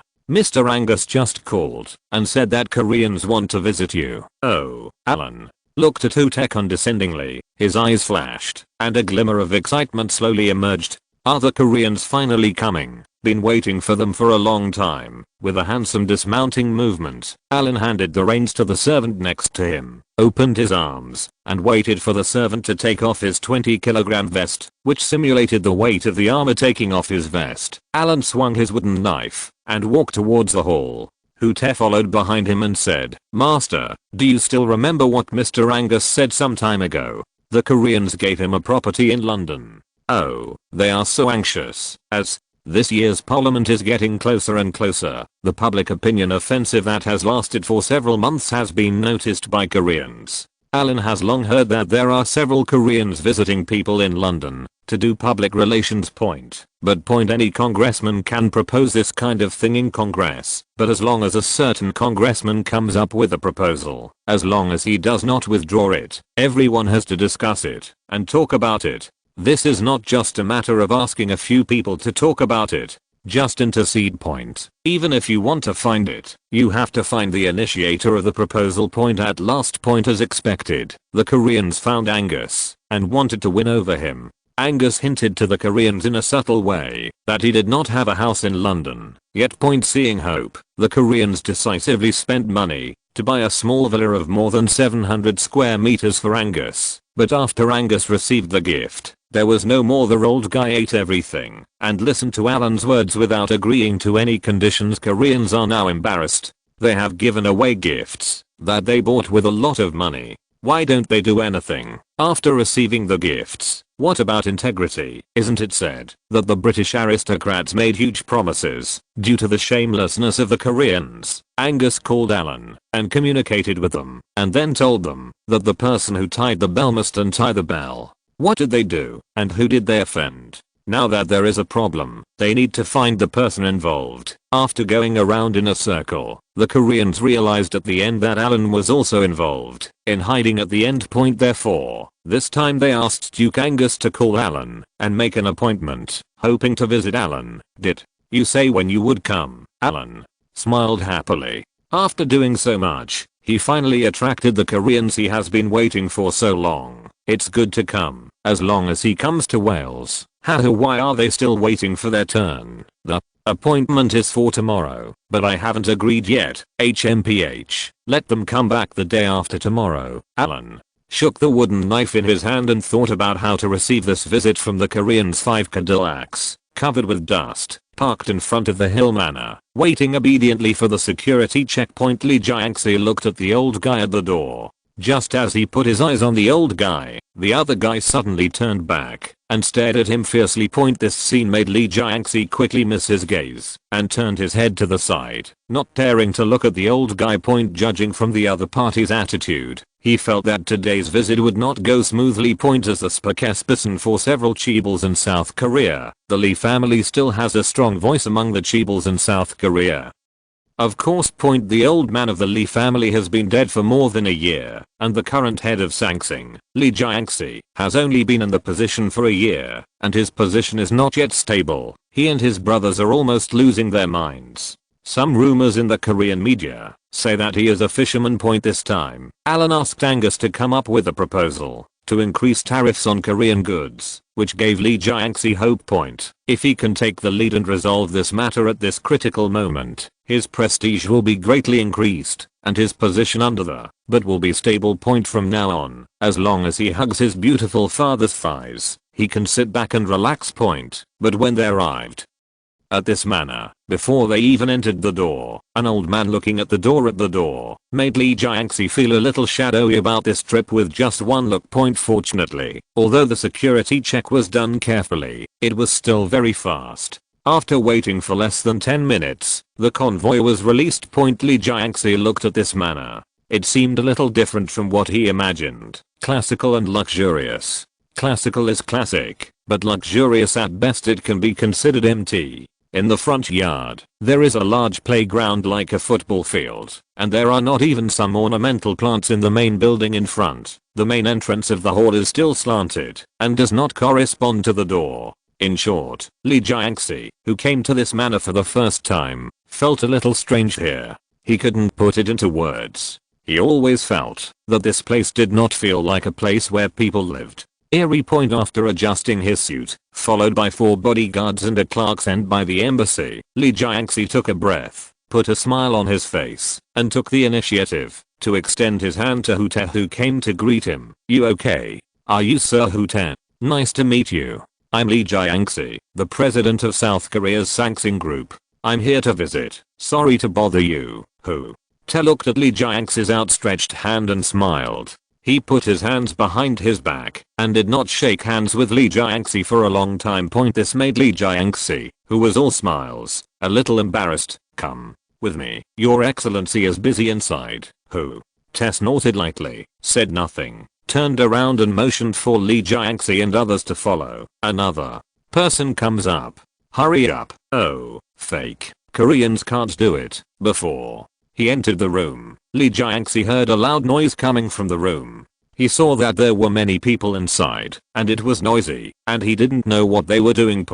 When the servant opened a huge double door, the living room, which covered an area of at least 600 square meters, was extremely strangely decorated. In the middle of the hall, there was a small boxing ring. A young man with blonde hair, wearing half-finger gloves, bare upper body and red sports shorts, danced excitedly on the stage point. When he got closer, Lee Jiangxi's pupils shrank suddenly. It was actually the young earl on the stage. Before Lee Jiangxi could think about it, a Korean man wearing blue telekinetic shorts and blue half-finger gloves was thrust into the ring by several bodyguard-looking people. There were at least 20 or 30 strong men in black surrounding the boxing ring. They should all be bodyguards. When they saw another Korean come on stage, some raised their fists and cheered loudly. Some spoke too fast. Lee Jiangxi couldn't understand the slang. After the Korean wearing blue equipment came on stage, he looked at Alan opposite, his eyes a little dodgy. Today they were brought here from Carmarthen police station.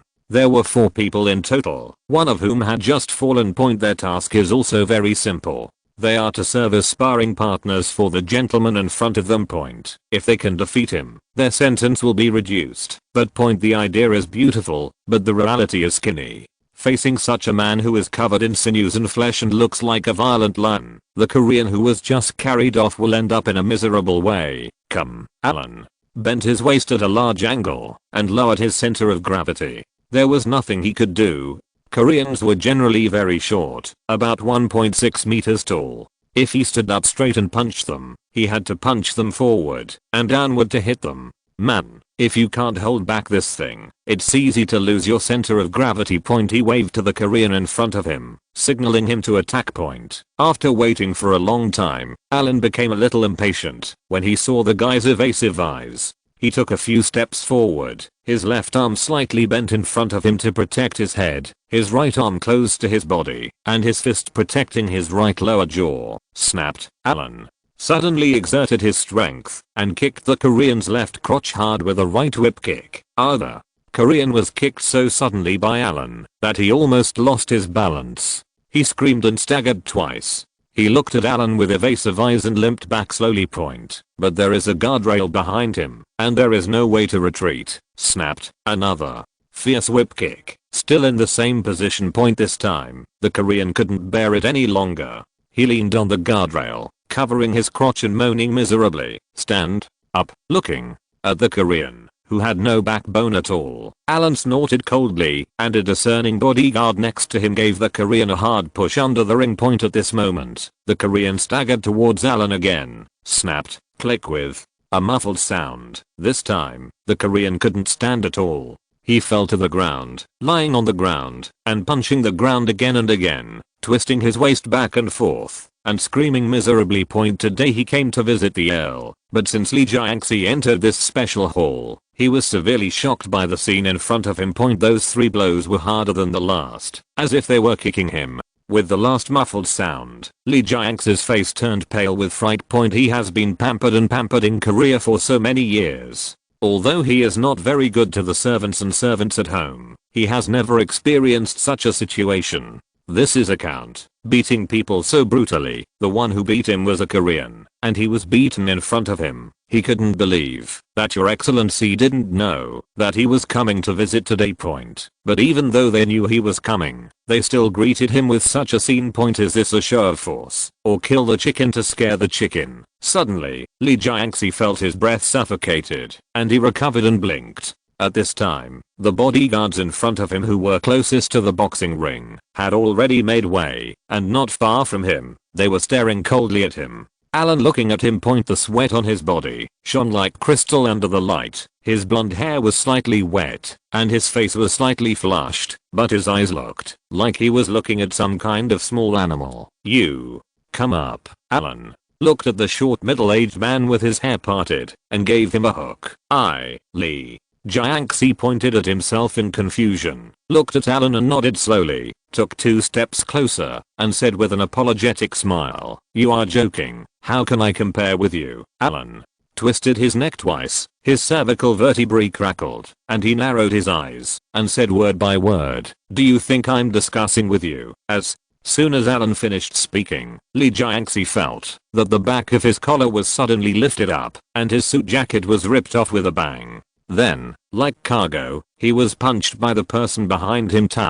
If you're listening to this novel on a channel other than Fanfic World, it means they downloaded and uploaded it without effort. we cordially invite you to visit our channel, Mundo Fanfic Novelos. There you'll find the original version of this story and you can explore many other novels of various genres. We're waiting for you to immerse yourself in a world of incredible novels.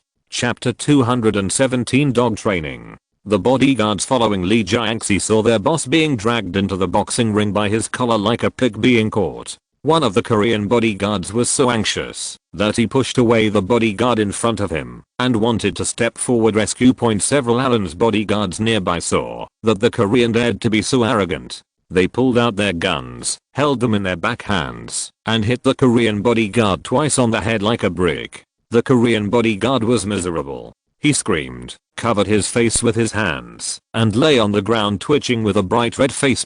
Seeing Lee Jiangxi lying at his feet like a toad, Alan bent his arms and helped Lee Jiangxi stand up, letting him lean against the fence. How did you get here on the road? Helping Lee Jiangxi tidy up his wrinkled and stained shirt, Alan took off his gloves while asking questions like an old friend. Driving here, we drove here. Lee Jiangxi looked at Alan's behavior and thought that he just wanted to scare him, but now it's finally over. He heard the bodyguard scream, but so what? There are dozens of people in this hall, all of them from other families. What can he do? Well, what did you bring as gifts? Lee Jiangxi was a little confused. Was it so direct? He actually asked directly what gift he had brought.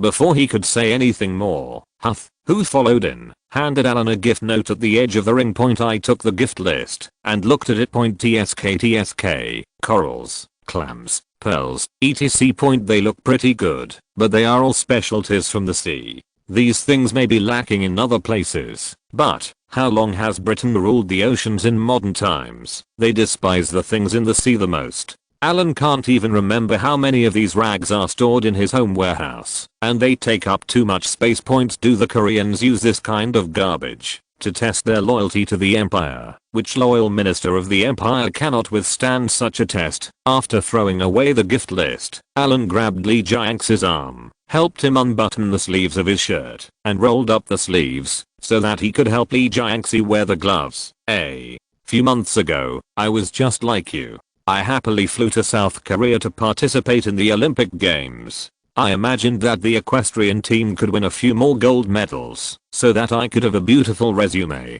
Alas, what a pity. While putting on the gloves for Lee Jiangxi, Alan shook his head with a sad face and said, a good thing was ruined by a group of villains. You know, I expected at least 4 gold medals, but in the end I only got 1 silver, 1 bronze, and I was almost attacked. While watching a game in a certain stadium, Lee Jiangxi watched in bewilderment as Alan put on a boxing glove for him, then grabbed his other arm and continued to put on the boxing glove. His face was already a little ugly. At this moment, the gentleman's tone was very calm, and even the corners of his mouth with a faint smile. What he said seemed like a small matter. He was like an old friend whom he hadn't seen for a long time. When chatting with him, he just made a comment, but his calm tone made the cold sweat slowly rise on Lee Jiangxi's back, and the hairs on his back stood up. I was almost attacked.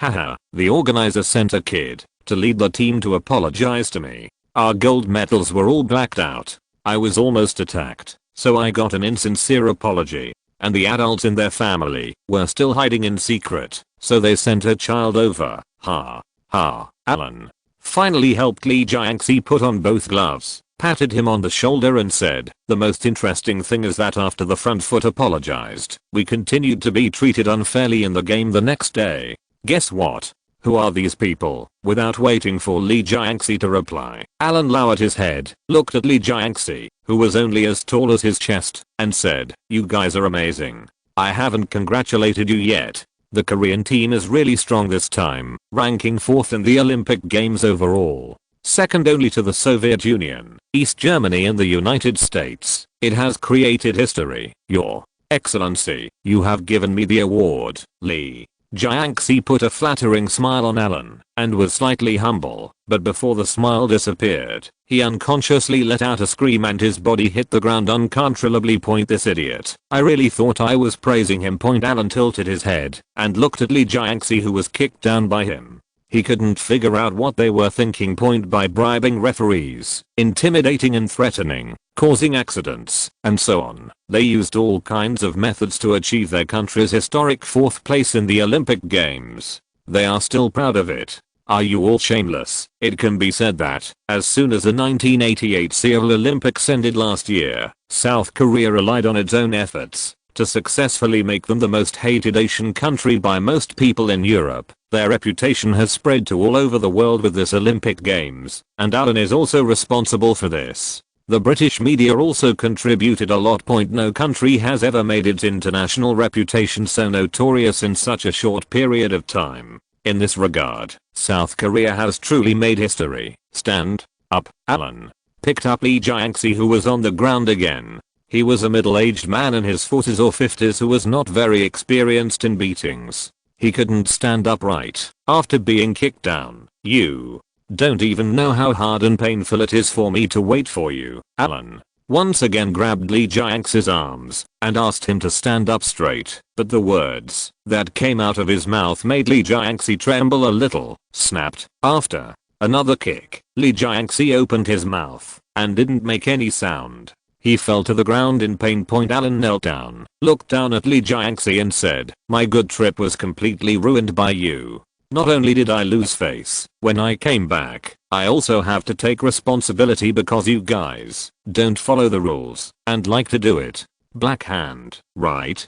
Does it hurt?" Lee Jae-si had big beads of sweat on his forehead. His face was pale, and he nodded hard. He was speechless, but with a strong desire to survive, he still tried his best to nod in response. "Stand up." Alan grabbed the old guy's hair and pulled him up. Lowering his head, he looked at Lee Jae-si and said, "The young man who came to apologize to me last time was your son, right?" Lee Jae-si still nodded hard and responded, "Well, you are very arrogant. A foreign prince or earl was attacked on your territory and almost had an accident. You hid at home and refused to come out. You sent a little kid to apologize to me without even a hint. I have nothing to do with you. Is there a way? Then what are you going to do when you come back to our place?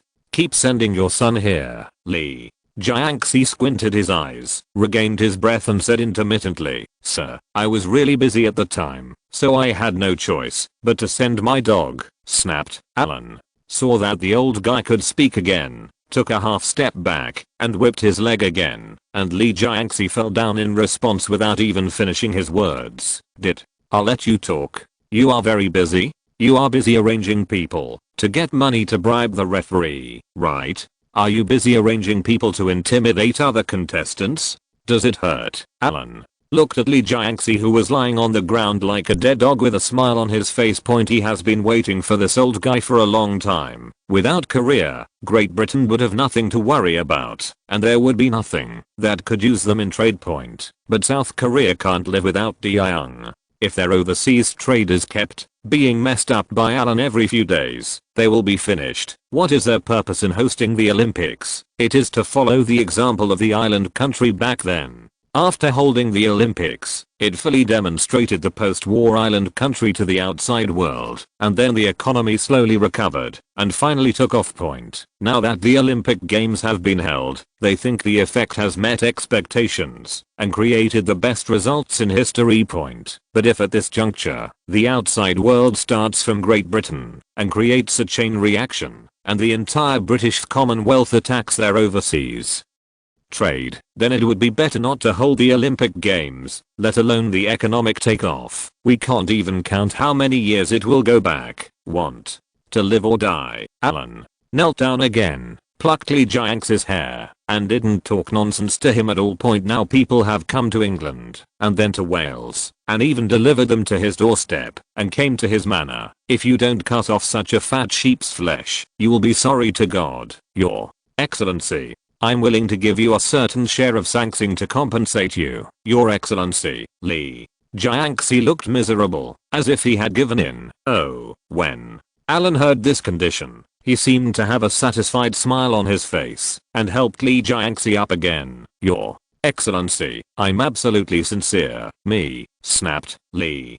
Jae-si, who had just stood up, and had not yet taken a breath. was kicked hard by Alan again. Point the world is spinning. Point Lee Jiangxi thought he was dead and lay on the ground with a blank mind. Point I don't know how long it took before the severe pain all over his body slowly recovered. Severe pain came from his scalp. Once again, Alan pulled Lee Jiangxi's head up by his hair. Seeing Alan's smiling expression, Lee Jiangxi could not stop trembling subconsciously. He was afraid. It hurt so much. If he hadn't been holding on with his last breath, he would have been in so much pain that he wanted to cry. Alan's kicks hit the same part every time, and he had no feeling in his left hip. Be an honest dog and complete the tasks assigned to you by your master. I will still look up to you, but you, Alan, shook his head and looked at Lee Jiangxi, who had a miserable look on his face. This old guy was beaten into such a miserable state by him, and he was still playing tricks on him. Point as we all know, the Sangsing Club will take off as South Korea hosts the Olympic Games. Now the three smells, they are not really famous internationally. At most they are overseas traders with a few individuals.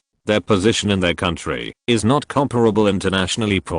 But with South Korea developing like that now, what do they expect to slowly push Sangsing into one of the technology giants in a few decades? Is it all about the intelligence of Koreans? Dream on. If they really had such intelligence, what would they be doing? The person who contributed the most here was actually their wild father. That is to say, the United States is hiding behind their 3 pillars to control, distribute dividends, command, and support. Alan knew what was going on here all too well. Although he didn't know why the Yankees were supporting them, it was enough for him to know that the Yankees controlled Sangsing. With this understanding, combined with the old guy Lee Jiangxi taking the initiative to offer shares, what do you want to do? Did he really offer the shares out of fear or to apologize? Think he means well. Snort. Damn it, this old guy has a dark heart. Is he trying to drive away wolves and tigers? Alan is regarded as a wolf by others, and this share is not so easy to get. As long as he takes the shares of Sangsing, will the Americans who have worked so hard for Sangsing be happy? What will you do if you are not happy? Enmity between the two sides is a trivial matter, but there are a lot of other troubles. When the time comes, Alan fights with the Yankees for this share and won't get much benefit, but also makes a fuss. The Lee family hides in the dark to reap the benefits. It's a great idea. What's more important is that, even though he was beaten like a dog by himself, old guy Lee Jiangxi still dares to scheme against him. Who wouldn't be angry if this happened? Alan waved, and Huff handed over a thick contract. After taking the contract, Alan threw it in Lee Jiangxi's face and said, the Hill family is willing to cooperate with the Lee family to build a new super large electronics factory in Wales. Sign it, Lee. Jiangxi tremblingly supported his upper body with his left arm and took the contract tremblingly. As he watched, his lips began to tremble. What is an electronics factory? This is a general term for a large classification, which contains too many subdivisions. Many electronic components are included. The content of the contract is simple. In the name of both families, the two parties are working together to build a new electronics factory in Wales, and their Lee family needs to be responsible for everything, including funds, technology, patents, equipment, etc. The Hill family, that is, Alan, only needs to set aside a piece of land to build the factory. And this contract is a cooperation between the two families and has nothing to do with the 3 fishy things in the hands of the Lee family. The partner is their Lee family, not their cooperation with Sangsing Company, which has Americans involved.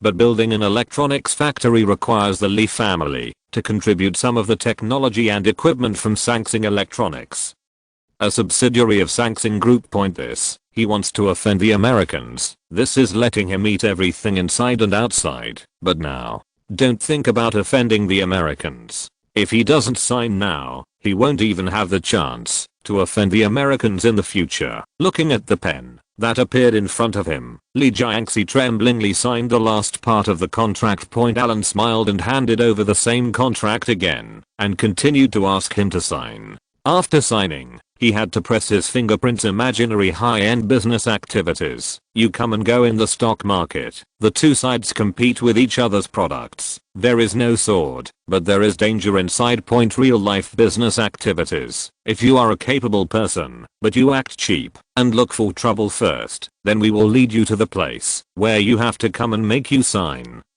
an unequal contract. This is a fine British tradition. Alan is very skilled at this.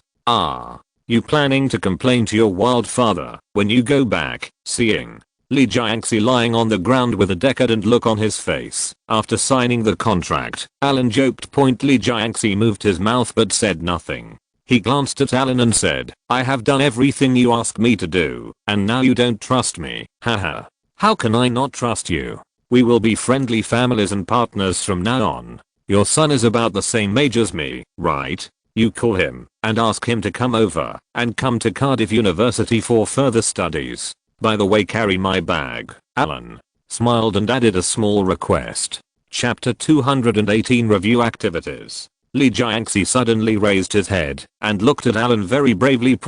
But looking at Alan's cold eyes, he slowly lowered his head. This Earl looked young, but his heart was really vicious, leaving no room for error. What makes his son come to Cardiff University to study? Carry his bag for him. This is the ancient Proton. Now that the contract is signed, if he runs back, and the construction of the factory continues to be delayed, theoretically speaking, there is still room for maneuver if he takes the risk of causing trouble for the Korean trade and goes to the Americans to complain. But someone told him to call his son, which made Lee Jiangxi despair. The son is in their hands, but he can no longer have a son. He is just a son. Should he not have a son in the future and pass on the family property to his daughter? South Korea is a patriarchal society. Unless all the men in the family die, he will not and cannot pass on the family business to his daughter. His son is in someone else's hands, and this is the leverage. It is very likely that, if the electronics factory is not built well, or if the standards are not high enough, his son will be in danger. Lee Jiangxi's mind was in chaos.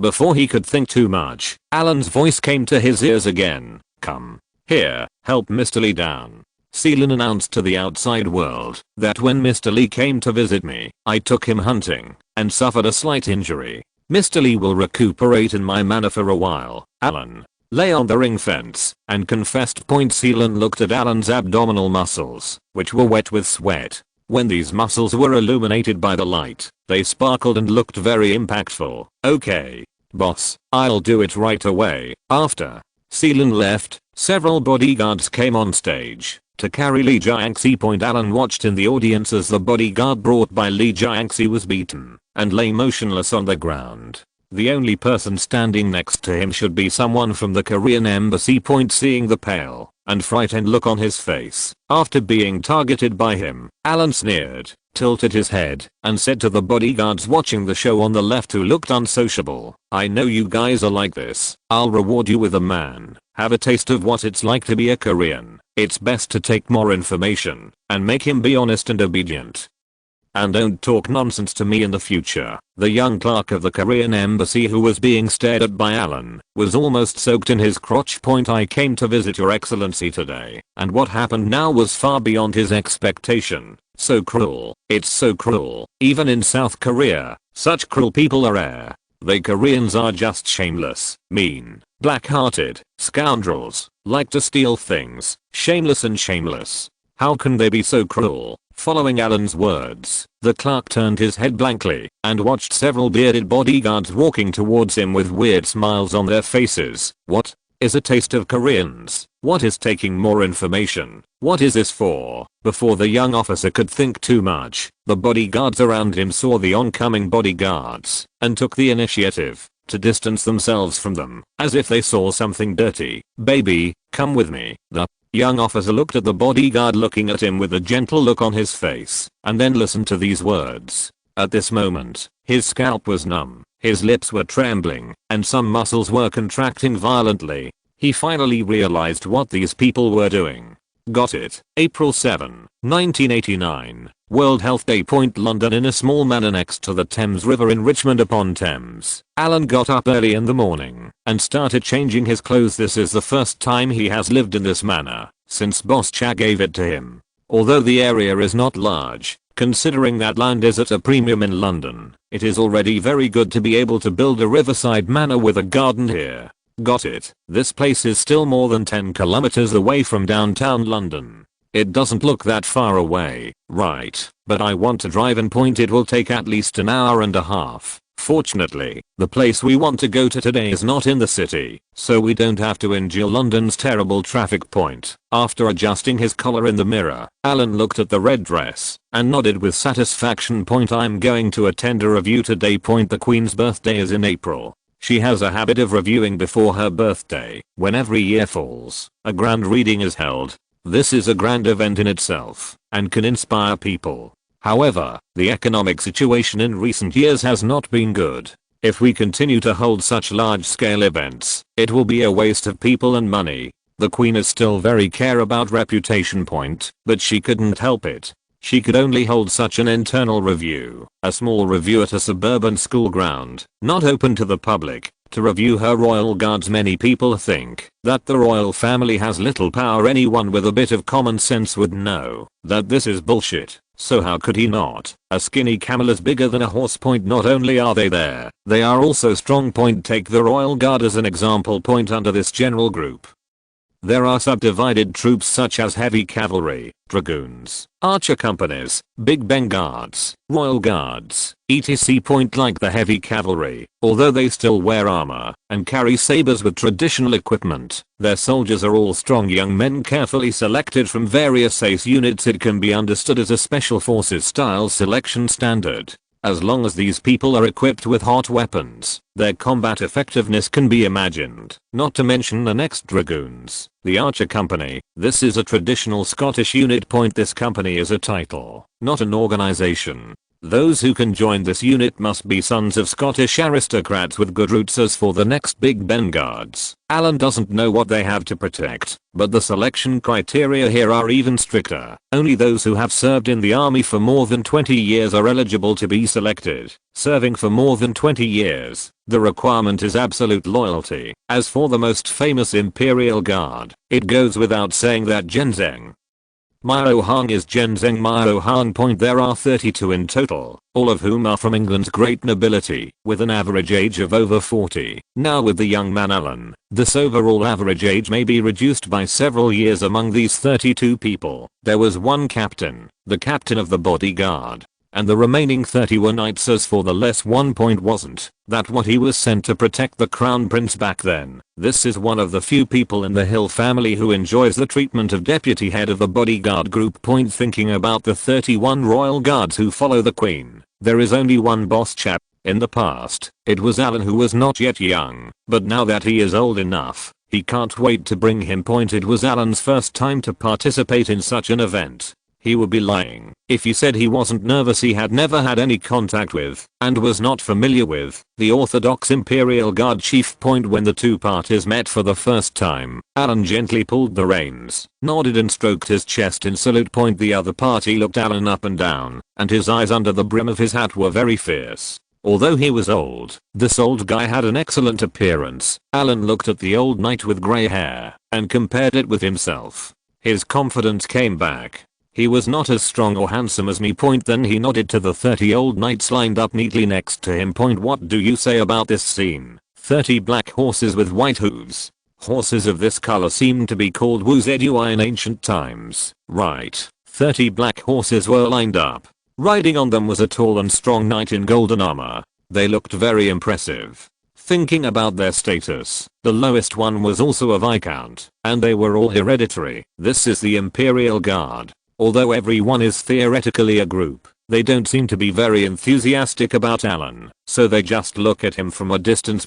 Alan looked at the black horses and gently stroked the big white horse on his crotch. His own was no worse than Thiz. He gently pinched his thighs to signal his mount to walk. How's it going? Are you envious or not, boss? Cha was sitting alone on his horse. He didn't have to say hello to anyone. He just had to wait here. When he saw Alan riding over on his horse, he asked casually, "Not as good as Wales?" Alan said something boldly. "It's worthless, boss." Cha had a look of hatred on his face. "What's so good about that poor place in Wales?" He turned his head and didn't want to talk to Alan Point as the royal guards took the initiative to greet him. Alan knew in his heart that this was the rightful owner. Point really didn't have to wait long, and the black-haired queen finally appeared, sitting sideways on the horse. The queen is dressed in military uniform, looking both elegant and heroic. Point her riding posture is different from others. She is not riding upright, but sitting sideways, with her legs in the same direction.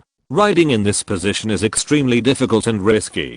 Fortunately, she is not too old now. In a few years, she couldn't do this kind of riding position anymore. Point this is the first time Alan has seen the queen so close. Point looking at this person, he was a little flustered, mainly because of his psychological shadow. From a distance, Alan seemed to see the queen glancing this way. Boss Cha gave a light drink and called Alan, who was in a daze, and the two rode over to meet up. Tap, tap, tap. Dozens of hundreds of people lined up in the school grounds, all arranged neatly, wearing all kinds of fancy traditional costumes. Alan could see a field of black top hats in the distance. Point this kind of hat is commonly seen on guards and lobster soldiers, and these images often appear in various movies and TV dramas. But what many outsiders don't understand is why these guards wear such big and tall black hats, and they are made of fur. Over the years there have been reports of guards wearing such hats fainting. Point, but this tradition has never changed. Point this kind of high hat is still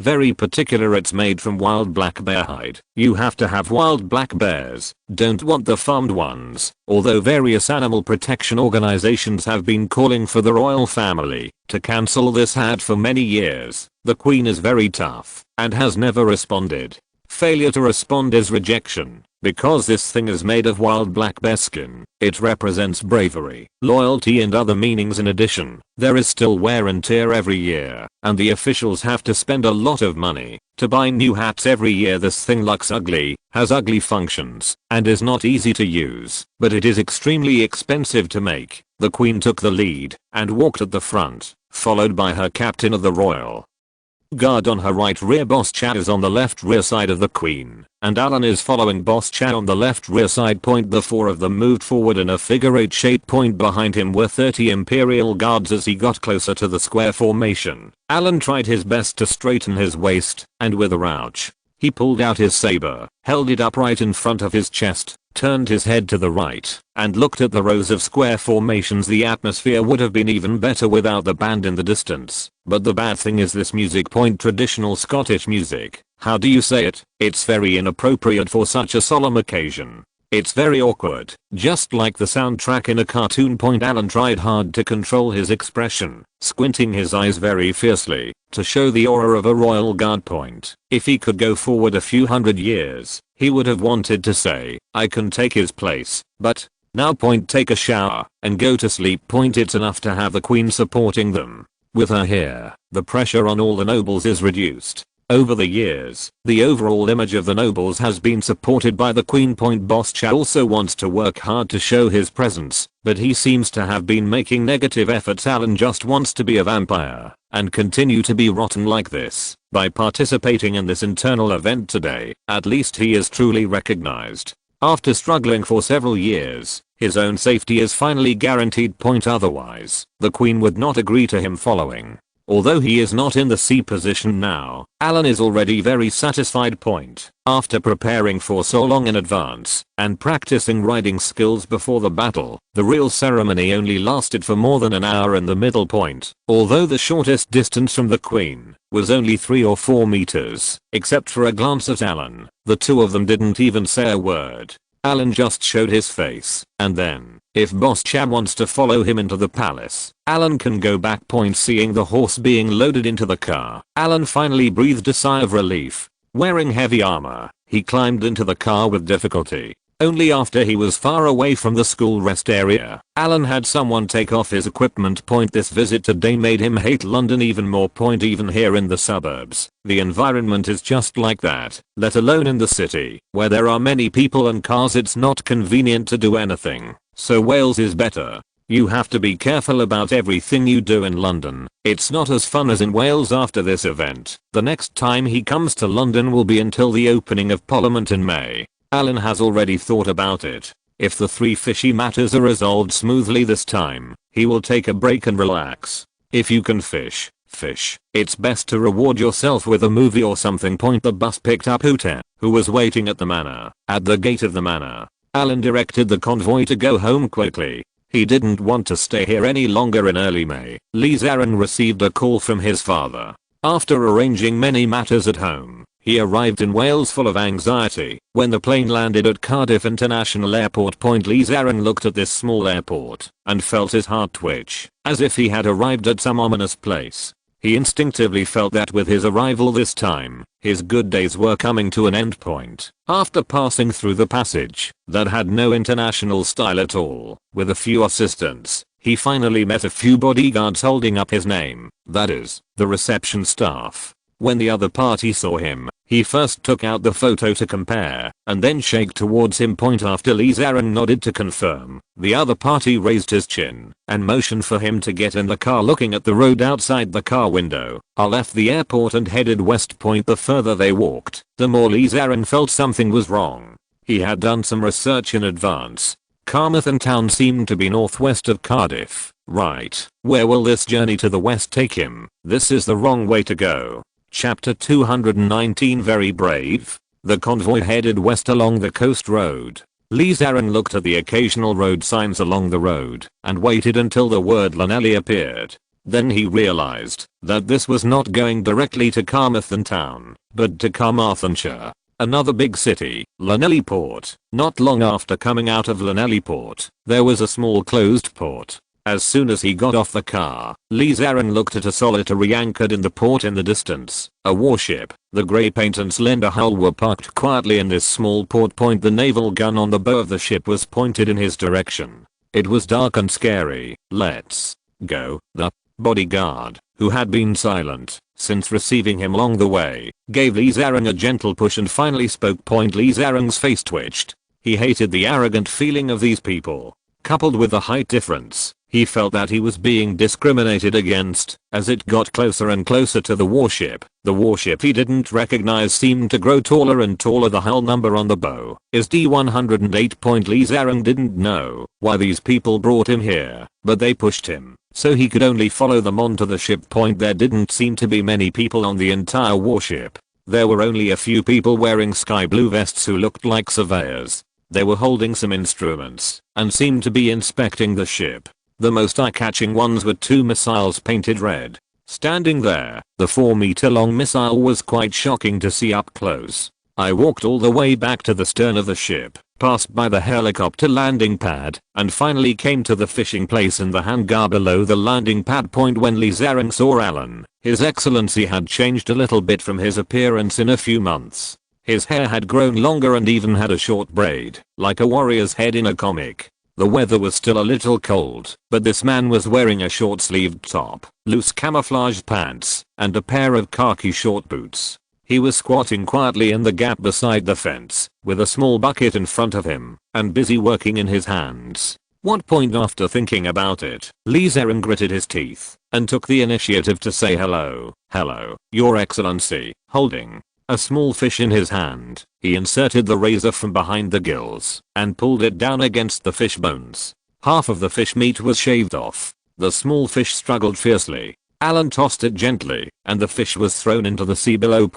When I hear someone speaking, this weird pronunciation is very Korean, so there is no need to guess who the person is. The old guy Lee Jae-angsi is still very shrewd. He is afraid that after Ashley telling the situation, his precious son will not dare to come and then sell him and leave him alone. So, when Lee Jae-angsi made the call, he did not explain the matter clearly. He only said that he was handling affairs here very well and had established a preliminary relationship with the Earl. He wanted him to come to study abroad and deepen his relationship with Alan.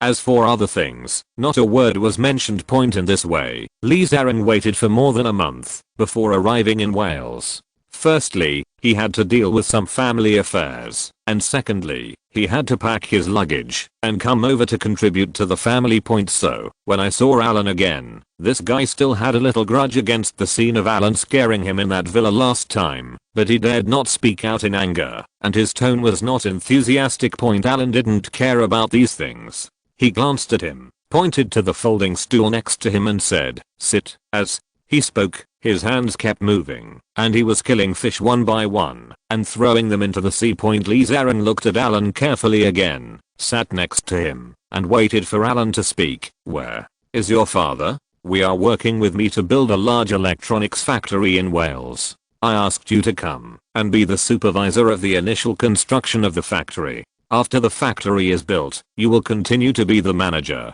Although it was Alan who forced Lee Jiangxi to sign the cooperation agreement, the matter could not end just like that. Some things should be done secretly, but the surface work should also be done well.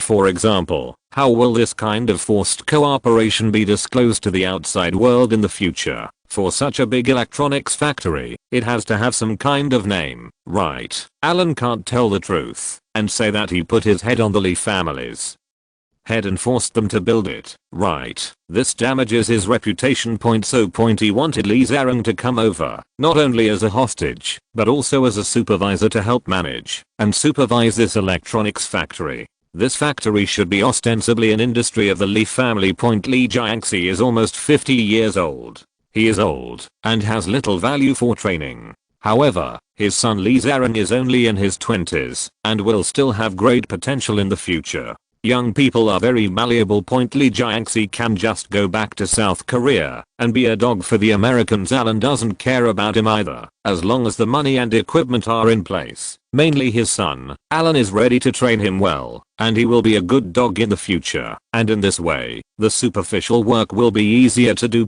This new electronics factory can become a cooperation initiative proposed by the Lee family in order to ease the relationship between them and Alan. From being forced by Alan to being proactively proposed by the Lee family. Anyway, Alan will keep Lee Jiangxi's son in his hands for a few years, and he won't be dishonest if he shows off. As for whether the Americans will blame him, Lee Jiangxi, for being a traitor and cheating, that is his own business and has nothing to do with Alan. At that time, this old man wanted to introduce Alan to the Sangsing group and wanted to play a game of driving away wolves and tigers. Now Alan is giving him a trick, so let's play slowly. Not only does he want to eat meat, but he also wants to blame the Lee family. Lee Zarang glared, come to manage this new electronics factory. Although he didn't know why his father took the initiative to cooperate with Alan to build a new factory, he was still arrogant. His life has been planned for a long time. He will first go to his second godfather's island country to study for a few years, then go to his wild father America to get a degree, and finally return to China to inherit his father's family business, starting from the top leadership position and working step by step. Live the family business. His time is very precious. How can he have time to come here and be the director of an electronics factory for Alan? Your Excellency, I'm sorry to disappoint you. I still have a lot of things to deal with recently. Time is very tight. I don't have the time or ability to help you. Oh, Alan paused with the knife in his hand and turned his head slightly to glance at Lee Zarang, who looked up and looked very strong. You Koreans are quite brave. Haha, Your Excellency praised me. We Koreans are generally very brave. Lee Zarang thought Alan was praising him, so he raised his chin a little higher. Alan smiled when he heard this. It's good to have backbone. He likes people with backbone, so that he can feel a sense of accomplishment when he breaks his so-called backbone with his own hands. But why do people with integrity still like to cheat and sneak around? Can't figure it out. Alan pointed to the sea next to him and said, have you ever caught a shark? Lee Zarang was stunned when he was asked. He had never played before. He slowly shook his head at Alan. Haha, I haven't fished before either, but I heard that using a lot of fish and blood can attract sharks in the offshore, so I wanted to try it. Can you see if I can get enough? Alan pointed casually and motioned to Lee Zarang to help him take a look. Lee Zarang stood up instinctively and moved closer to the gap. He held the railings on both sides with both hands and looked down. This place was still 4 or 5 meters above the sea. At this time, a small area below was covered by AI. Lun lost a lot of crippled small fish, which turned a small area of the sea red. Occasionally, there were black shadows swimming under the sea. Before Lee Zarang could take a closer look, suddenly, there was a huge force behind him, and his butt hurt suddenly. He couldn't stand still. Before he could realize what was going on, he was kicked by Alan. Plop. After waiting for several seconds, Lee Zarang retched and emerged from the sea. Some of the floating layer of mincemeat got on his hair, and the unpleasant smell made Lee Zarang unable to stop retching, even after he surfaced. Looking at Alan standing by the fence above, Lee Zarang wanted to yell, but he held back. Whether it was hatred or fear, it was his own emotion, but if he dared to curse today, the outcome would be different. Your Excellency, why do you do this to me? Alan looked at the embarrassed Lee Zarang and the sea, and did not speak in a hurry. Instead, he pointed to the sea not far away from him and said, "Look, the shark is coming." After saying this, Alan threw another treated bait fish towards Lee Zarang. Lee Zarang looked around blankly, and sure enough he saw a fin rising from the water not far away, and heading towards this direction. He had seen the popular movie Jaws a few years ago. He remembered the ferocious man-eating shark in it, and what Alan just said was to fish for sharks. Now the shark is really coming. Lee Zarang screamed and fluttered while saying, "Sir, help me. Help, TSK, TSK. You were so strong just now. How long has it been?" Alan looked at Lee Zarang flopping in the sea with a smile. He was not in a hurry to save him, but said loudly, "Didn't you just say that you Koreans are very brave? Climb up yourself." As he spoke, Alan thoughtfully picked up a hemp rope and threw it into the sea. Lee Zarang is almost scared to death now. The fin that just emerged from the sea is gone. It's okay when he can see it. At least he can know where the shark is swimming. Now that the fin is missing, is it about to prepare to attack? Then look at the hemp rope that Alan dropped. How can one climb up the bare hemp rope? It's still 4 or 5 meters high from the top, and there's not even a place to draw strength from. "Sir, I can't climb up.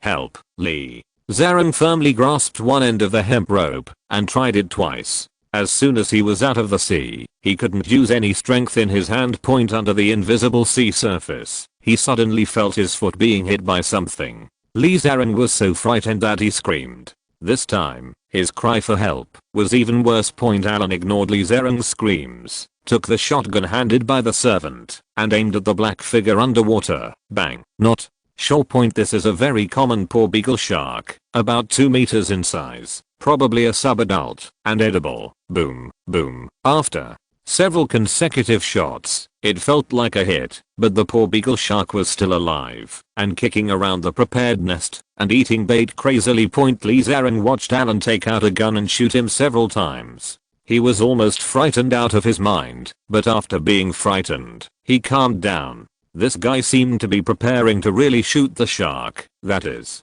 my marksmanship was poor, and I kept missing. Holding the hemp rope in his hand, Lee Zarang did not dare to move. His body rose and fell with the waves, for fear that he would be hit by this gentleman again if he moved. What an injustice. After firing a few more shots, the Excellency seemed to be angry and took another small thing from the servant's hand.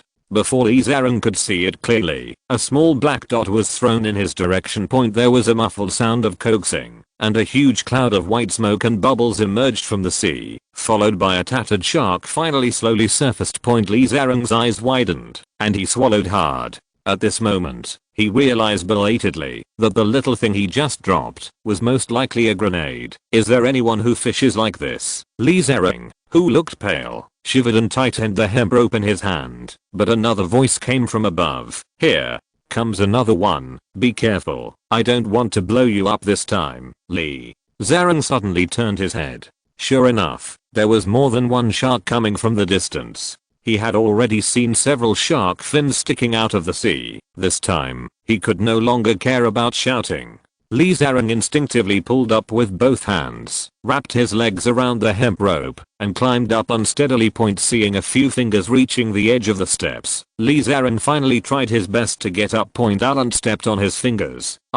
Lee Zarang couldn't bear the sudden sharp pain in his hand, and screamed while looking at Alan, who was looking down at him. He now feels like a person who is about to fall on the edge of a cliff. He managed to hold onto the edge of the cliff to avoid falling, but now his wealth and life all depend on this one foot. Let go. He would fall down in the next second, and if he didn't let go, he couldn't help but scream again due to the severe pain in his hands. "Didn't you just say that Koreans are very brave? Can you still come up?" Listening to Alan's cold words, Lee Zarang shook his hair. The seawater was stinging his eyes, At this time, he could hardly see Alan's face clearly, but the cold voice and the cold eyes told him that, if he didn't reply, it was time for him to fall. No, no, Your Excellency, spare your life, there is nothing. Spineless. Spineless. Oh, does that mean you just lied to me on purpose? No, no, no, Lee. Zaran saw that he could not explain clearly, and Felixson said, I'm willing to work for you. I'm willing to manage the electronics factory. Alan looked at the huge contrast between Lee Zaran before and after, smiled, pushed hard with his feet, and then kicked lightly, ignoring Lee Zaran, who fell down again. Rat sharks don't eat people, and are afraid of nothing. This kind of idiot will scare him to death. Only when he gets used to being scared, and is afraid of being beaten, will he be able to be a dog with peace of mind. When raising a dog, you need to train it slowly. It will take time in the future, so don't rush. After washing his hands with soap in the basin, carried by the servant, Alan looked at his watch. It was only around 10 o'clock in the morning and he could go to Cardiff to attend school. He hadn't been to school for many days. We will pick him up later and bring him back to the manor. Don't let him see those Koreans. Yes. Chapter 220. When people sit at home, disaster comes from heaven. Alan, who was busy training equestrians some time ago, but was later delayed by other things, was absent from school every now and then, and had not come to school for many days. As soon as I entered the public classroom, my eyes were first attracted by a huge poster on the wall. This should be an old movie poster magically modified. The theme is the old American movie King Kong. It's the picture of the giant gorilla standing on the Empire State Building. On the poster at this time, the gorilla is holding a large flagpole with the American stars and stripes hanging on it. But what's more funny is that originally the stars on the American stars and stripes were all white, and the stripes of the stars and stripes were also red and white. But now on the stars and stripes on the poster, the stars are black, and the red and white stars and stripes have become red and black. I can't say what this poster represents, but when combined with the gorilla, it makes people think a lot. In addition, there is a bubble box next to the gorilla with a sentence inside. America belongs to me. A black gorilla holding a black stars and stripes flag on top of the Empire State Building. Which while Long did this, George loyally occupied a seat for Alan. When he saw Alan coming, he quickly gave up his seat. Your Excellency, you are finally here. Haha, who hung up that poster? Alan asked, pointing to the poster. Let's call it the Orangutan Manifesto. That one. George looked at the poster, thought for a moment and shook his head. There was a big fuss in the newspapers about your movie in the United States some time ago, so some classmates hung up this poster. Specifically, who did it? I don't know. Oh, you still care about this? Alan's eyes flickered. Good guy. He is good at spreading news. He is indeed a college student and keeps up with current events. There was a turmoil over the release of the movie in the previous period, and as of today, it is still bustling. It's not that Alan doesn't want to solve it, it's that he deliberately delays it. First, in some states in the United States, his movie has not been released yet, and secondly, he also sells videotapes. Let's not talk about the content of the movie, but the sales of videotapes are no problem. This continued until the normal release of his movie in early February. When his videotapes were officially launched in April, he asked old Carl to deliberately bribe several tabloids, and deliberately this matter is brought up again. In short, it is to set the rhythm. Continue to attract attention, and then use the news to promote his movie video. Every time when the popularity of the news is about to subside, old Cole will repeat his old tricks and bribe several small media to set the pace. People at MPAA were driven crazy by them, and they couldn't even tell who was at fault. The reason is simple. After the film was reviewed, it was rectified. After the rectification, it successfully obtained the limited rated mark. However, when it was released, the film was actually replaced with the old version before the rectification. After the movie was released, the producers not only did not stand up and admit their mistakes, but they continued to argue and drag on for several months, endlessly.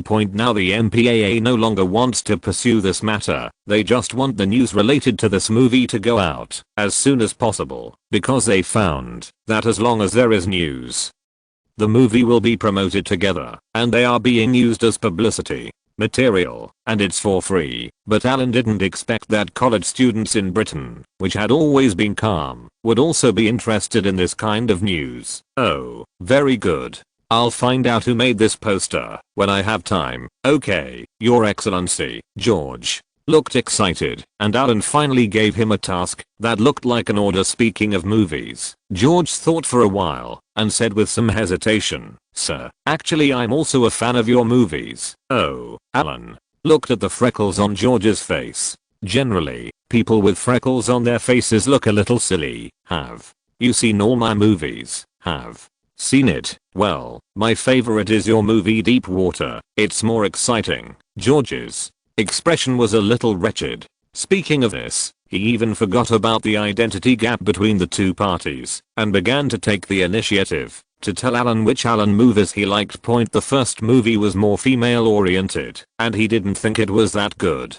But the second movie about cheating, Deep Water, looked very exciting and he liked it very much. But in the third film, The Bad Seed, which was released not long ago, he looks just average. Sir, that Italian girl Monica is really beautiful and her acting skills are really amazing. George was dancing. Then, you don't like Meryl? Ah, I don't like it. I hate Thatcher, and I hate actors who imitate her look. Alan found it interesting to hear the first-hand voices of ordinary college students. Thatcher, the old prime minister, has been in power for 10 years this year. During her years, many British people hated her. Everyone's economic income has become lower, and many people have lost their jobs. Who else should I hate if I don't hate her? Sir, look, the movies you make are more or less female oriented. In fact, you have a lot of male fans. Next time you make a movie, can you take care of your male fans and make a movie that is purely male oriented?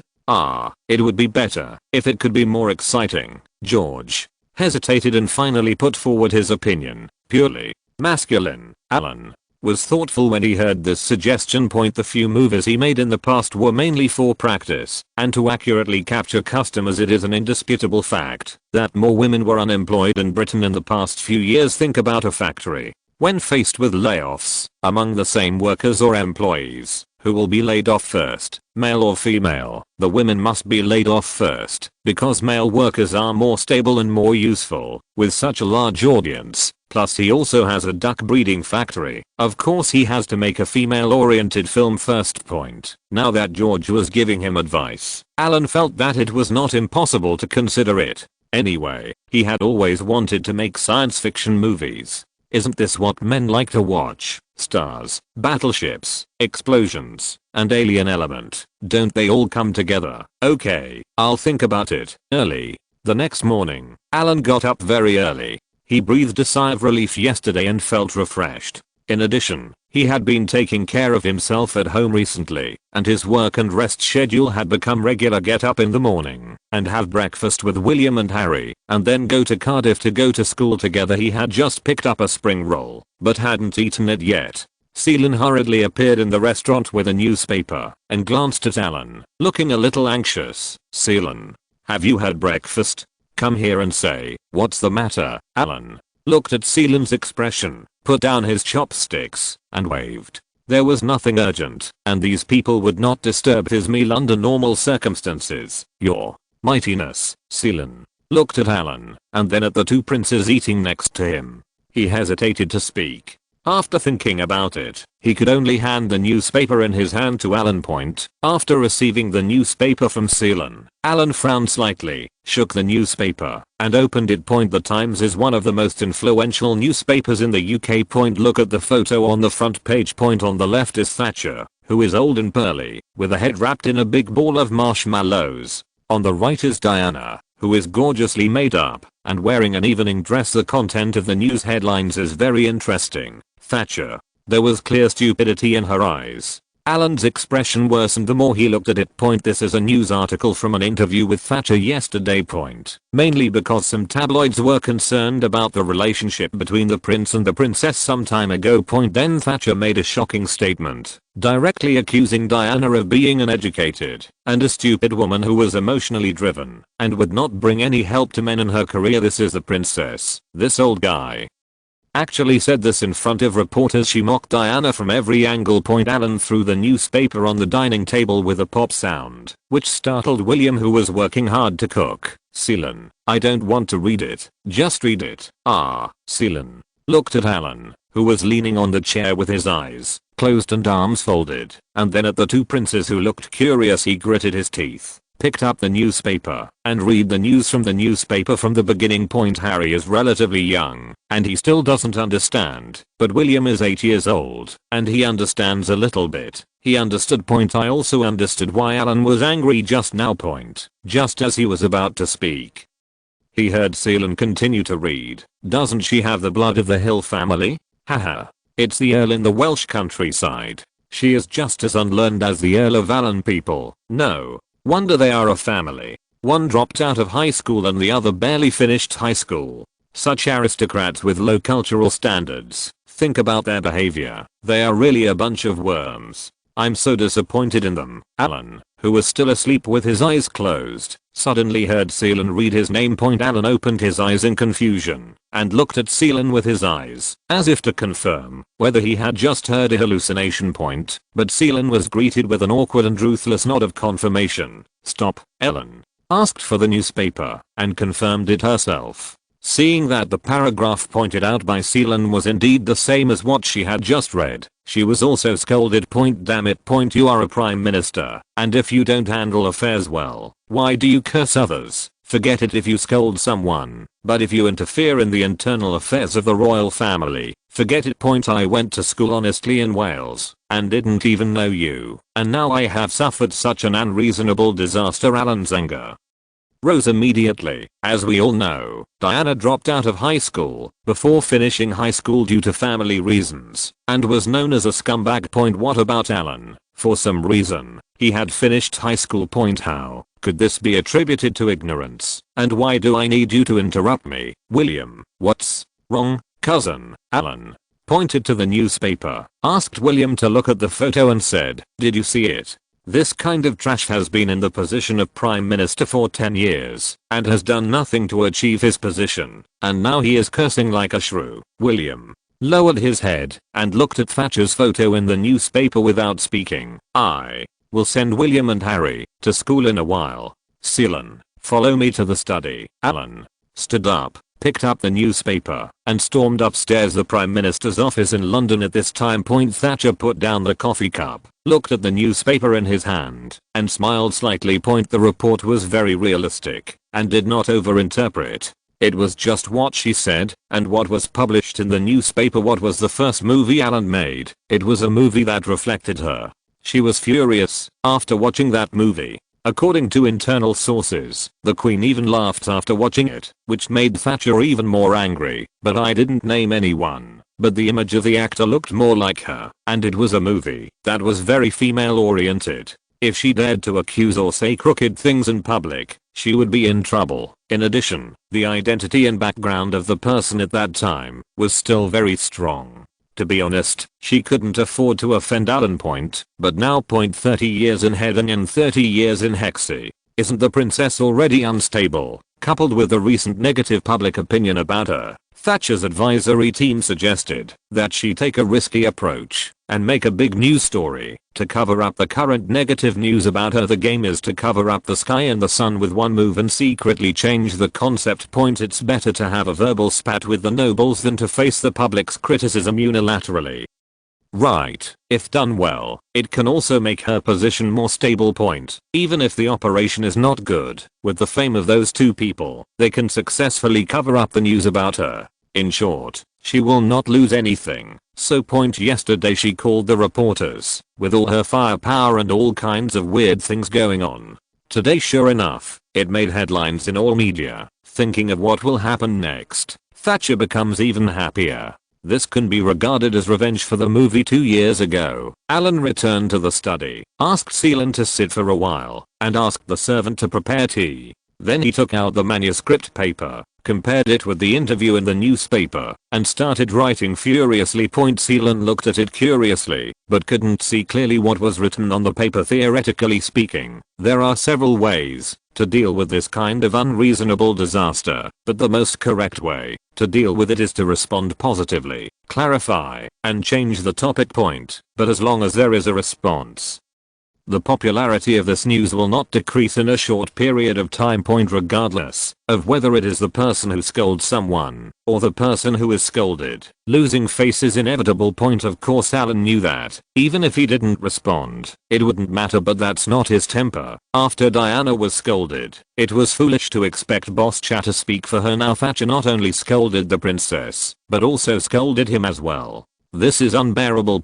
If he didn't say something about this, he would have been living in vain the past few years. Why should I suffer such an unreasonable disaster? If Thatcher dared to blatantly mock Diana and the Hill family, then why should Ellen, Diana's mother-in-law, stand up and speak out? Old guy, I've been putting up with you for a long time, and I don't want to cause trouble for you. How dare you take the initiative to cause trouble for me? After half an hour, Alan put down the pen, picked up the manuscript paper, looked at it, nodded with satisfaction, tore off a few pieces of manuscript paper, handed it to Seelan and said, "Contact several media that have cooperation with us, and put this in. I will send this response to them, and I want this response to appear where it should appear tomorrow morning, so that the people who should see it can see it. Do you understand?" Seelan took the manuscript paper and subconsciously started to read it due to professional reasons. But as he looked at it, his mouth opened slightly, and he was a little stunned. Chapter 221 Ms. Maggie's Little Story. Dear old lady Margaret Hilda Thatcher, I had no intention of paying any attention to your disrespectful remarks, but given your shallow understanding and poor vocabulary knowledge, I think I have it is necessary to give a certain response to your remarks. First of all, I think it is very disrespectful and ignorant to make inappropriate remarks about the royal family and the nobility instead of handling official duties during working hours. The economic situation of the empire is well known, and you are like an old kangaroo lying in the office, stroking your bulging belly, waiting for someone to feed you. No matter what Ms. Diana's academic qualifications are, I think first of all, in terms of image, the gap between you and her is like the gap between a bedbug and a swan. This is an indisputable fact, and in my decades of life experience to this day, I'm also the same. The first time he encountered a bedbug, he actually blamed the swan, and gave him advice on how to make himself more beautiful. Ignorance, stupidity, just like you said, under your kennel-like hairstyle, that looks like dozens of dogs have been lying in it for several years. It seems like there is a large tumor above your neck instead of your brain. Your loose skin is like a Shar-Pei dog, and your cloudy eyes are filled with a faint light that is cloudy and even more stupid, like a bedbug. I still remember when I was a child, looking through family notes in the library at home, and I especially remember a little girl named Maggie. This little girl Maggie comes from a small bourgeois family. Her father is a small grocer and her mother is a food store owner. The kind-hearted little girl Maggie goes to help her mother's food store every day. Later, she was admitted to Oxford and embarked on the road to a prestigious school. She hated her previous class. She was determined to climb up. During her time at school, she got to know various organizations and was extremely active. After she graduated, she discovered that the upper class did not accept ordinary people like her at all. The so-called organizations she joined were just children's playthings, until one day, Maggie met her boyfriend, a handsome baron. She boldly expressed her love to the baron, but her sharp and mean face showed it. Such a purposeful approach. The baron was very disgusted and rejected her ruthlessly. Miss Maggie learned from the experience and reached out to another introverted and weak wealthy businessman. Let me think about it. His name seems to be Dennis. A wealthy businessman who was 11 years older than Ms. Maggie in his second marriage. The result this time is that the perfect wealthy businessman fell. He vowed to give all his money to his Maggie to support her dream. By the way, the book also records what Miss Maggie said when she confessed her love to the baron. I'm Margaret Hilda Thatcher. Hello, you can call me by my nickname, Maggie. Seelan swallowed when she saw this. Originally she didn't know who this Maggie was, but now she knew. This melon. Too big, so exciting. Your Excellency, VL, is so talented in single player battles that no one can refuse such gossip. This kind of internal gossip is so exciting. Even veteran hosts like her who are in the media are interested, let alone ordinary people. By the way, Ms. Magi, have you received the gift I asked my servant to give you? That is a crown I asked my servant to weave with straw. I believe this is what you have dreamed of. As for the other things, the toilet brush is given to you for brushing your teeth. I hope that, after you improve your personal hygiene, you can continue your efforts and continue to contribute to the empire. Of course, if you feel too stressed recently, I sincerely recommend you to go to Gambia to relax and eat some black truffles or something. The good for nothing and mediocre hereditary Earl of Carmarthen, Ellen Hill, whom you accuse of, is addressed to Ms. Magi, who after being born as a commoner and devoted herself to the upper class decades ago, became prime minister and looked down on the aristocracy. Seelan looked away, wanting to drink some water, so he gently picked up the teacup on the table and took a sip. When did this happen? Can you tell me more? It feels so good to eat first-hand melon on the spot. Look at Miss Maggie. Hiss, it's so disgusting. Think about that person's current appearance. Seelan didn't dare to think about what kind of reaction this letter, which should be called a response letter, would bring if it were published in the newspaper tomorrow. As for other active personal attacks, no curse words were used in the whole process, such as fake and bitchy. They are all too childish. For the first time, she felt that English vocabulary was not so lacking. Plus, that most important thing. What kind of woman would take the initiative to pursue a wealthy businessman who is 11 years older than her and who has been divorced? Anyway, normal civilian women definitely believe in freedom of love. At the very least, they should find someone they like, who is about the same age. This kind of behavior of chasing sugar daddies, no matter where you are, although there are many people doing it, if it is exposed, you will definitely be despised. Anyway, Seelan's biggest feeling now is not to provoke such a hereditary noble, especially such a villain who succeeds. It is very likely that when they were just starting out, all the flattery they did were recorded in the books, and they might be taken advantage of one day. This group seems inconspicuous, but they are a small group that really holds the most authentic news.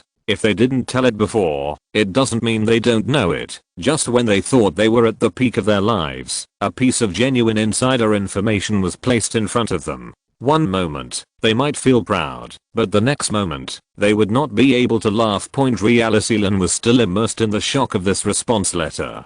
He saw his boss, Mr. Allen, standing up, rummaging around on the bookshelf, taking out a photo album, selecting from it, and took out a photo. Hand it to yourself. What is this, boss? Seelan looked at the blonde girl in the photo with a flattering look on her face, holding up a wine glass and toasting with a man who was not handsome, but was dressed very gorgeously.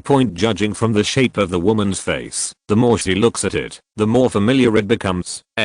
This is no picture, no truth. Have you heard this saying? Seelan nodded subconsciously. Good guy. The boss is really professional and can even illustrate it himself. Allen smiled and said, I will ask Huth to go to Cardiff University to discuss with the principal about next year's donation to the school. By the way, you can help me go to the BBC headquarters to visit my seniors. Seelan opened his mouth again and broke into a cold sweat. Although the BBC cannot cover the sky with one hand, they are definitely a giant in all media fields in the UK. And as Alan officially settled in Cardiff University, in theory, he became the real family member of the BBC. There is no way. Who knows that most of the top executives of the BBC are teachers in the media major of Cardiff University, and those in the middle and lower levels are his seniors. They are all our own. The BBC headquarters building is the teaching building and internship base for Cardiff University's journalism and media major. Now he directly asked Butler Hooter to go to the principal of Cardiff University to discuss donations next year. The meaning is very simple. Originally, one's own people have to help their own people. Although he has never met those seniors, he has money. If you have status, as long as the money is in place, the old principal can make a few calls. A large media support faction appeared in an instant. Such a relationship was much more powerful than Seelan's personal relationship. Okay, boss, I'll go right away. Don't worry, Seelan took a deep breath. The public opinion dispute was about to begin. She didn't know what preparations Thatcher had made, but on the boss's side, she believed that today's dirty information was just an appetizer, and the more powerful ones were yet to come. After this response letter is sent out, we have to look at the feedback tomorrow. How long has it been since Dane was so lively? Early the next morning, Thatcher looked at everyone who greeted her with weird expressions. It wasn't until she walked back to the office and saw something on the table that she broke her guard for the first time. On her office, there is a brand new toilet brush that has not yet been removed from the plastic bag, and there is a bottle of toilet cleaning liquid next to it. And the other side. Several videotapes were also played. In the middle of the desk, there is something like a bird's nest woven from straw. After reading the contents of the newspaper, Thatcher threw the newspaper on the table, looked at the toilet brush on the table, and said angrily, fuck. As I get older, my heart hurts whenever I get angry. The secretary quickly handed over a cup of black tea, put several sugar cubes in it, and then handed it to Satchel. Thatcher pointed at the toilet brush. He didn't say the next words for a long time. He looked at the videotape next to him and asked, what are these videotapes? Before the secretary could reply, Thatcher picked up the videotape on the table. Fake. When a person is angry, he picks up the videotape and looks at it. The name on the videotape seems to be scolding himself. How does it feel, Prime Minister?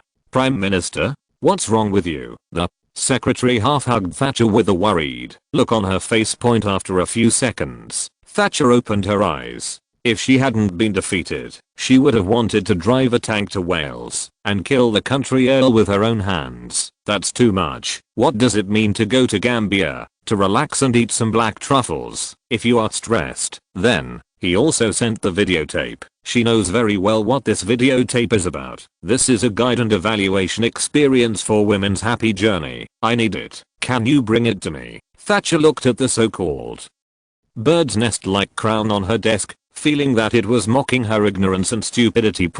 Since Alan's response letter was sent out, the media in the UK have been celebrating Christmas. The heat of the news overshadowed the heat of the opening of Congress. Have you ever seen what it means to eat melon for all as the birthplace of paparazzi? This has a history. The British people are very boring. They like to eat melon, but they pretend to be very serious on the surface.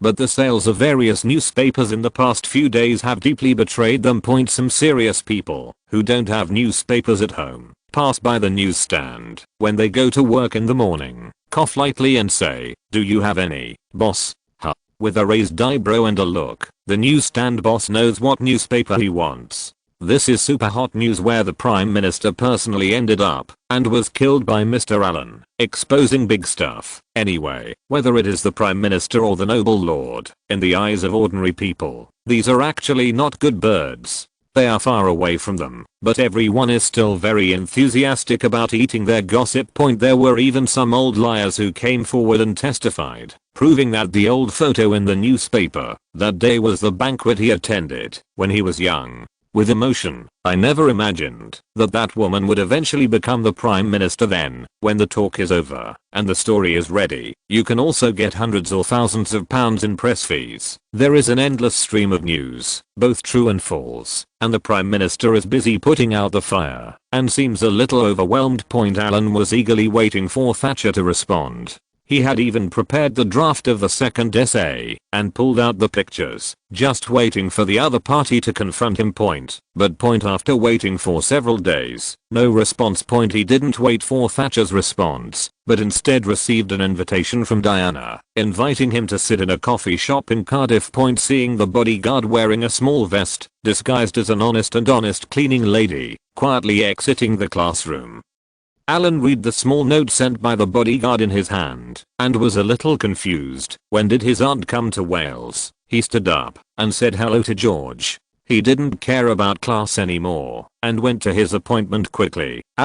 Diana had heavy bags under her eyes, but she seemed to be in good spirits. She smiled and waved to Alan first. Aunt, why are you here? You didn't just call me. Alan twisted his neck and looked at Diana, who was wearing a long black dress. I know you're in school, so keep a low profile. What would you like to drink? Lemon tea. It was past 10 o'clock in the coffee shop, and there were not many people there. In addition, both of them wore masks and were surrounded by customers disguised as bodyguards, so the conversation environment was quite safe. After the waiter brought tea and snacks, Diana looked at Alan first, took off her mask and smiled. I never thought that one day Alan would be able to help me. Alan blinked and said nothing. He reached for a small croissant, tore it in half, and started eating. He thought Diana was coming to say these words of thanks. But do you need to thank me for this? Not to mention that we are all related by blood.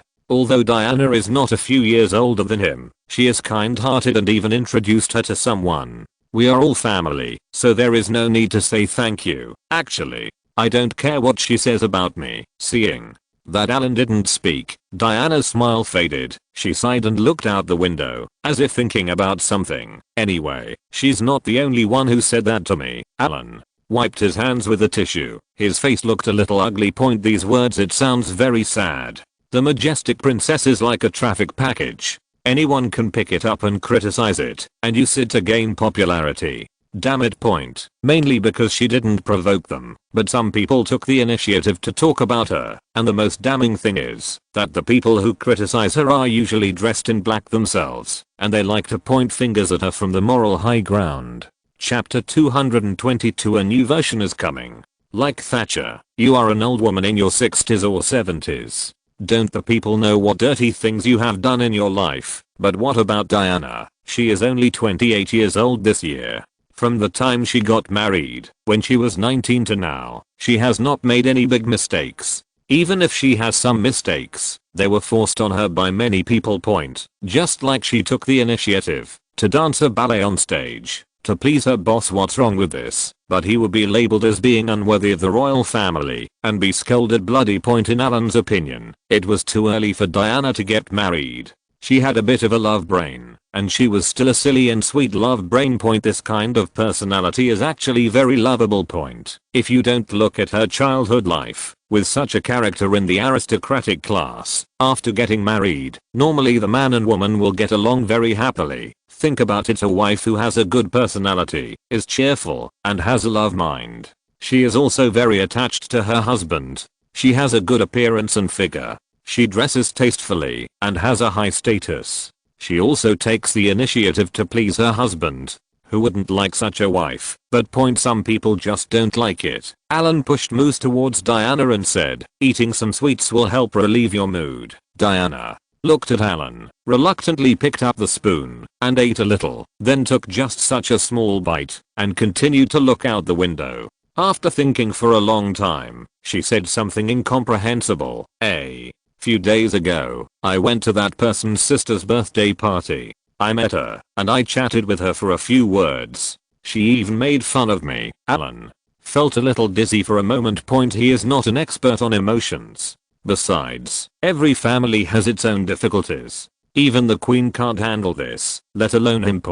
But now that everything has been said, it's okay not to speak. Well, after thinking for a while, Alan, who was a little irritable, asked the bodyguard for a pack of cigarettes, opened it and lit one. When she heard the sound of a lighter, Diana turned to look at Alan. Auntie, do you want one? Alan subconsciously gave up a cigarette, but Diana actually took it, imitating Alan's example, lighting it herself, and then cough, cough, cough. Seeing Diana choked, Alan smiled heartlessly. Diana, who was choked with tears, glared at Alan, stubbornly refused to throw it away, and took another small sip. Aunt, I actually don't know what to say, but personally, I definitely support you. Diana blew out the smoke, lowered her head, rolled her eyes slightly, and just looked at Alan through the smoke. She believed this. If Alan hadn't been on her side, he wouldn't have come forward to respond to the news in the newspaper, and it was still such a big deal now. At the critical moment, even her biological brother is not as reliable as Alan, her mother's family. But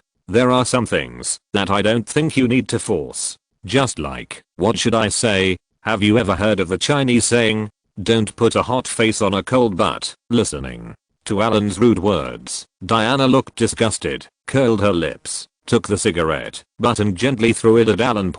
After patting the cigarette ashes all over his body, Alan picked up the cigarette butt and put it out in the ashtray without getting angry. Instead, he said, "Look, you took the initiative to grow short hair. Are you going to imitate her?" Diana's expression suddenly changed, and she shook her head trying to hide it, not wanting to admit it. But Alan knows too well. The old Diana had long blonde hair and big waves, and she looked better than the short hair now. But why does she have short hair? Because she thought Boss Cha liked short hair. This is a love brain. Aunt, you are actually the challenger, not the competitor. Can you understand? Alan said softly, gesticulating with his hands as he spoke. Diana nodded subconsciously, but she couldn't help herself from thinking, I know, but I just can't help thinking about it. Alan took a deep breath. This speaking of which, this is actually just idleness and nothing else. Think about it. For some reason, she has been ostracized by other local aristocratic groups since her marriage, but Boss Cha is busy with official business and often travels on business. She spends her free time at home apart from giving birth and raising children, and occasionally does charity work during the rest of her time. And then she's gone. This doesn't feel like normal life. It would be weird if it wasn't boring. Coupled with the jolly personality of a love brain who likes to think blindly, it is completely over. Aunt, I think you should think more about yourself. Find something to do that you like, relax, and do things that interest you. You can't change yourself because of other people's opinions. You just have to do your best. You are good enough yourself. What else can I do? Do you want to help you find a blind date? Upon hearing Alan's words, Diana rolled her eyes and choked. Alan, damn, I'm trying to persuade you. You don't know a good person's heart. Alan grinned, his face hurt. Ha.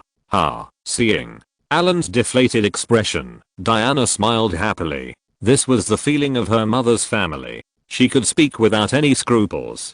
She felt very happy when she choked Alan. Alan picked up another croissant, squeezed it hard in his hands, and then stuffed it into his mouth.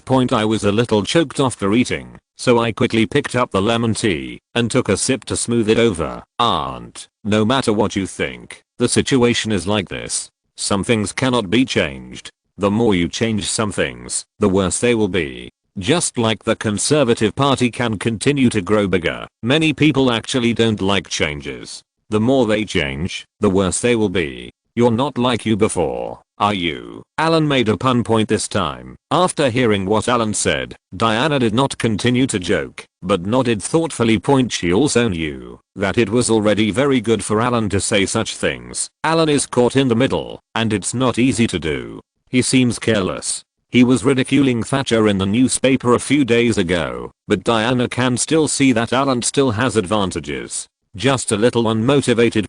Now, he even takes William and Harry with him, so what else is there to say? After glancing at Alan, Diana whispered, "You have been in so much public opinion recently. I'm relieved. What about you? Have you thought about how to end it?" Alan sighed. He didn't need to tie things up.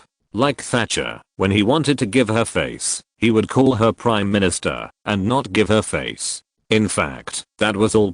Everyone is not in the same system, and Alan doesn't give her any advice at all. She has some power during her reign, but she can only say a few words of praise. No one paid attention to her before, because the British aristocrats like to keep a low profile. If it were another aristocrat, she might have been scolded by Thatcher for a long time, and the people would not know who she was talking about. Alan was now well known and influential, so she seized the opportunity. But the difference between Alan and other nobles is that he will not spoil Thatcher at all. You have already named me and scolded me in the newspaper. Why can't I talk back? Not only did he have to talk back, but he also had to reveal dirty information about her, expose her old background, and leave a psychological shadow on her, so that next time she would not dare to provoke him casually. These are all trivial matters. Auntie, don't worry about it. In the worst case, I will go to the overseas colonies to hide. Alan smiled and joked. Diana raised her head and glared at Alan again and said, "I'm going to visit Zhangjiang with him at the end of the year. Don't you have a good relationship with Wei Duoyi?" Are you going? This was the first time Alan heard that they were going to Zhangjiang. The news was too sudden. Alan instinctively lowered his voice and said, "What are you going to do there?" Diana frowned, subconsciously picked up the spoon, dug out another piece of mousse, took a small bite and then said, "It seems that I have to give a speech and attend some ceremony. I can't remember clearly." Alan looked at Diana with a speechless expression. What this woman cared about most when going out was how much jewelry and clothes she brought, whether the photos looked beautiful, and what the scenery was like in the place she was about to go. As for the others, she can't remember. Known as the British super large vase. Okay, your highness hasn't told me about this yet, so it's probably none of my business. Alan didn't want to go with them. If he was free then, he would definitely go by himself.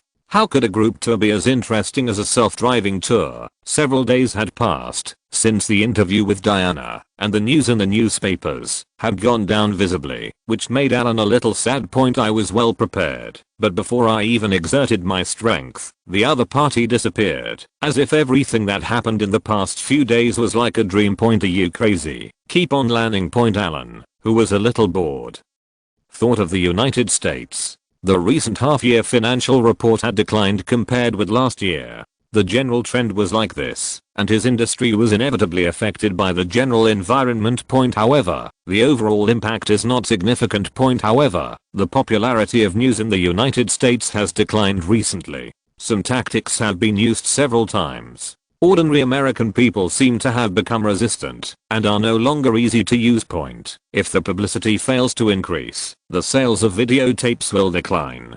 The sales of videotapes will decline, and Mr. Allen's income will decline. How can this be possible? This time Allen is going to personally come up with some new tricks to set the rhythm. Are you ready, Yankee? A brand new version that you haven't seen before is coming. An old building with a small courtyard on 3 floors in Cardiff. On the sign at the door, there is a logo that is not too big. 21st century Earl Pictures, Sony offices. This is where the people sent to work for Alan from Sony work. The place is not big, the environment is very good, and the daily work is also very leisurely. Most of the time, I only need to send the island country twice a year a financial report of how much money I lost in the first half of the year and how much money I lost in total for the whole year. As for other operations of Earl Pictures, they cannot participate. And today, for the first time since the establishment of the office, the noble Earl came to inspect the work at 3 o'clock in the afternoon. More than 30 staff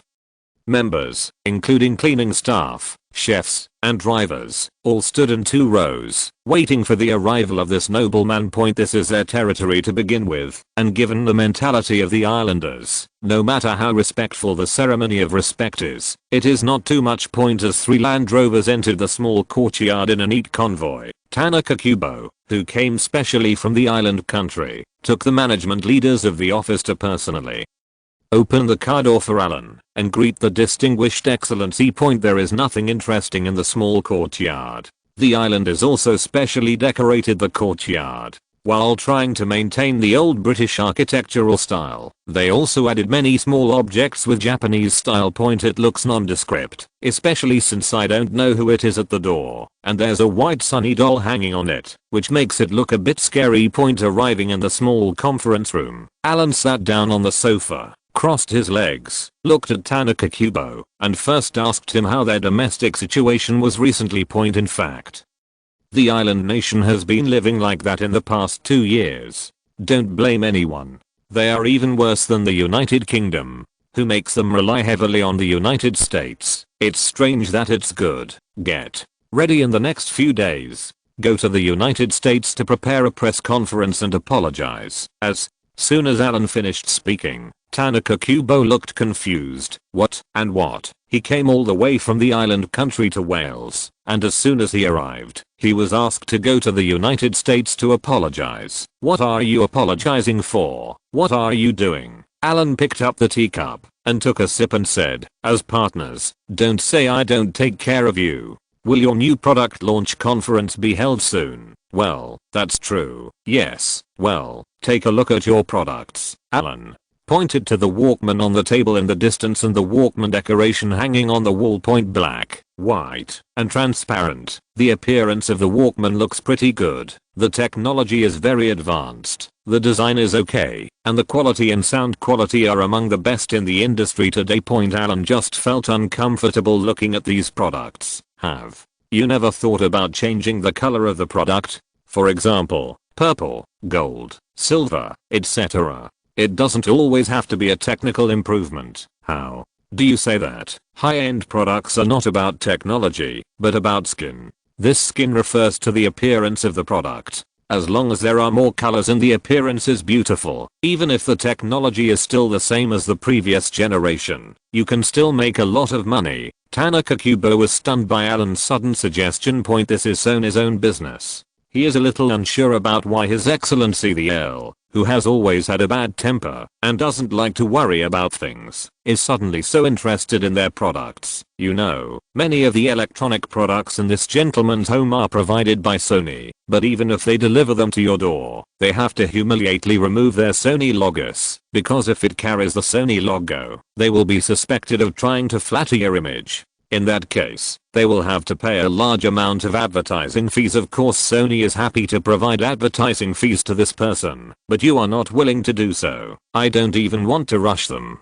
I can use their Sony products, but they have to remove the logo first. It's so arrogant. But Sony is like this. They still admit it honestly and deceive themselves. Anyway, even if it is an off-label product, it is still their Sony product. Now, this gentleman actually takes the initiative to care about their products and even gives his opinions. This has to make Tanaka Kubo feel a little unreal. Sir, do you need us to do anything? After thinking about it, Tanaka Kubo was still ready to get straight to the point. It was time to put them to use. P.S. Well, it's the end of the month. Gentlemen, if you have any monthly tickets, please give me some. The difference between 110 monthly tickets is less than 1,000. I don't want more. If I get enough of 1,000, I can continue to be a salted fish with peace of mind. Chapter 223 Self-Destructive Marketing. Right, Alan looked at Tanaka Kubo with a smile. As if you were very wise. Summer is coming soon. As for the new products, I hope you can add some tricks, even if you just bring some water stickers. What kind of color do you want, Your Excellency? Tanaka Kubo still has sovereignty over the appearance and color of the product. As long as he is happy, even if he wants colorful black, he is confident that the people in the design department can make it. Well, look, you can add some watermelon element to it. Tanaka Kubo's heart felt cold.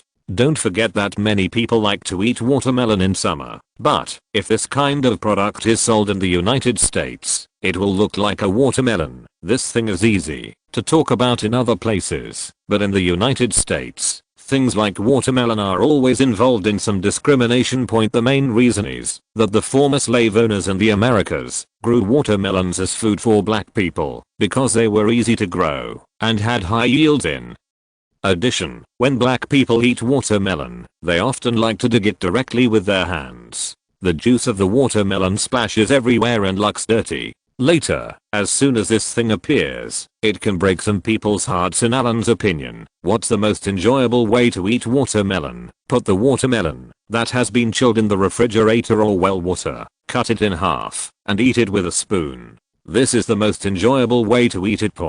But if you think it's unsightly to dig it in and eat it, you can cut it into pieces and eat it with toothpicks or forks. I just don't understand why those people like to use these things online, making them afraid of this and that point. Since they have ambiguity about this, let's take it out separately. Your Excellency, this is, I know what you want to say, but have you ever thought about it? Sometimes you don't need to be so comprehensive when doing marketing. Some groups are not your target customers and they don't have the money to buy your products. Alan said this, patted Tanaka Kubo on the shoulder and said meaningfully, if you use this kind of obviously ambiguous publicity method, although you will lose some potential customers of little value, you can gain a lot of money. Batch customers who are not yours. Sony already has a criminal record.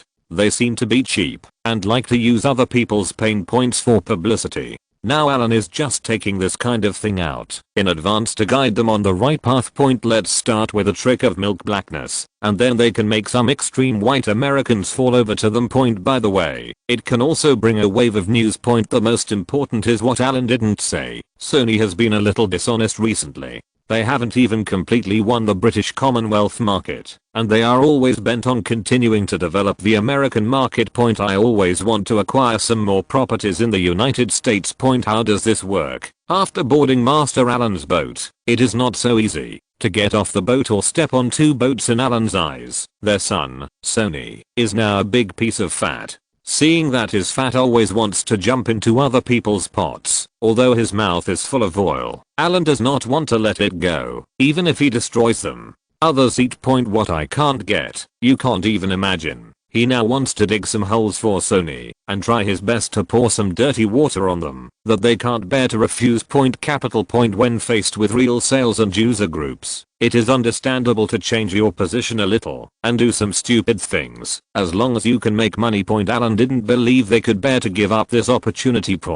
Even if they don't take the bait, he still has hundreds of Koreans in his hands. If he randomly sends a few people over, even if they pretend to be Sony people, they will still be seduced, want to break away from Mr. Allen, and take care of the development of the United States. No way, as long as they do it, this will be the handle to further control them in the future. Allen briefly explained the benefits and small risks to Tanaka Kubo. Even if the controversy is too big in the end, aren't you very good at apologizing? Then you can just hold a press conference, bow a few times on stage and apologize. Only by being in the news for several months can you gain popularity in the United States.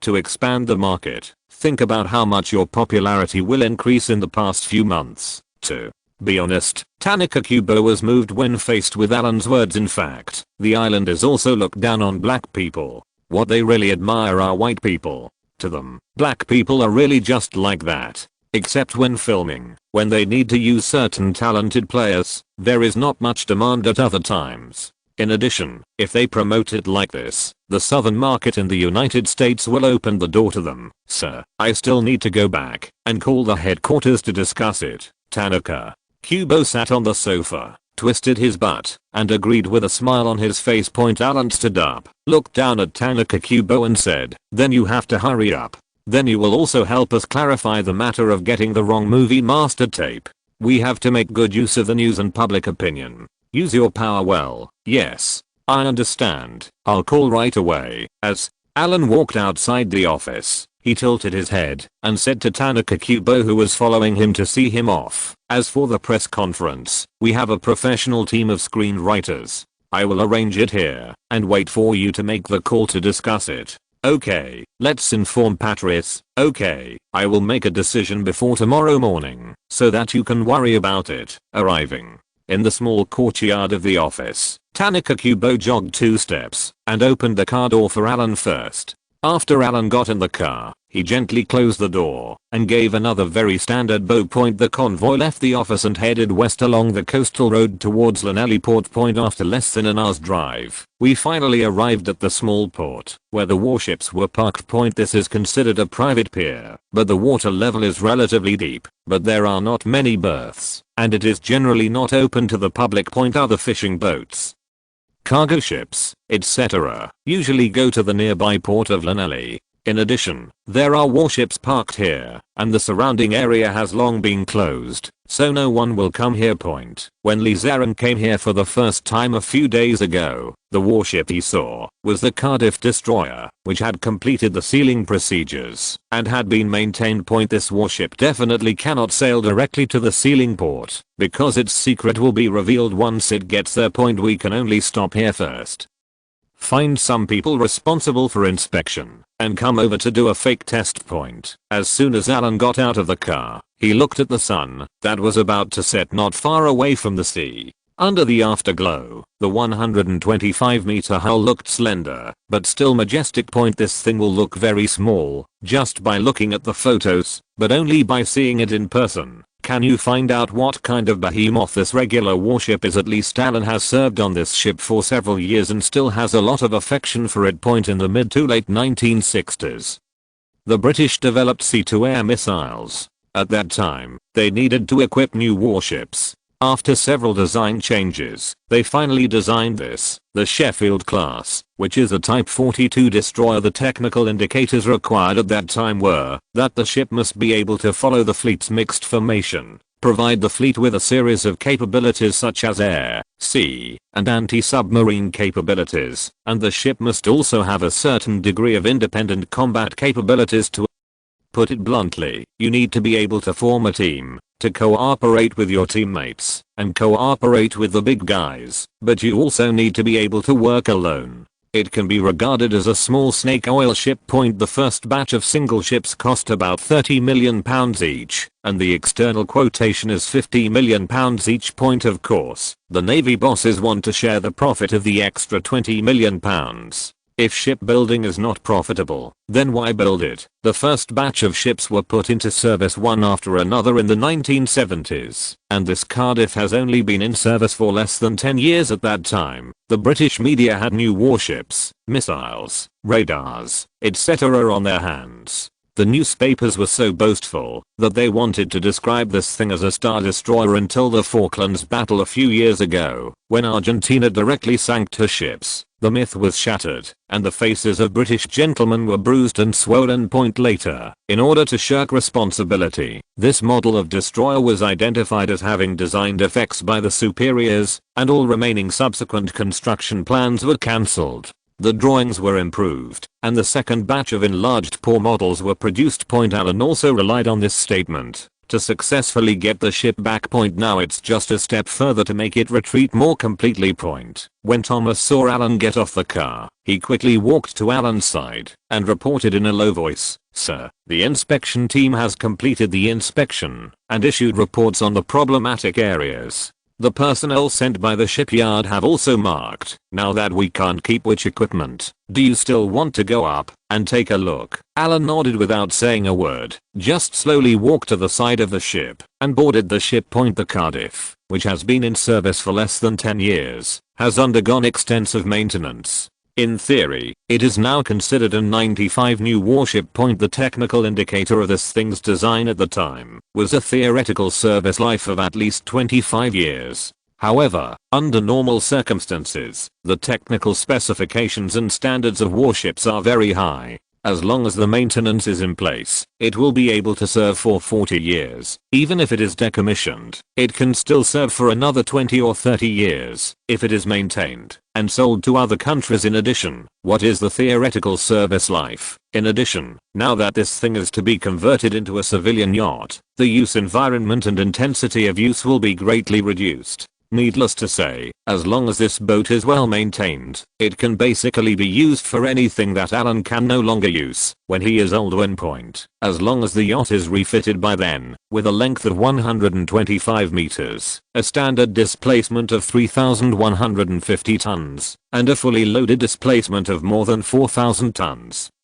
It will become one of the top 10 super private yachts in the world, or even the top 5. Okay. As long as he fills up the tank and brings supplies, Allen and 100 servants can be self-sustaining for a month and a half on one trip to sea. Wherever you want to go, you can go on a yacht and make your own home on the sea. Think about the concept of a 125 meter long, 14.3 meter wide private yacht in ordinary residential and commercial high-rise communities. The standard height of each floor is 3 meters to 3.5 meters. Generally, a height of 3 meters is good. 125 meters. The concept of a 40-story residential complex with 4 households and 3 bedrooms lying directly in the sea. It is nothing more than a palace on the sea.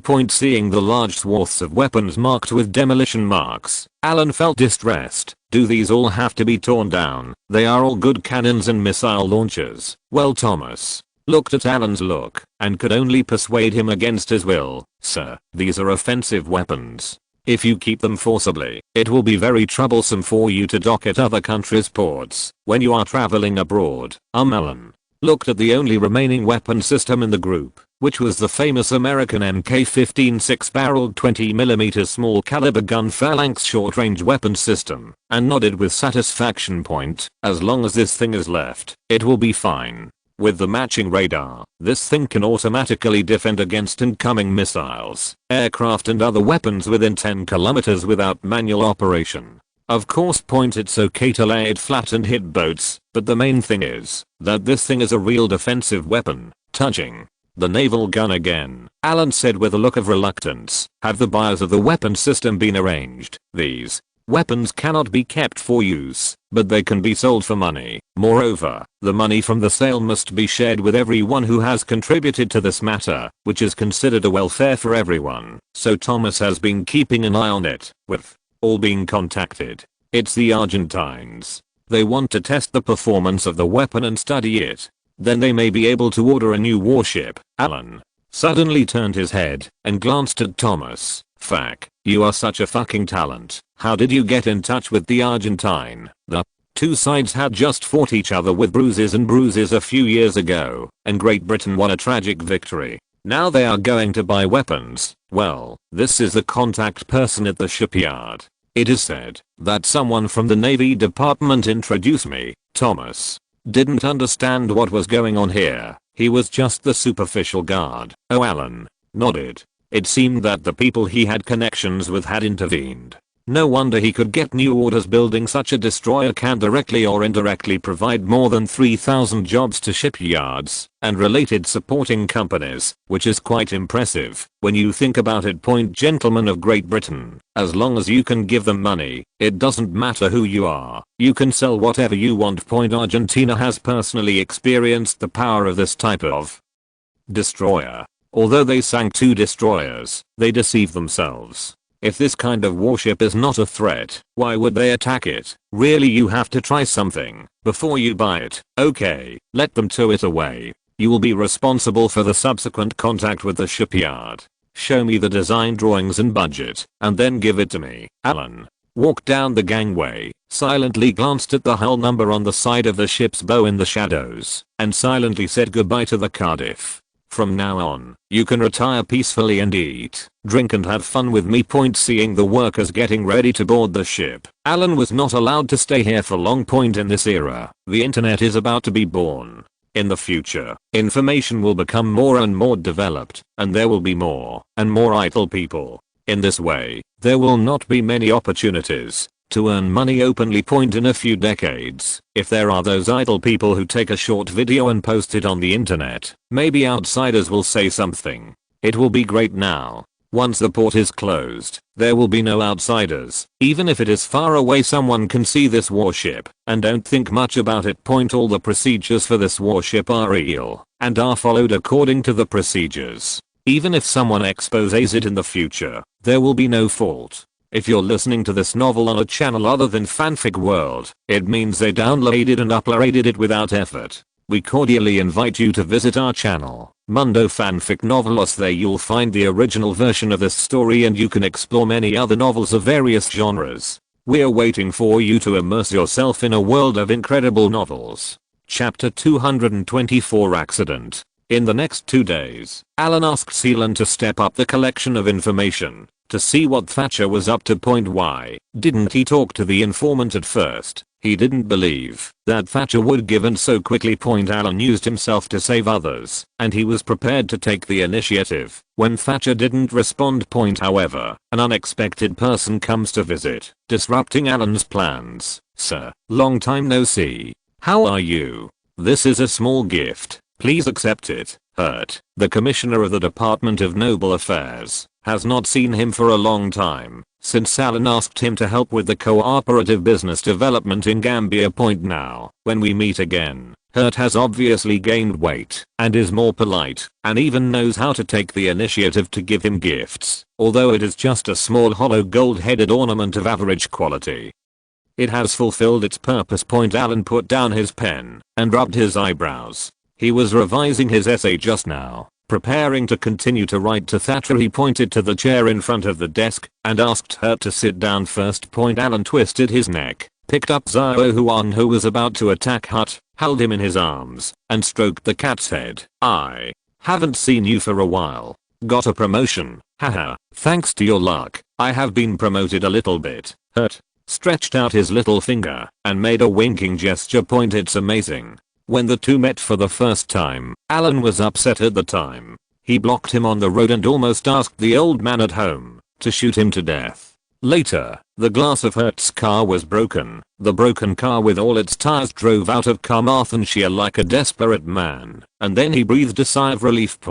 That incident left a very deep impression on him, but thinking about it after several years, he can still laugh and talk in front of this excellency. Isn't this luck? What do you want to see me for? Tell me. Alan felt that he didn't seem to have much interaction with the Ministry of Noble Affairs now. Only the Gambia side was operated in their name. Well, it's like this. I didn't need to come this time, but some people didn't dare to come to see you. In the end, the job fell on me. Hurt didn't rush to say anything. Instead, he complained that none of his colleagues were willing to come, and it would be his turn in the end.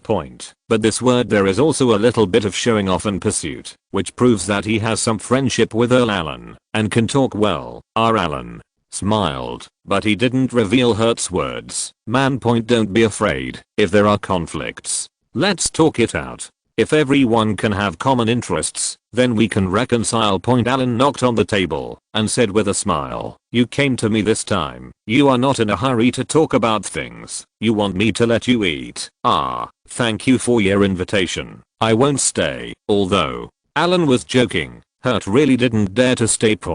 After inking for a long time, Hurt said softly, sir, have you paid attention to the recent international news? How can I have time to pay attention to international news? A few days ago, someone scolded me in the newspaper. I'm usually so busy, so I took the little time left to respond to her. I don't care about the rest. Well, seeing that Alan was in a good mood, Hurt thought about it for a moment, then gritted his teeth and said, sir, it's like this. Our nobles who have properties abroad will all divest their capital in the near future. Aha. Alan was playing with Zhao Huang and listening to Hurt's words. He just hummed and suddenly realized what he was doing. Divest? Why divest? You want me to withdraw my capital? Why? Where? Alan leaned forward slightly, ready to see what reasons Hurt was going to tell him. Sir, what do the Americans criticize them for? They don't have freedom of speech. I don't know the details.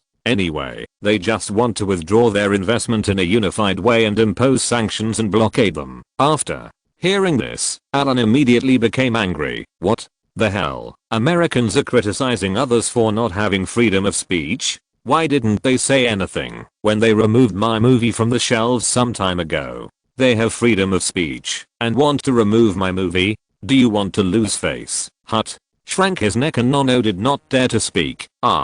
Talk, your excellency. This was not arranged by me. I was the one who sent the message. Hurt was also aggrieved, but he was still a little lucky. If it had been someone else today, if the gentleman in front of him had been angry, he might have dared to kill someone with a gun. I do not care. Alan narrowed his eyes and stared at Hurt with a fierce expression. I don't care how your Noble Affairs Department arranges it. Don't order me. Let the Americans eat shit. They can do whatever they want, but they are not qualified to order me. I won't listen either. Hurt's face became embarrassed, and he looked confused. Your excellency, your property can be transferred to other places. There is no need for this. Fuck.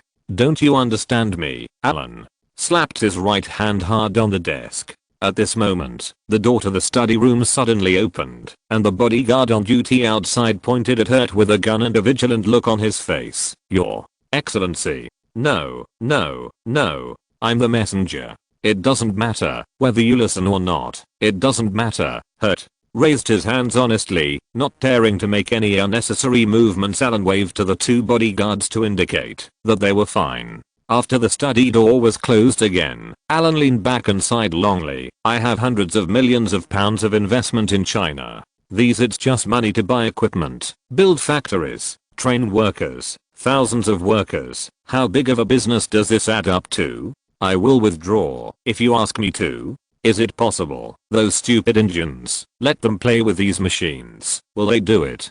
Besides being interested in things with holes, what else will they do? If they could, what would I have done? The more Alan thought about it, the angrier he became. looking at Hurt, who looked aggrieved. He would have really wanted to take it out on him if this kid hadn't been honest. Sir, don't be angry. Many nobles have complained, but this is all an arrangement from above, do you think? Hurt moved the camp in a very stupid way and carefully comforted Alan. What am I looking at? I don't look at it. Fuck the Yankees. Let them die. Go back and resurrect. Just say I know, but I won't withdraw. Your mightiness. Hurt stood up hesitantly. This was not a persuasion, but how could he go back with such words now? Alan looked at Hurt with a sullen face and said, take my exact words back. Who asked to withdraw? Let them come and tell me in person. If it is a Yankees idea, let them come and tell me. Look at it. Will I stick a 600mm torpedo in their mouths and sink them to the bottom of the Atlantic Ocean? Hurt swallowed and prepared to retreat very wisely. Seeing that Alan was getting more and more angry as he spoke, he was just a messenger, and there was no need to bear this kind of anger that did not belong to him here. Okay, I remember, Your Excellency, so I'm really sorry for disturbing you today. Hurt stroked his chest and saluted very honestly, and the etiquette was so perfect that Alan watched him quietly exit the study without calling him point after Hurt left. Alan waited for a few minutes before pulling the bell. When the servant outside the door came in, he said, ask Seelan to come over. Listening to Alan's brief description of what happened, Seelan frowned and thought for a while before telling Alan about the international situation during the recent period. It can be said that the situation has changed. The United States needs to find new potential targets, and then looking at the outside world, there are only a few big ones besides our own people. This is a current situation. As for the need for Western capital to divest,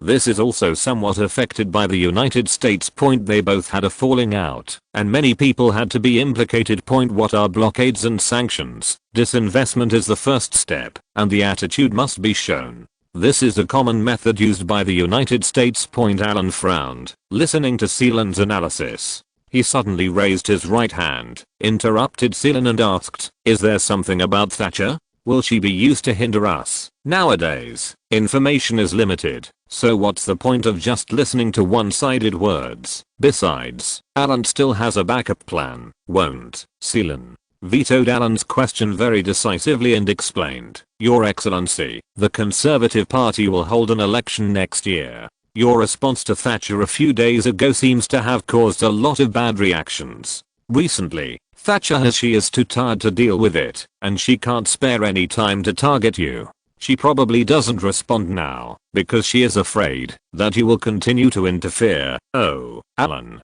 blinked. Why was he there again? Thinking about it, he didn't do anything. He just wrote a short essay with very low attack power. Seeing Alan's doubts, Seelan thought for a while, organized his words and said, Your Excellency, you have set a certain pattern. It turns out that in Alan's mind, arguing with people in newspapers, isn't this just like the online insults of later generations? The kind of online chat on Weibo. He has this kind of internet thinking. Once he has scolded the other person, he has to give the other person a hard blow. According to the popular methods on the internet, if you want to deal with someone, you must dig up the other person's dark history, starting from the other person's childhood, and then dozens of years later. After so many years, you can always dig up some dark history, so play hard. But now we still attach great importance to personal privacy. Even when two parties criticize each other in newspapers, it is very common to talk about each other's appearance, family background, education, voice, or any famous scandals they have committed.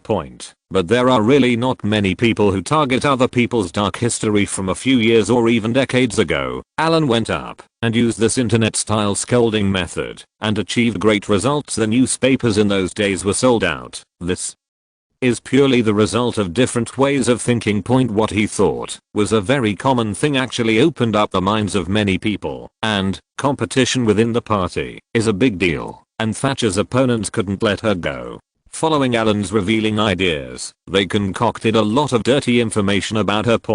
So Thatcher really doesn't care about confronting Alan now. Can this still happen? Alan is a little bit doubtful about life. Seelan looked at Alan with admiration. This is a genius in the news media. Pity. After the two analyzed it, the current situation was very clear. Many capital withdrawals were not due to the demands of the Yankees, but because they were afraid of being implicated, or even being tricked.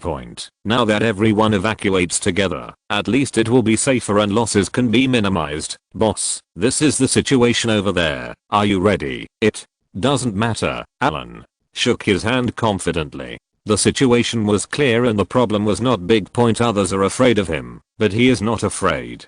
A friend in need is a friend indeed. Alan asked himself that he was producing and doing business normally, paying taxes honestly, and paying workers well, so there was nothing wrong with that point, and he gave Councillor Wang a tank worth millions of pounds. For him, this thing would take up space in his home, and would not be worth selling, but it would be of great use if it was given to those who need it. Now it was finally time that this favor might be needed. Is it worth spending millions of pounds to protect a business worth hundreds of millions of pounds? In Alan's opinion, it's worth it. When doing business, no matter where you go, in addition to obeying the rules, you must also have good interpersonal relationships and be polite. He does business honestly, and this time he won't give face to the Americans. He just won't withdraw. I'll write a letter to Councillor Wang later to ask about the situation, and just mention a word or two about my worries. As long as your own property is in good condition, others will love you to death. Okay, please pay more attention to this situation in the past few days and report to me if you have any questions. Okay, boss. Seelan stood up, smiled, said hello and went out. Alan thought about these plans for a long time, became a little hungry, and called the servant to order some pastries before the servant served the meal. Alan sighed, put Zhao Huang, who was about to fall asleep, on the desk again, put away the small composition, and took out the folder next to it. There have been too many things going on recently. Things are happening everywhere, and Alan has obviously felt that his energy has been seriously affected. Take a look at this information report on Bentley. The other party is now hosted under a certain military industrial group. This military industrial conglomerate in Britain is not large in scale, but its relationship is extremely tough. So tough that even Alan can't afford to offend it. But fortunately, there was no conflict with the other party, and after Hooter's inquiries and contacts, the other party seemed willing to sell Bentley. It's not that Bentley can't be profitable, but their profitability is very low. The current Bentley is in a state where grandma does not love her, but her uncle does not love him. Not only do they have the military industrial conglomerate, but also the big brother Rolls-Royce is suppressing them.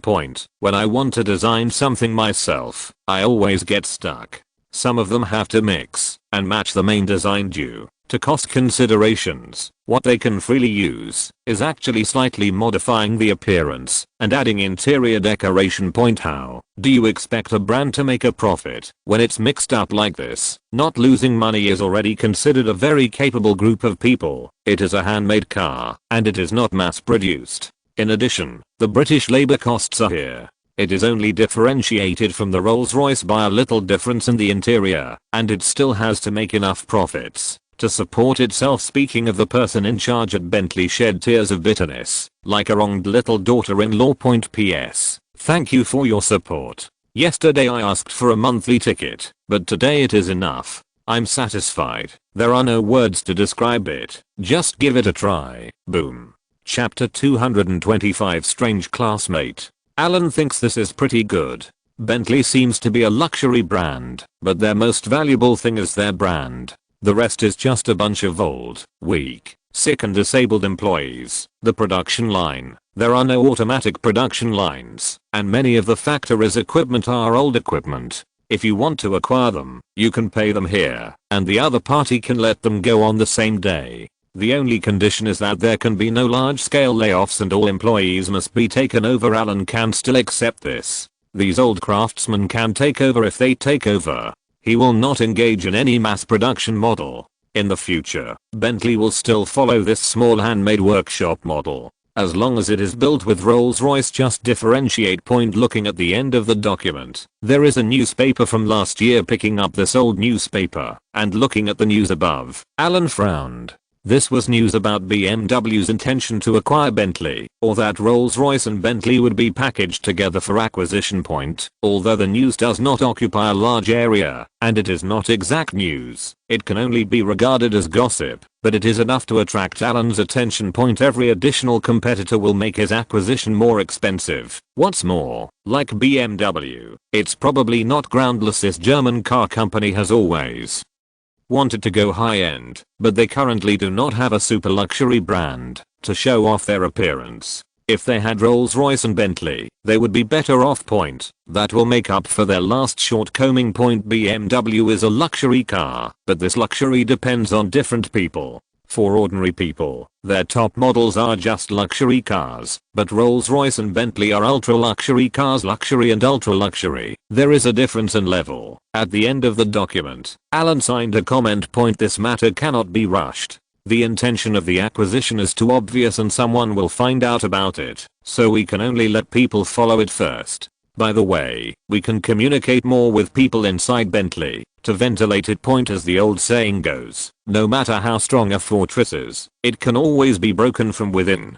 Give Bentley, who is already lying flat, a little hope first, seduce them, and let them have their own ideas first. This way, taking over will be better than rushing to acquire it. Much better. June is approaching, and the holidays are approaching. Alan has come to school more frequently in recent days. The main thing is that the professional courses have recently taught practical information, so you can listen to it. Alan's major is logistics, which is considered one of Cardiff University's top majors, and is classified under the business school. Not to mention other courses. Alan is most interested in the two courses of logistics planning and design, and procurement and supply management. This is something that can actually be used after studying now, and he asked George to keep an eye on his classmates in this major. When they go to internship, he is ready to wrap them up and stuff them into the takeaway company for himself work to earn a living. When engaging in Kiat or even large-scale supermarkets in the future, in addition to product quality and purchase channels, the most important thing is logistics management.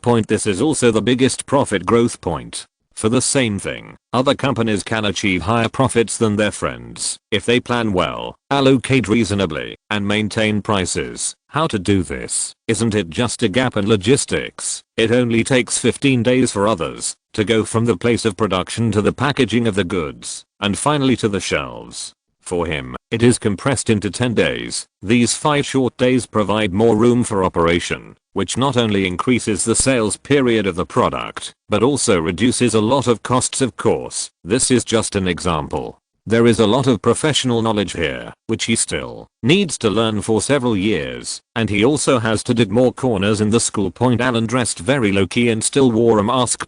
He had not announced to the public that he was studying at Cardiff University. Except for George, other classmates just felt that this classmate who wore a mask every time they met and didn't come to school much was a little strange. He might be the young master of a wealthy businessman. Listening to the English behind him with a difficult island accent, Alan felt more and more weird. At this time, sitting diagonally behind him was one of the 3 Asian classmates. Alan didn't have much impression of this person. He was not tall and had bow legs. He bowed to everyone he met with his classmates, like a Rolly-Polly, and he looked very dishonest. Although such a classmate is not discriminatory, he is so polite that it will not make people dislike him. Now this classmate, whose name Alan couldn't even remember, was chatting quietly with the person next to him. It's not that Alan is gossiping, the main thing is that his voice is just right for Alan to hear when he heard it just now. Alan didn't pay much attention to it, but the awkward island accent was so magical that it made people concentrate unconsciously.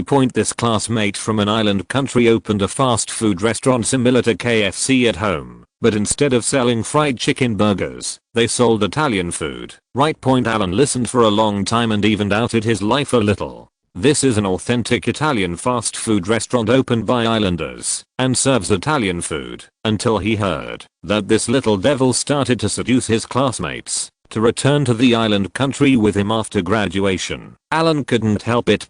Damn it, he has tagged all these classmates. Although they are not familiar with each other, they are all scheduled by him, and now someone is poaching him. There is also an Italian fast food restaurant in this island country. I need to check it out when I get back. Point from the way this kid sounds. It sounds like his family is very rich. Even islanders can open authentic Italian fast food restaurants. Then, Alan uses himself to save others. Can he let old York be the head chef and open an authentic French fast food restaurant? No, it's better to just find out how this classmate's family is run and poach him. Alan suddenly felt that this little devil classmate didn't seem so annoying anymore.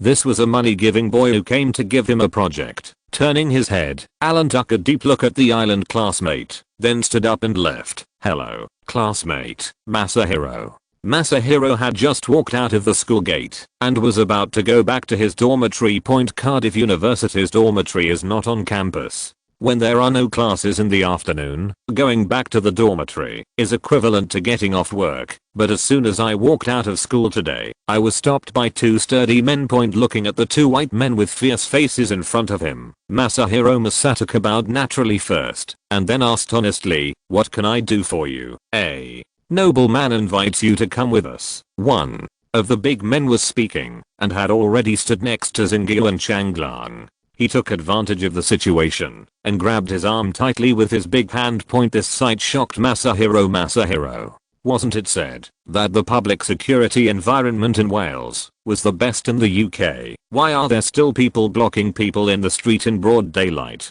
Just as he was about to open his mouth to call for help, another big man grabbed his other arm and said, "Don't worry, follow us. We won't hurt you. Don't ask so many questions. You'll know when we get there." Xingyu and Changlang looked at these two big men helplessly. There was no one around. School had just ended, and there were no classmates at the entrance of the university. It was better to go with others. Honestly, he heard that the environment in Daying was not very friendly to men. He even thought of other scenes and felt a little uneasy. Two big men grabbed Masahiro Masataka and forced him into the Land Rover. After more than 40 minutes of driving, the vehicle drove northwest, getting farther and farther away from Cardiff. Seeing the scenery on the roadside becoming more and more desolate, Masahiro's mood dropped along with the scenery. He was afraid that he would be kidnapped until the car stopped in front of a large castle. Masahiro looked at the castle in front of him. It didn't look exquisite. It still had the smell of war, and the architecture was extremely rough. Watching the driver get out of the car, point to the car, and whisper a few words to the doorman, Masahiro saw a very thin old man with a slightly deformed face, leaned over the car window, and looked at him, and then nodded.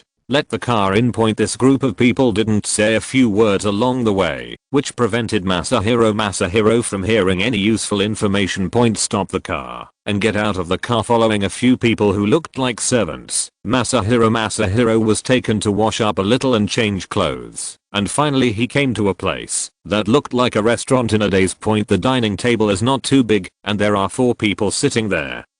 2 adults and 2 children. Placed in front of several people. How? Xingyu and Changlang's eyes lit up. Isn't this a sukiyaki pot? He moved his nose. It was slightly spicy. It didn't suit his taste. It must be Chinese hot pot, right? Looking at the blonde young man sitting in the main seat, Masahiro felt that this person seemed familiar. Next to him, there was an Asian-looking man with glasses, who was helping the servants serve the dishes with a fawning look on his face. "I'm sorry to invite you in this way. My name is Alan. Does Alan Hill know me?" Alan pointed to the chair next to him, motioned Masahiro Masataka to sit down and said, "Alan Hill, Masahiro." Masataka looked confused.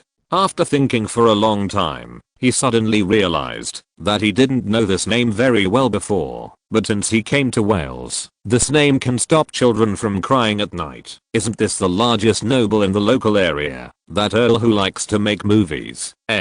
Seeing Masahiro Masataka staring at him in confusion, Alan smiled and said, "Don't you know me? You sat not far behind me in class in the morning and spoke so loudly that I was attracted by your words." Oh. Hello, Masahiro. Masataka finally realized that this was his classmate who always liked to wear a mask. "I didn't expect it to be this person. Let's eat first. Let's have a good chat after dinner. I'm more interested in your business." "Okay. Thank you for the invitation. Then I'm welcome, Masahiro." Masahiro bowed, sat down and looked at the hot pot in front of him. The small pot is divided into yin and yang shapes, with one side being spicy and the other not spicy.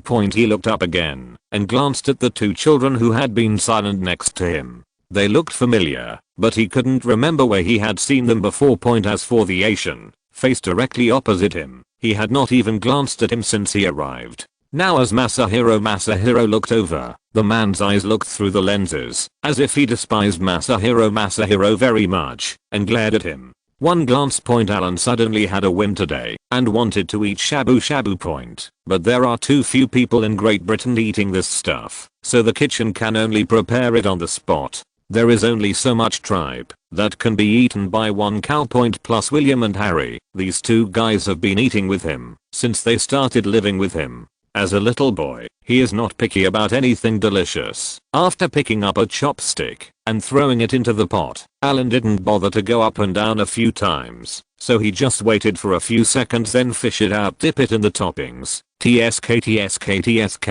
It tastes like this, although it's not too spicy, but it's already good. Masahiro didn't say anything, since he was glared at by the four-eyed boy opposite him. He picked up his favorite dishes with chopsticks and ate them. Everyone had their own small pots and everyone ate their own food. He watched helplessly as a four-eyed boy opposite him ate his food, wiping his sweat with a tissue while eating. Xingyu and Changlong frowned slightly. When he heard this guy eating, he felt that the person opposite was not a Chinese, let alone an islander, but most likely a Korean. Koreans are the most annoying.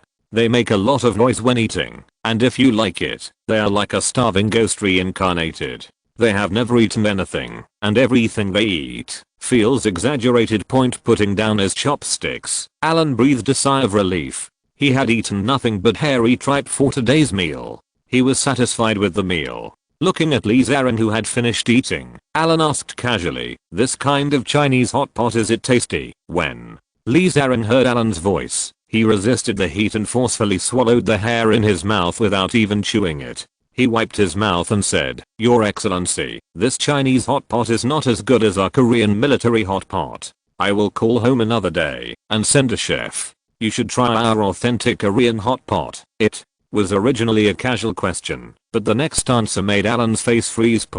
When your mother was eating, you grinned and stuffed your mouth wildly, and after you finished eating, you said you were not as good as your army. This sentence made Alan laugh angrily. "Sure enough, man, you need to teach me more." He waved to summon the servants and the bodyguard on duty, pointed at Lee Zarin and said, "Let him follow him to the cafeteria to eat from now on.